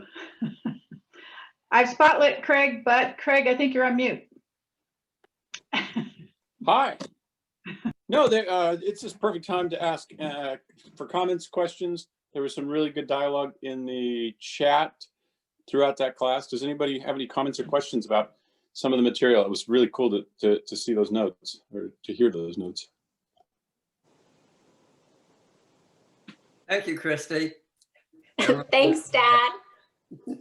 Yeah, full circle. Now I'm learning from you. You know, maybe I'll time myself and then we'll see like how long it actually takes. Did a great job. Proud of you. It's a family affair, guys. Thanks, honey. I learned a lot today.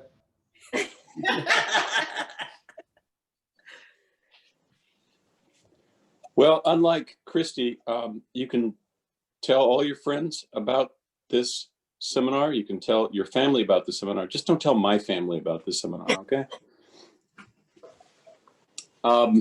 Christy Lee Sensei, thank you for sharing some of your perspective and insights into Kevin Choate Sensei's training, and some of the little nuggets of gold that he left for us at seminars that you recorded with your notes. It's absolutely fabulous. We really, really appreciate having you here today. We're going to take a short break, so everyone get some water. We'll take about a 12-minute break, and we'll be back here at the top of the hour for the one and only Trace Hofmeister Sensei.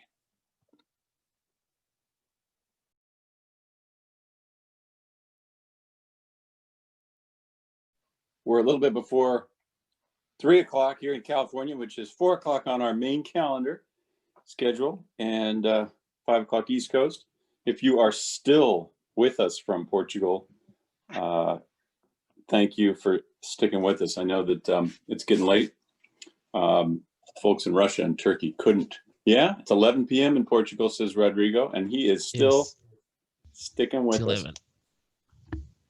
So we'll try to get everything wrapped up so you can have happy hour by midnight. Meanwhile, it is just make sure that we didn't jump the gun here. I want to make sure everyone's back from their break before we move on too quickly. Sure, and aha, there it is. So it is my pleasure to introduce our final act for the day. It's been a long day. Thanks everyone for being here. The next instructor for today is Trace Hofmeister Sensei. You probably already know him, but Trace is an old friend and frequent summer camp roommate of Kevin's, who remembers Kevin for his creativity and unfortunately for his jokes. Thank you, Trace Sensei.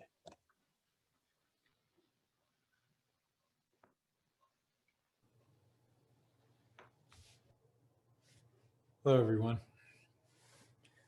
Can I get a quick thumbs up if you can hear all right? Yep, we can hear you well, Sensei. I can hear you, Sensei. Thanks. Well, it's lovely to be here with everyone. And as we get started, or as a way of starting, I'd like to sit quietly for a minute or two. And as part of that quiet sitting, maybe you can fold in whatever you've gleaned from today about this notion of a north and south or uprightness.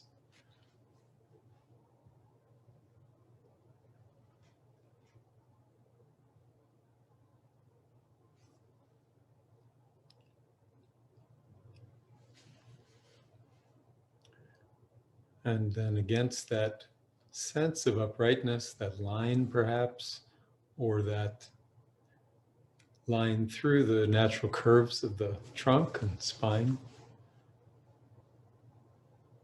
you can lower your eyes a little bit.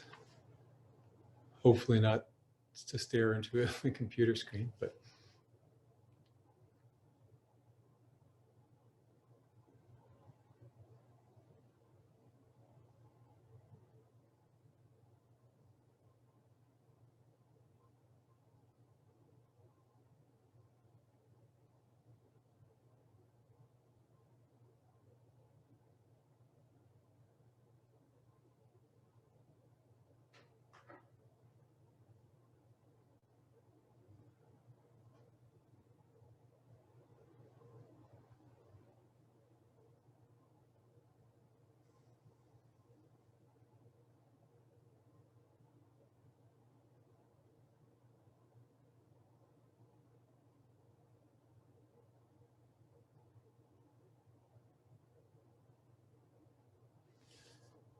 hey,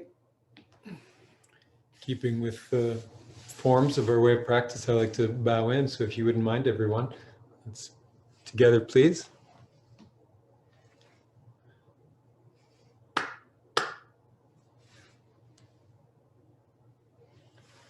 And then we don't have a showman, so now to everyone together. Onegaishimasu. So feel your day. Oh, there's at least one. Onegaishimasu.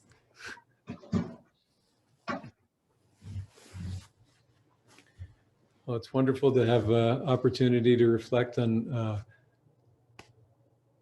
how Kevin affected me.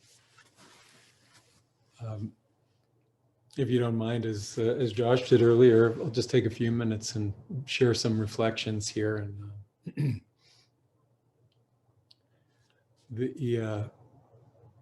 I think Kevin and I met first in 1981, I think, at our first summer camp in the Rockies, which he attended. He attended all of them, actually, until his death. And he and I were together in that for most of that period of time. Starting in, I think, about 1985, we were roommates together in the late 80s somewhere, mid 80s. I guess it was somewhere around 1985. And it's one of the ways we got to know each other a little bit better. Sitting here today and interacting with all of you, I can't help but think how much Kevin would enjoy something like this. He was a lot of things, a very peculiar fellow, a very interesting person, a good friend, someone who was very difficult to contend with, and that was something that he did sometimes too. He was not by no means simply an easy person to get along with. But he was, in my experience over time, a deeply social person, and he really enjoyed spending time together with other members of our big extended group and other groups that he got involved in. To that end, I remember in those early camps, Kevin would bring something to read to our summer camp frequently. And I remember one of the first times it struck me was, he had a book which was the collection of the writings of the Christian Desert Fathers. And it was just an example of the kind of breadth of material that interested him. as Josh was saying, Kevin took an interest in Sistema at some point, and among other things. And he, I think, was always looking. I think Ayhan said something this morning, that he was looking at Saltome Sensei as an example, and taking Saltome Sensei very seriously as a teacher, and looking for ways to understand more broadly just what it is that we're after when we undertake something as wide and deep as Aikido training. I was also really reflecting just now that, also Josh had mentioned that just before Kevin's death, there was the seminar in Chicago that I think some of us here attended. And I had been talking to Kevin at that time more regularly on the phone than we had in previous years, because he was involved with our summer camp here, which had undergone a real change with Saltome Sensei and Durant Sensei and Ikeda Sensei gradually leaving over a period of a few years. And he was a tremendous support during that time. And it doesn't surprise me at all that that was the case. I mean, I would only have expected that from Kevin, that he would help out. I'm also really happy to reflect for everyone here, for those that maybe recall this. I see Carl is here, and Carl was here for one of those early events when we were shifting things around. That very much in the same way that Kevin had a very eclectic set of influences in his life that he tried to bring together as he brought himself to Aikido training, he was supportive in others doing the same thing.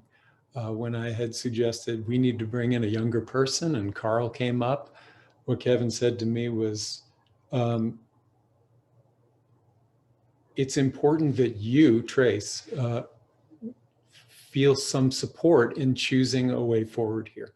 We're at a significant change in our Aikido training lives, and it's a real juncture.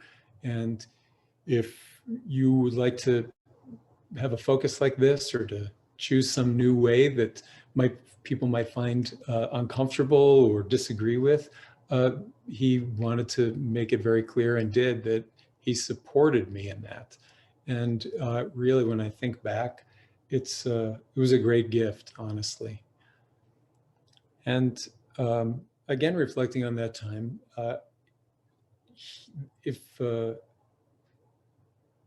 some may remember, the first set of promotions in ASU by Saltome Sensei for 7th Dan promotions, Kevin, though they didn't come until after his death, he was aware that Saltome Sensei had the desire and wanted Kevin to be acknowledged in that way and to have that position in the organization.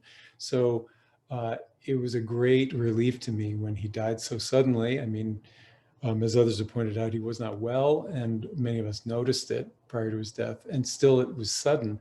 But to think back, it was really a relief to know that he knew, and that we all knew that there was some reconciliation between he and Saltome Sensei at that time.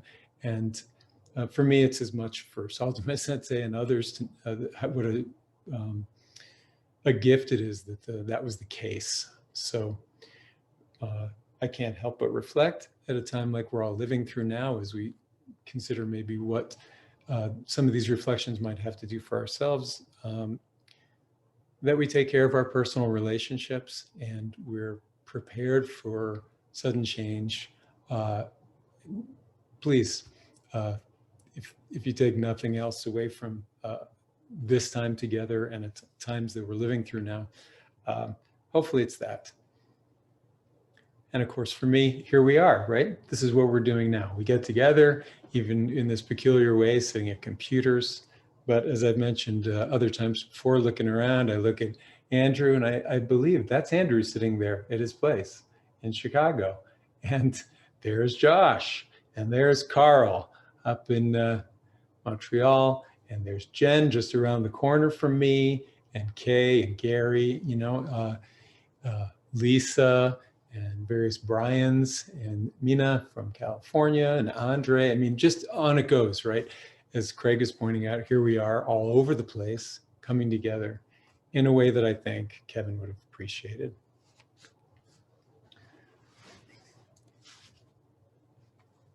I'm remembering too, if I take a couple more minutes for some of these reflections, this question about the speed of the links of a chain dropping, Kevin heard somewhere and brought it up at our summer camp. I think it was in one of those last few years.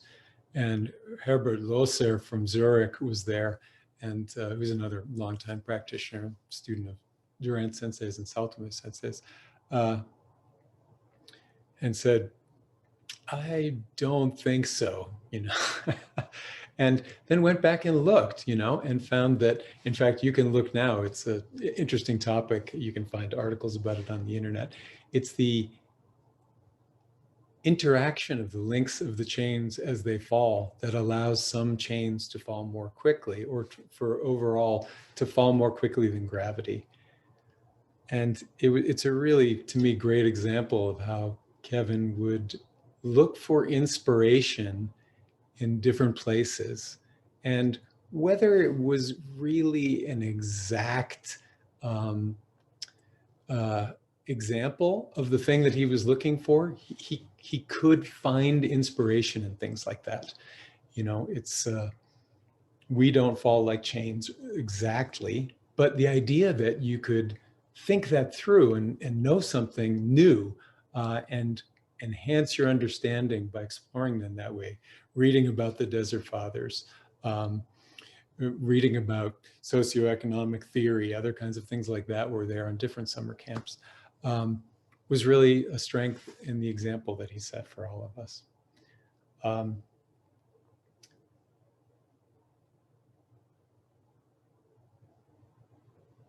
For me, I guess,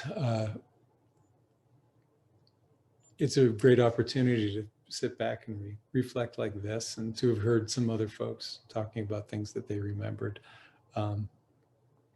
The joke telling was an example of Kevin's tremendous creativity,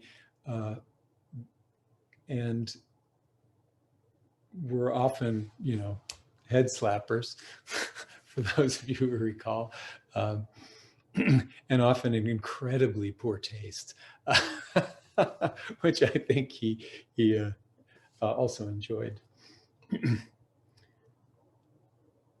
Well, as we sit here together again today, and I think a little bit about that example and reflect on some of the things that were also difficult or difficult in our circumstance, not to only think positive things, but to try to see the whole more clearly. I think Josh intimated earlier, Kevin kind of showed an example and set a course for us. The environment that we all grew up in was not an easy one to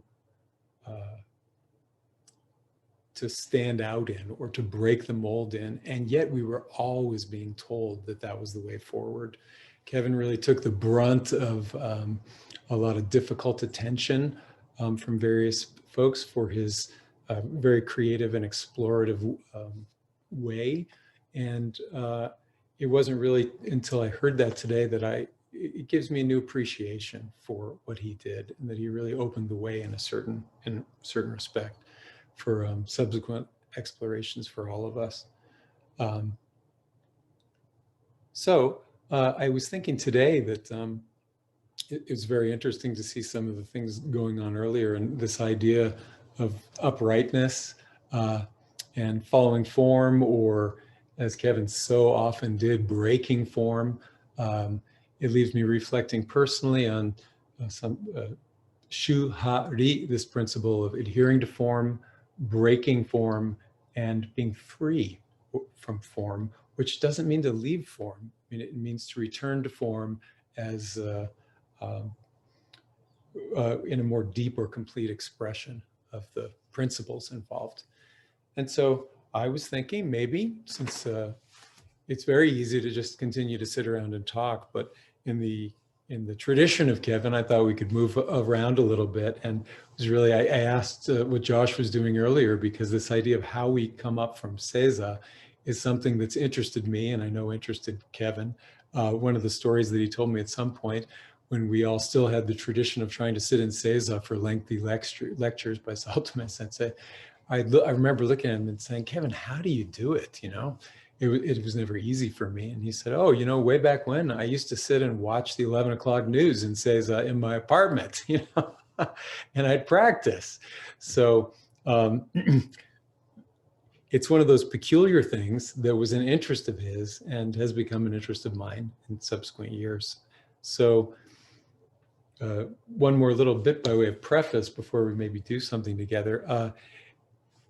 For me, one of the ways in this succession of looking at form and trying to adhere to it and then trying to break it and understand it a little bit differently is to, as other people here have mentioned, be willing to make mistakes with it. And for me, actually try out some mistakes and see if they let us understand what the value in the form is. Particularly as many of us anyway here are Americans with a particular kind of cultural set of ways of learning, ways of understanding, ways of socializing. It seems like this is an important thing for us, that we try it for ourselves, as others have said that Kevin was so good at, and try out messing with it, basically, and then come back to it. So as other people here said, if you want to interact a little bit, please, you can chat, or you can pop yourself off of mute and interrupt me, or I'll pause and ask for some feedback or interaction about these things. So I have a couple of things in mind, and the first of them, because it's been on my mind, and also Josh brought it up, is this process of coming up from Seiza, and I will definitely break from this way of managing the upright line in order to explore an aspect of it, which for me is the counterbalancing, like the way that links of a chain relate as we come from sitting to rising. And hopefully through this process of breaking down a little bit, you find something that allows you to come back to the form of finding uprightness, finding the value in that with a clearer sense of it. And then we can move on to something else that says a little bit more to this feeling of dropping. So if you have space and you're interested in doing so, I would suggest, let's see if I can find a framing here that works.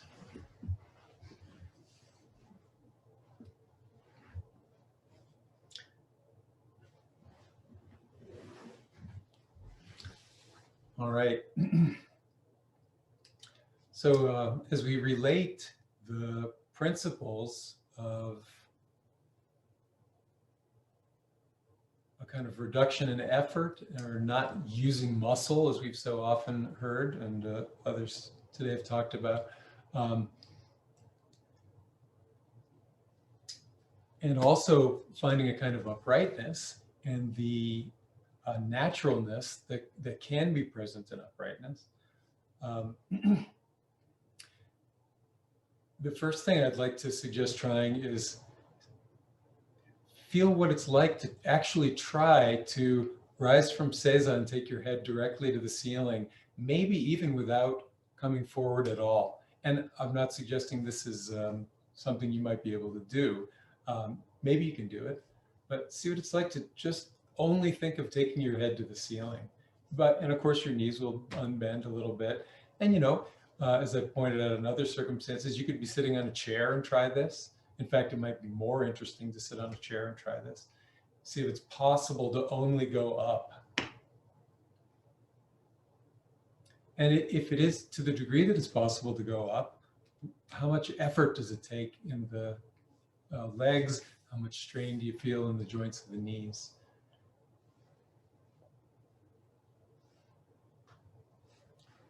In fact, grab a stool. I think this will put my head out of frame, but the interesting part is happening lower anyway. Here, because the feet are forward, you might find that it's not a doable thing to take the trunk straight toward the ceiling using a chair. Maybe you'll find that you have to bring the head forward, bring the arms forward, something like that, or bring the feet back so that they come underneath in order to go up.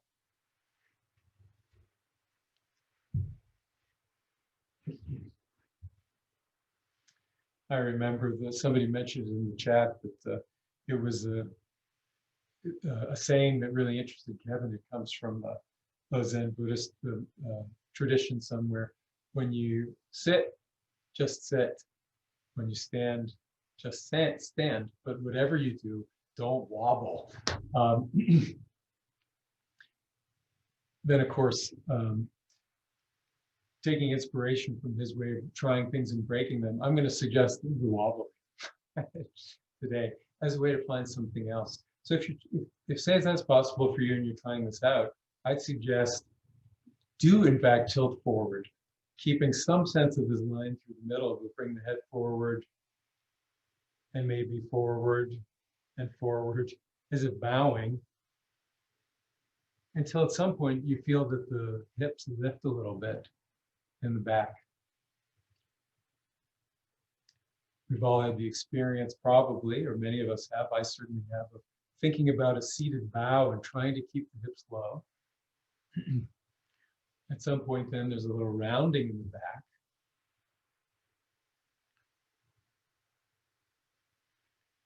And then if I think of a seated bow, but keeping the line of the trunk, maybe I can find that the hips roll forward a little bit and my hips begin to lift at some point.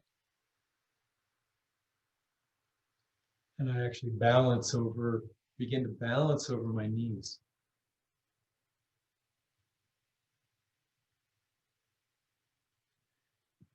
If you fool around with it and you're comfortable doing this, again, it could be on a chair or a stool, depending on what your personal circumstance and environment are like. Here would be the same idea that rather than using my hands, they just happen to be here. I'll come forward until I'm balancing on my feet. By having some sense of the line of the trunk, bringing the head forward until I can stand.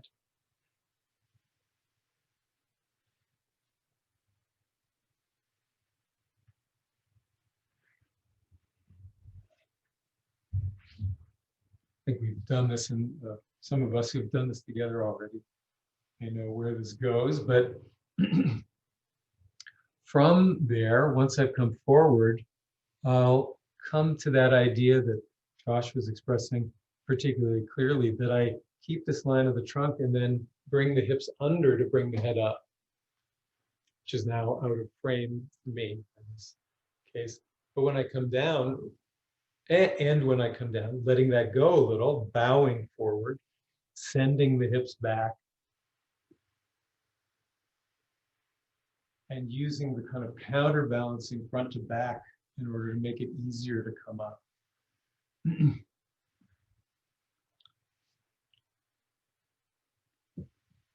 Particularly if you have difficulty with your knees, this could be a thing. And then sorting out, how it is that I need to balance in order to be able to bring the leg forward. Fascinated that this was already going on today. Really developing my attention and noticing that I have to shift a little, likely over the one side in order to bring the leg forward.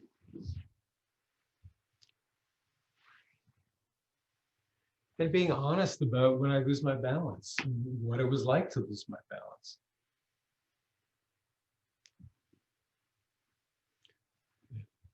As Josh was saying, the toes coming under first and the knee coming up.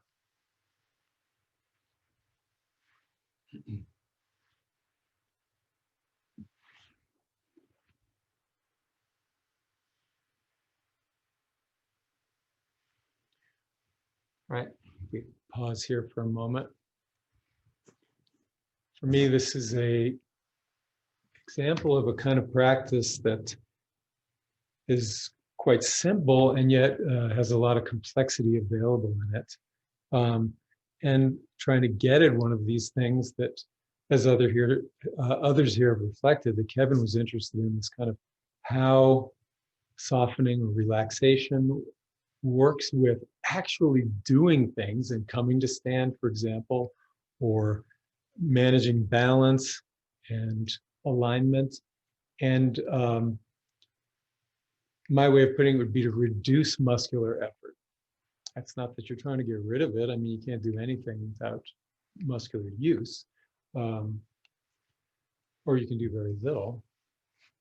But to sort out the aspect of something like this that has to do with counterbalancing and efficient use of yourself toward being able to do something then that maybe is a little more difficult, like coming to rise, keeping a certain sense of this top, bottom, north, south. So I'm curious. I don't see anything in the chat. I'd like to pause and see if anybody has any reflections. If this, given the setting, if this reminds you of something that Kevin was doing, or if it's a principle that you can reflect on or find of value, or whether you found, again, remembering Kevin, if there was something in this idea of finding our own way that works for you. So, and if not, that's fine too. I don't see any questions in the chat. I see Jim fixing to do something. There we go. There we go. I'm glad that you went back into this, because this was something similar that you did a while back. And I've really started to think about that a lot on how I'm getting up from stage, or actually how I'm getting up anytime by shifting that weight. And it's made a difference on just being more aware of how I do that. So, I'm still working on, this is becoming a little less, a little more effortless. But at this point, I'm trying to figure out, okay, well, I don't want to do this. It's easy to do this. And it seems like I have to really shift my way forward, and I'm still having to, deal with what's the most efficient way from this point. This is really nice. This is really nice. It's just now I'm stuck with having to do the old man thing. I got to push up. So, your thoughts on that? Sure, I'm happy to offer a suggestion, Jim. And again, keeping in mind what we're doing here today, that thinking of Kevin, really that we do something like Jim and I can do right here, where we do something together. And I can learn from Jim, and Jim can learn from me. Sure, I'm the one who's at the front at the moment, and Jim is in the group at the moment, but that I can learn from Jim, and that Jim can learn by interacting, and then maybe interacting with others here. That's a principle that Kevin and I were talking about. Actually, it was the central thing that we were talking about in the months before his unfortunate passing. So let's see. And again, I'm quite thoughtful about a principle of keeping a certain kind of upright alignment that then I can use differently from this, but by way of exploring this other aspect where I give up the line a little bit, which is where I will go. I will suggest this, and that is in the same way that I have a kind of bowing here, which we have also learned, does not mean that I give up attention to who or whatever is in front of me. Right? It's not that I look to the floor like so. My attention is forward, and perhaps even my eyes are forward as I come up here, and I'm unfolding, using the counterbalancing of the hips and the head and the knee joints, then here I'll do something similar with my attention forward and ready to engage. I'll straighten the back leg first, and then maybe bring them together, which I should be able to reverse comfortably.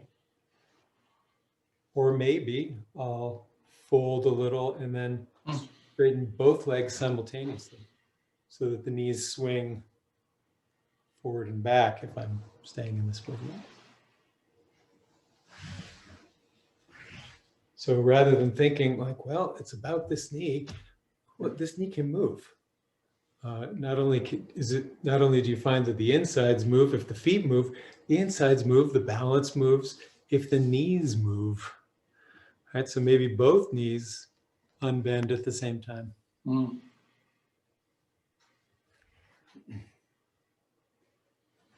Which would be a great segue into the next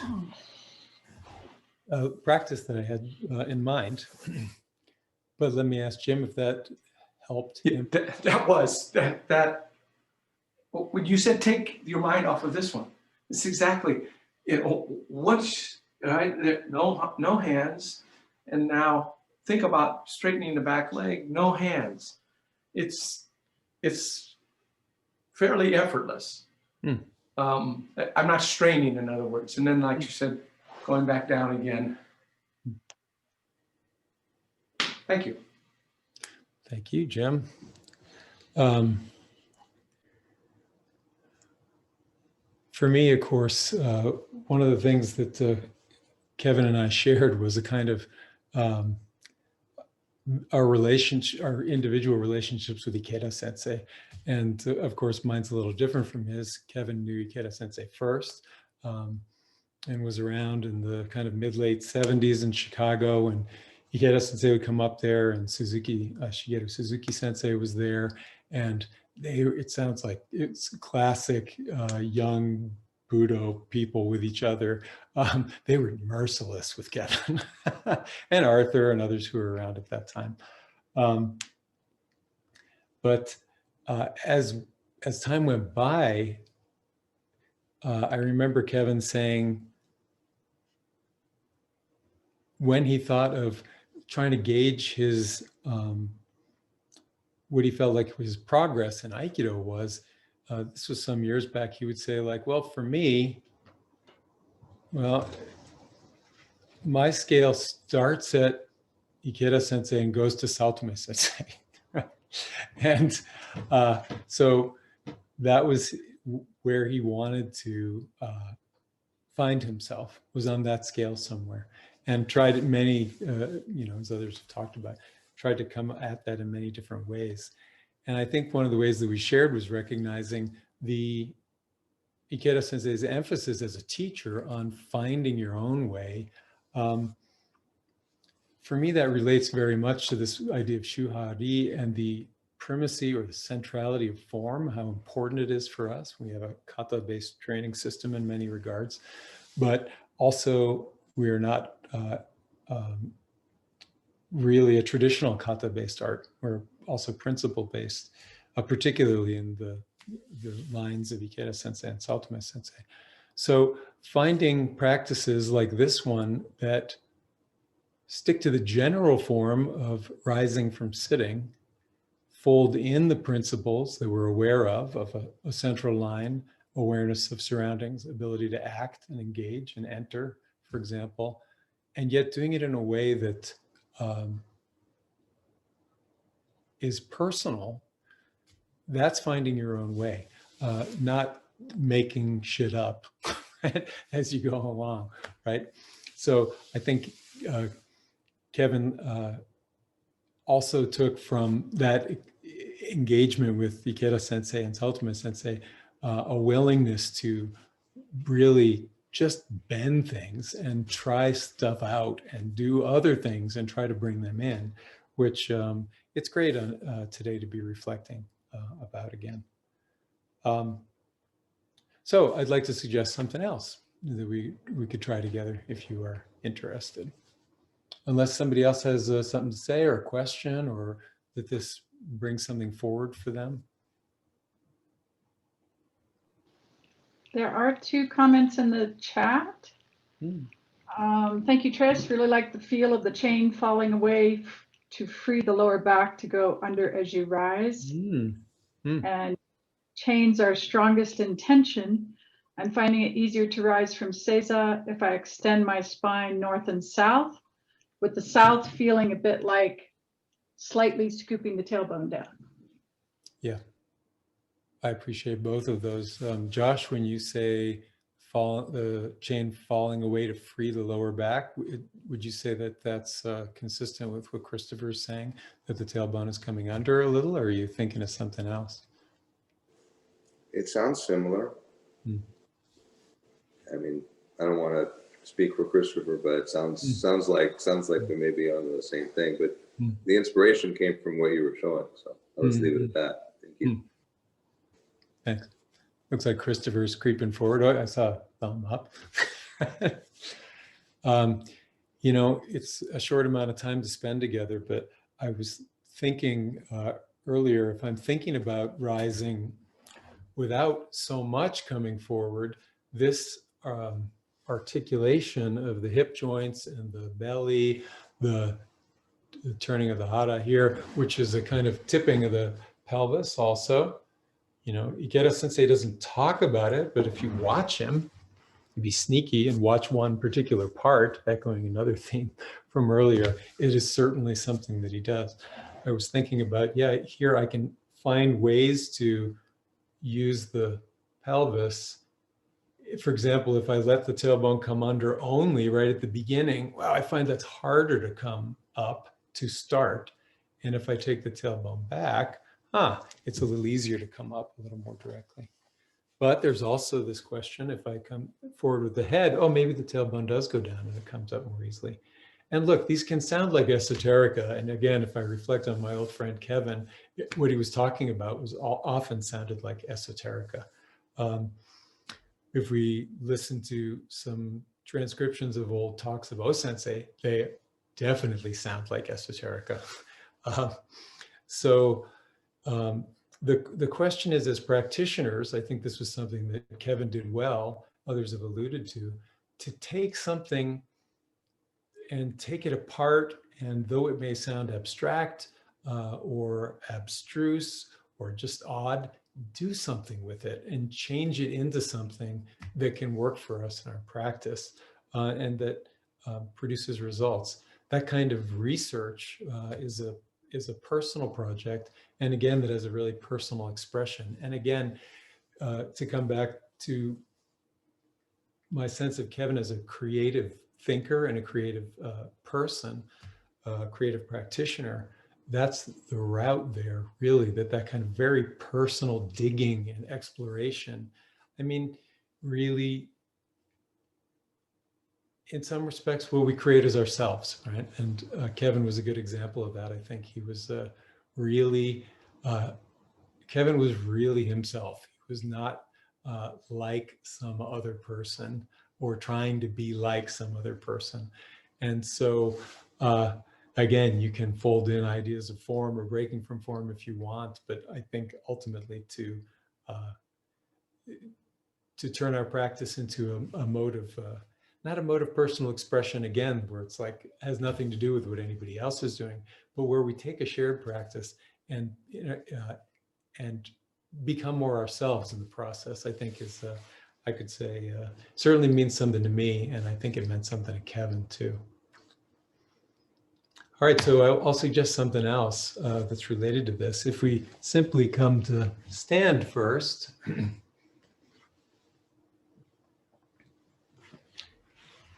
let's see, what camera angle do I want? All right, this is all right. So if in standing, maybe I'll put the feet near to each other, not pressed together exactly, but comfortably narrow. And find that some sense of a line from the top of the head falling through, if it was a plumb line, you know, it would be a string with a weight at the end. And if that string fell through the middle of me, if maybe a chain is a better image for you or gives you something different to work with. If I bend my knees a little and tip the head forward and back, then I would swing that chain or pendulum forward and back too, right? If it was attached to the top of my head. It takes a little imagination, right? So it's not that I'm trying to keep it in the center of myself just quite at the moment, but to realize that if I bow a little or bend the knees and take the head back, when I do that, the chain or the string, the weight would be falling behind my back, right, toward the floor. But I would still have a sense of what a, though it's not in me anymore, I still have a sense of that line of gravity. So I can fool with it a little bit and bend at the hips, in which case the hips fall back a little in order to keep my balance. Then the weight would be hanging to the front. And if I swing in the other direction, though I have a line through the trunk, the line of gravity from the top of the head falls behind now. And so if you would just for a few moments experiment for yourself, when that line passes through the middle, which eventually would pass through the tanden or the center, through the hara at some point, and at some point would come back toward the tailbone and then would extend down behind.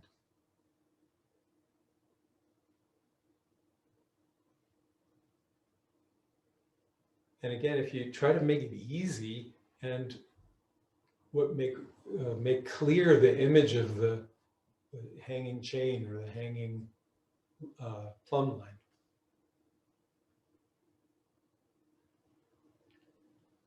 And see that the position of the knees and the position of the hips and the position of the head, at some point that line is through the middle of yourself, whether that's clear or not.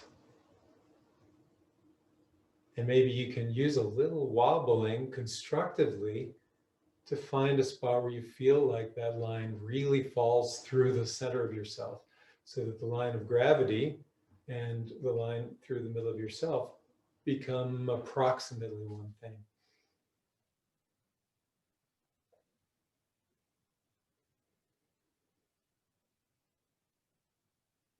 All right, and then what I'll suggest from here is, if I just wanted to take that line or that chain and drop it, well, what I'll suggest is to let the knees bend forward. And I'll see if I can just drop them, let them come forward, and let the whole trunk drop like there was a chain hanging through the middle of me from the top of my head, and then catch.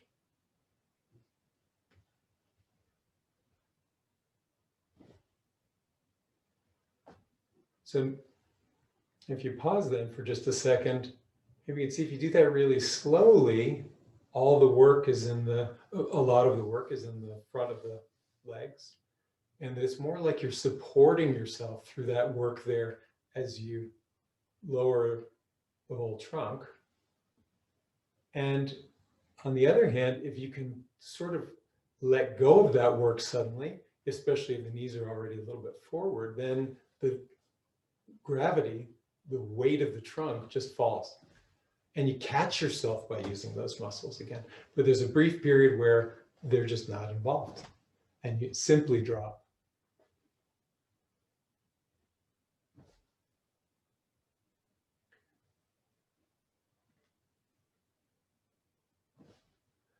So perhaps here, it's possible to understand something like the release of the chain, where it's not that I go, there's no sense that I go up to go down. I simply am lined up and I drop.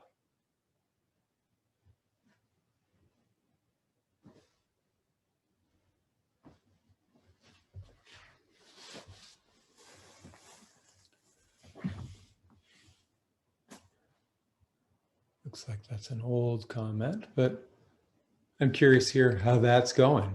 I'll suggest something else to develop this just a little further before we close. But is this an idea that anybody can find traction with?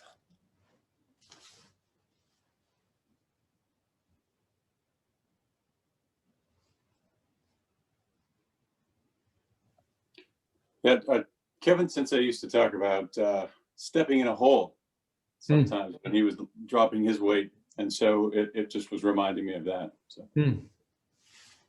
Thanks, Craig. That's exactly the kind of thing it's interesting to hear. And I think it's interesting for others to hear. If you have some reflection, you don't have to make something up. I mean, if there's a suggestion, a recollection that you have. I remember in Chicago Sensei, when he was teaching this principle to us, he would call it momentary free fall, split second free fall. Preferably when you connect with your partner and capture their center, momentary free fall, they will come with you. This is reminding me very much of those lessons.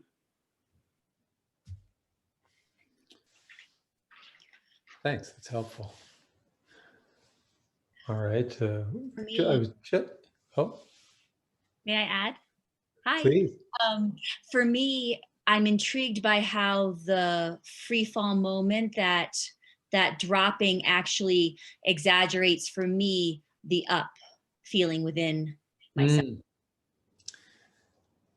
Wow, Jen, thank you. That's really, for me, that's part of what this is after. The sudden dropping and the sudden catching clarifies something about the central axis or the central line, which has a lot of the technical terminology. We could think of it as Seichu Sen, which is a Budo term for this kind of central line. The idea would be to take something funny like this and turn it into something that clarifies a principle that we know, like Seichu Sen, from our practice. I've been experimenting with this just recently. I think JM was in a class on Tuesday, and let's see. Oh, I have a. Oh, okay, great. I have a message there. So what I'd like to suggest now is we'll try something where we move the feet and find that dropping of the trunk. And now this is really tricky to figure out how to, say, take the feet apart as I drop without going up, taking the feet apart and then dropping, but instead thinking about how I could drop immediately and take the feet apart. So there's a little puzzle to it, right? It may not seem, it may seem a little unlikely, but I think it's doable. So what I'll suggest is when we were slowly bending the knees to lower, if you imagine really quickly bending the knees, that is, you bring the feet toward the hips, even if we're supported by the legs throughout, that is what's happening, right? If I'm lowering myself, well, the feet are getting closer to the hips, right? Just a few inches here. So if I do that, if I were to do that really suddenly, I might even be able to get my feet off the ground briefly, but it's not because I bend and jump and lift my feet off the ground. I really just immediately take my feet off the ground. I might even fall if I do it dramatically enough. So let's begin to think about pulling the knees. Oh, they'll actually go a little bit forward, as if you wanted to pull the feet off the ground to drop. And just at that moment, take the feet out to the side somewhere comfortable. So for me, that's a little bit wide. If I think of pulling the knees and then taking them apart, I end up out here-ish somewhere.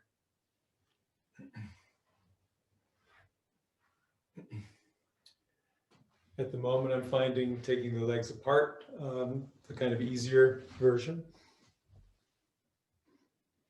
And then one of these little, at a time like this when we're not actually together, the delicate distinctions to be made between bending, going up, and then going down, or just pulling the feet and taking them apart and going down without any preparatory up action. This is the kind of thing that I think can have fruit for us later. So it's as if you pull your feet toward you could try that a couple of times, and then just see if in doing that, you could take the feet apart. and you drop very quickly, maybe even faster than gravity if you actually pull with the legs to pull the feet up. What you end up doing is pulling yourself down toward the feet and falling. So hopefully it has no up in it at all. And maybe you have to wave your hands a little bit, but also you keep that line and clarify it as you drop and stop. Drop and stop.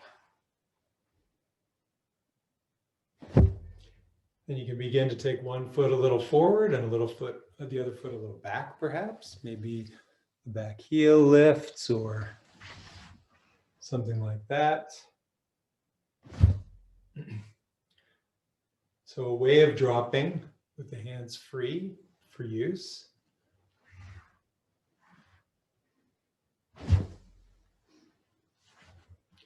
As if you're pulling your feet from the ground, rather than thinking jumping, taking the feet apart and dropping, just pull the feet toward the hips and drop, and then catch yourself.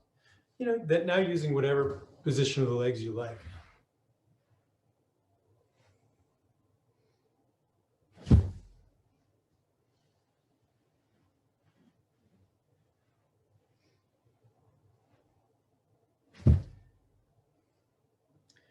Take care not to bang your knee on the floor.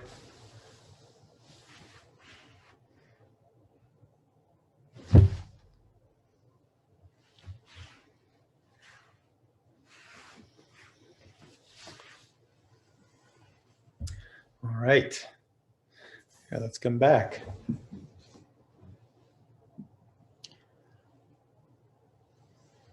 So I think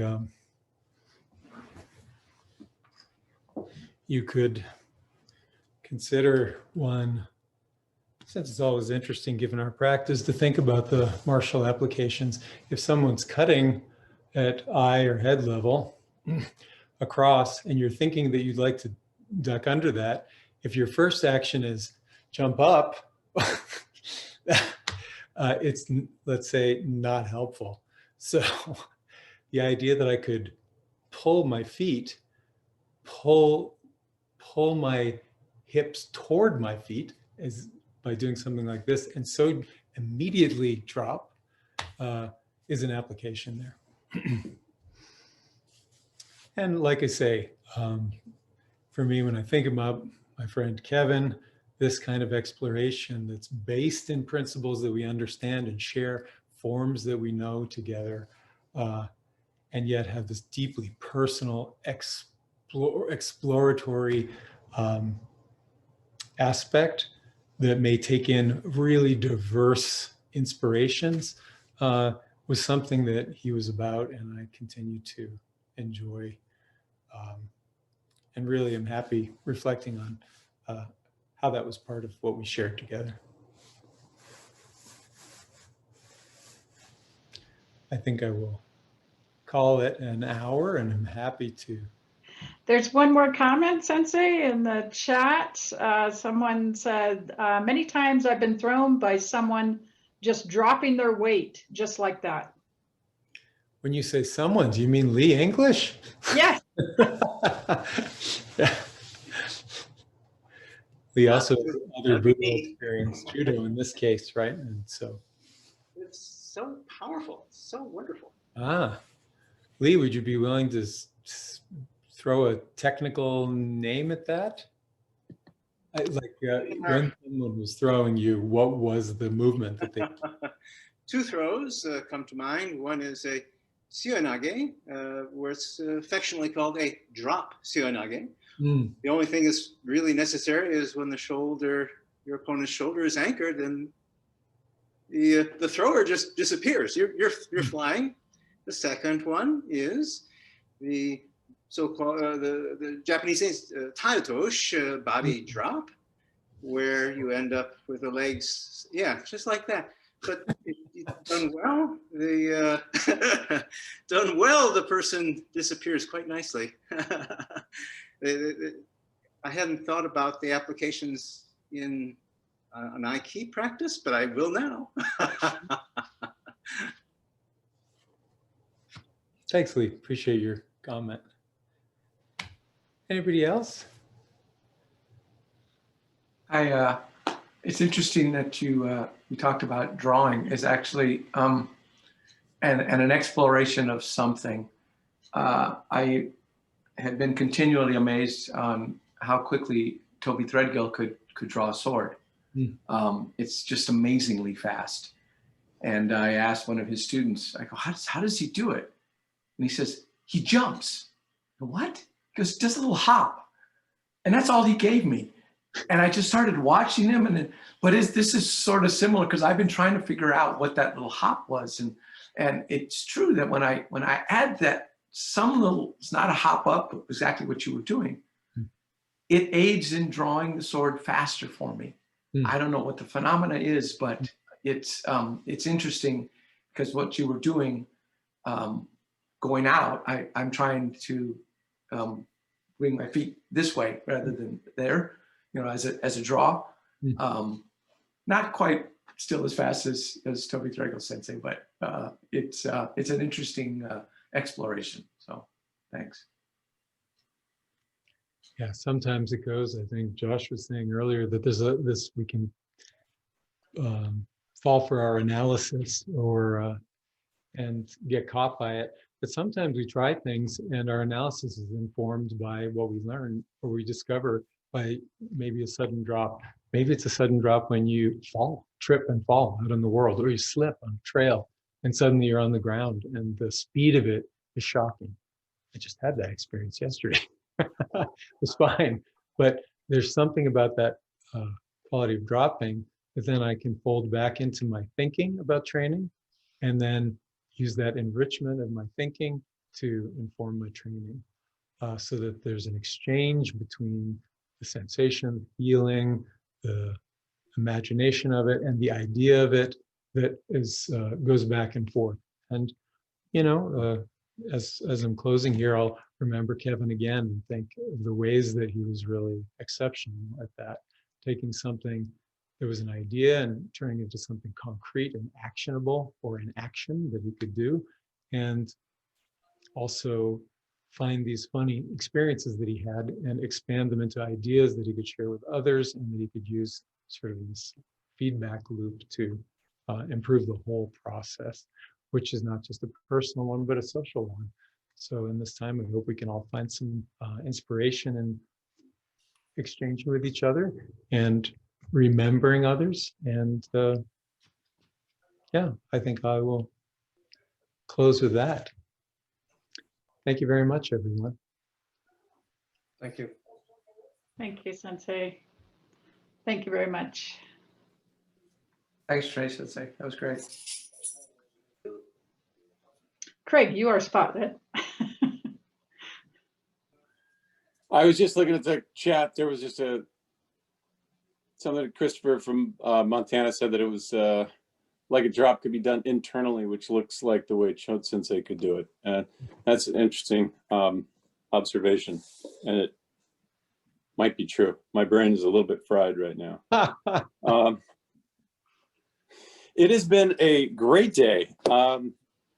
To start off in countries far away and to be on both coasts, both the West Coast and the East Coast, and then back to Boulder this afternoon. I mean, there's no other way that we could have had a seminar that worked quite like this, where we got to go to all these dojos and step into our friends' lives. I think, as Trace said, Kevin would have loved the concept here, the concept that we are exploring, and not exploring a particular concept, but just exploring in general. So the fact that we can all come together from around the world and explore is inspiring all by itself to me. Thanks. I mentioned all these countries, and I think I forgot today to say that Mikhail Jondriu from Latvia has been with us most of the day. He might have just left because I think it's well after midnight there. Thanks to the translators this morning. And we are going to do this again tomorrow. I know that many of you haven't had a 7-hour, was it 7 hours seminar for a while. And so we're going to do it in the true Kevin Choate Sensei spirit, we're going to have 7 more hours tomorrow. So come and explore with us. If you have time for part of the day, come for part of the day. If you have time for the whole day, come for the whole day. We're going to be here. And then the next thing on the schedule for today is a happy hour. You know, it's kind of funny that we call it a happy hour because I've had 7 happy hours today. All 7 hours have been really happy for me, particularly the last one with Trace. Thank you very much to Trace Hofmeister Sensei for spending the last hour of class with us today. Thank you. And I have posted in the chat the different happy hour rooms. We have 3 of them. One is here in the main dojo. There's another one that's called 5 Star, and there's a link in the chat, and another one that's called Chip In. And these are in memory of some of the places, I guess, in Chicago. Gary can probably say more about these, but just wanted to share those. And please join us in one of the rooms if you want to chat a little bit more with different people. Okay, are those links available somewhere else if we're going to switch between them? Or They are on the last link, the Facebook events, and actually they're also on Gary's site, Unboxed Entertainment. And I don't think they're on the Facebook event. They're just on.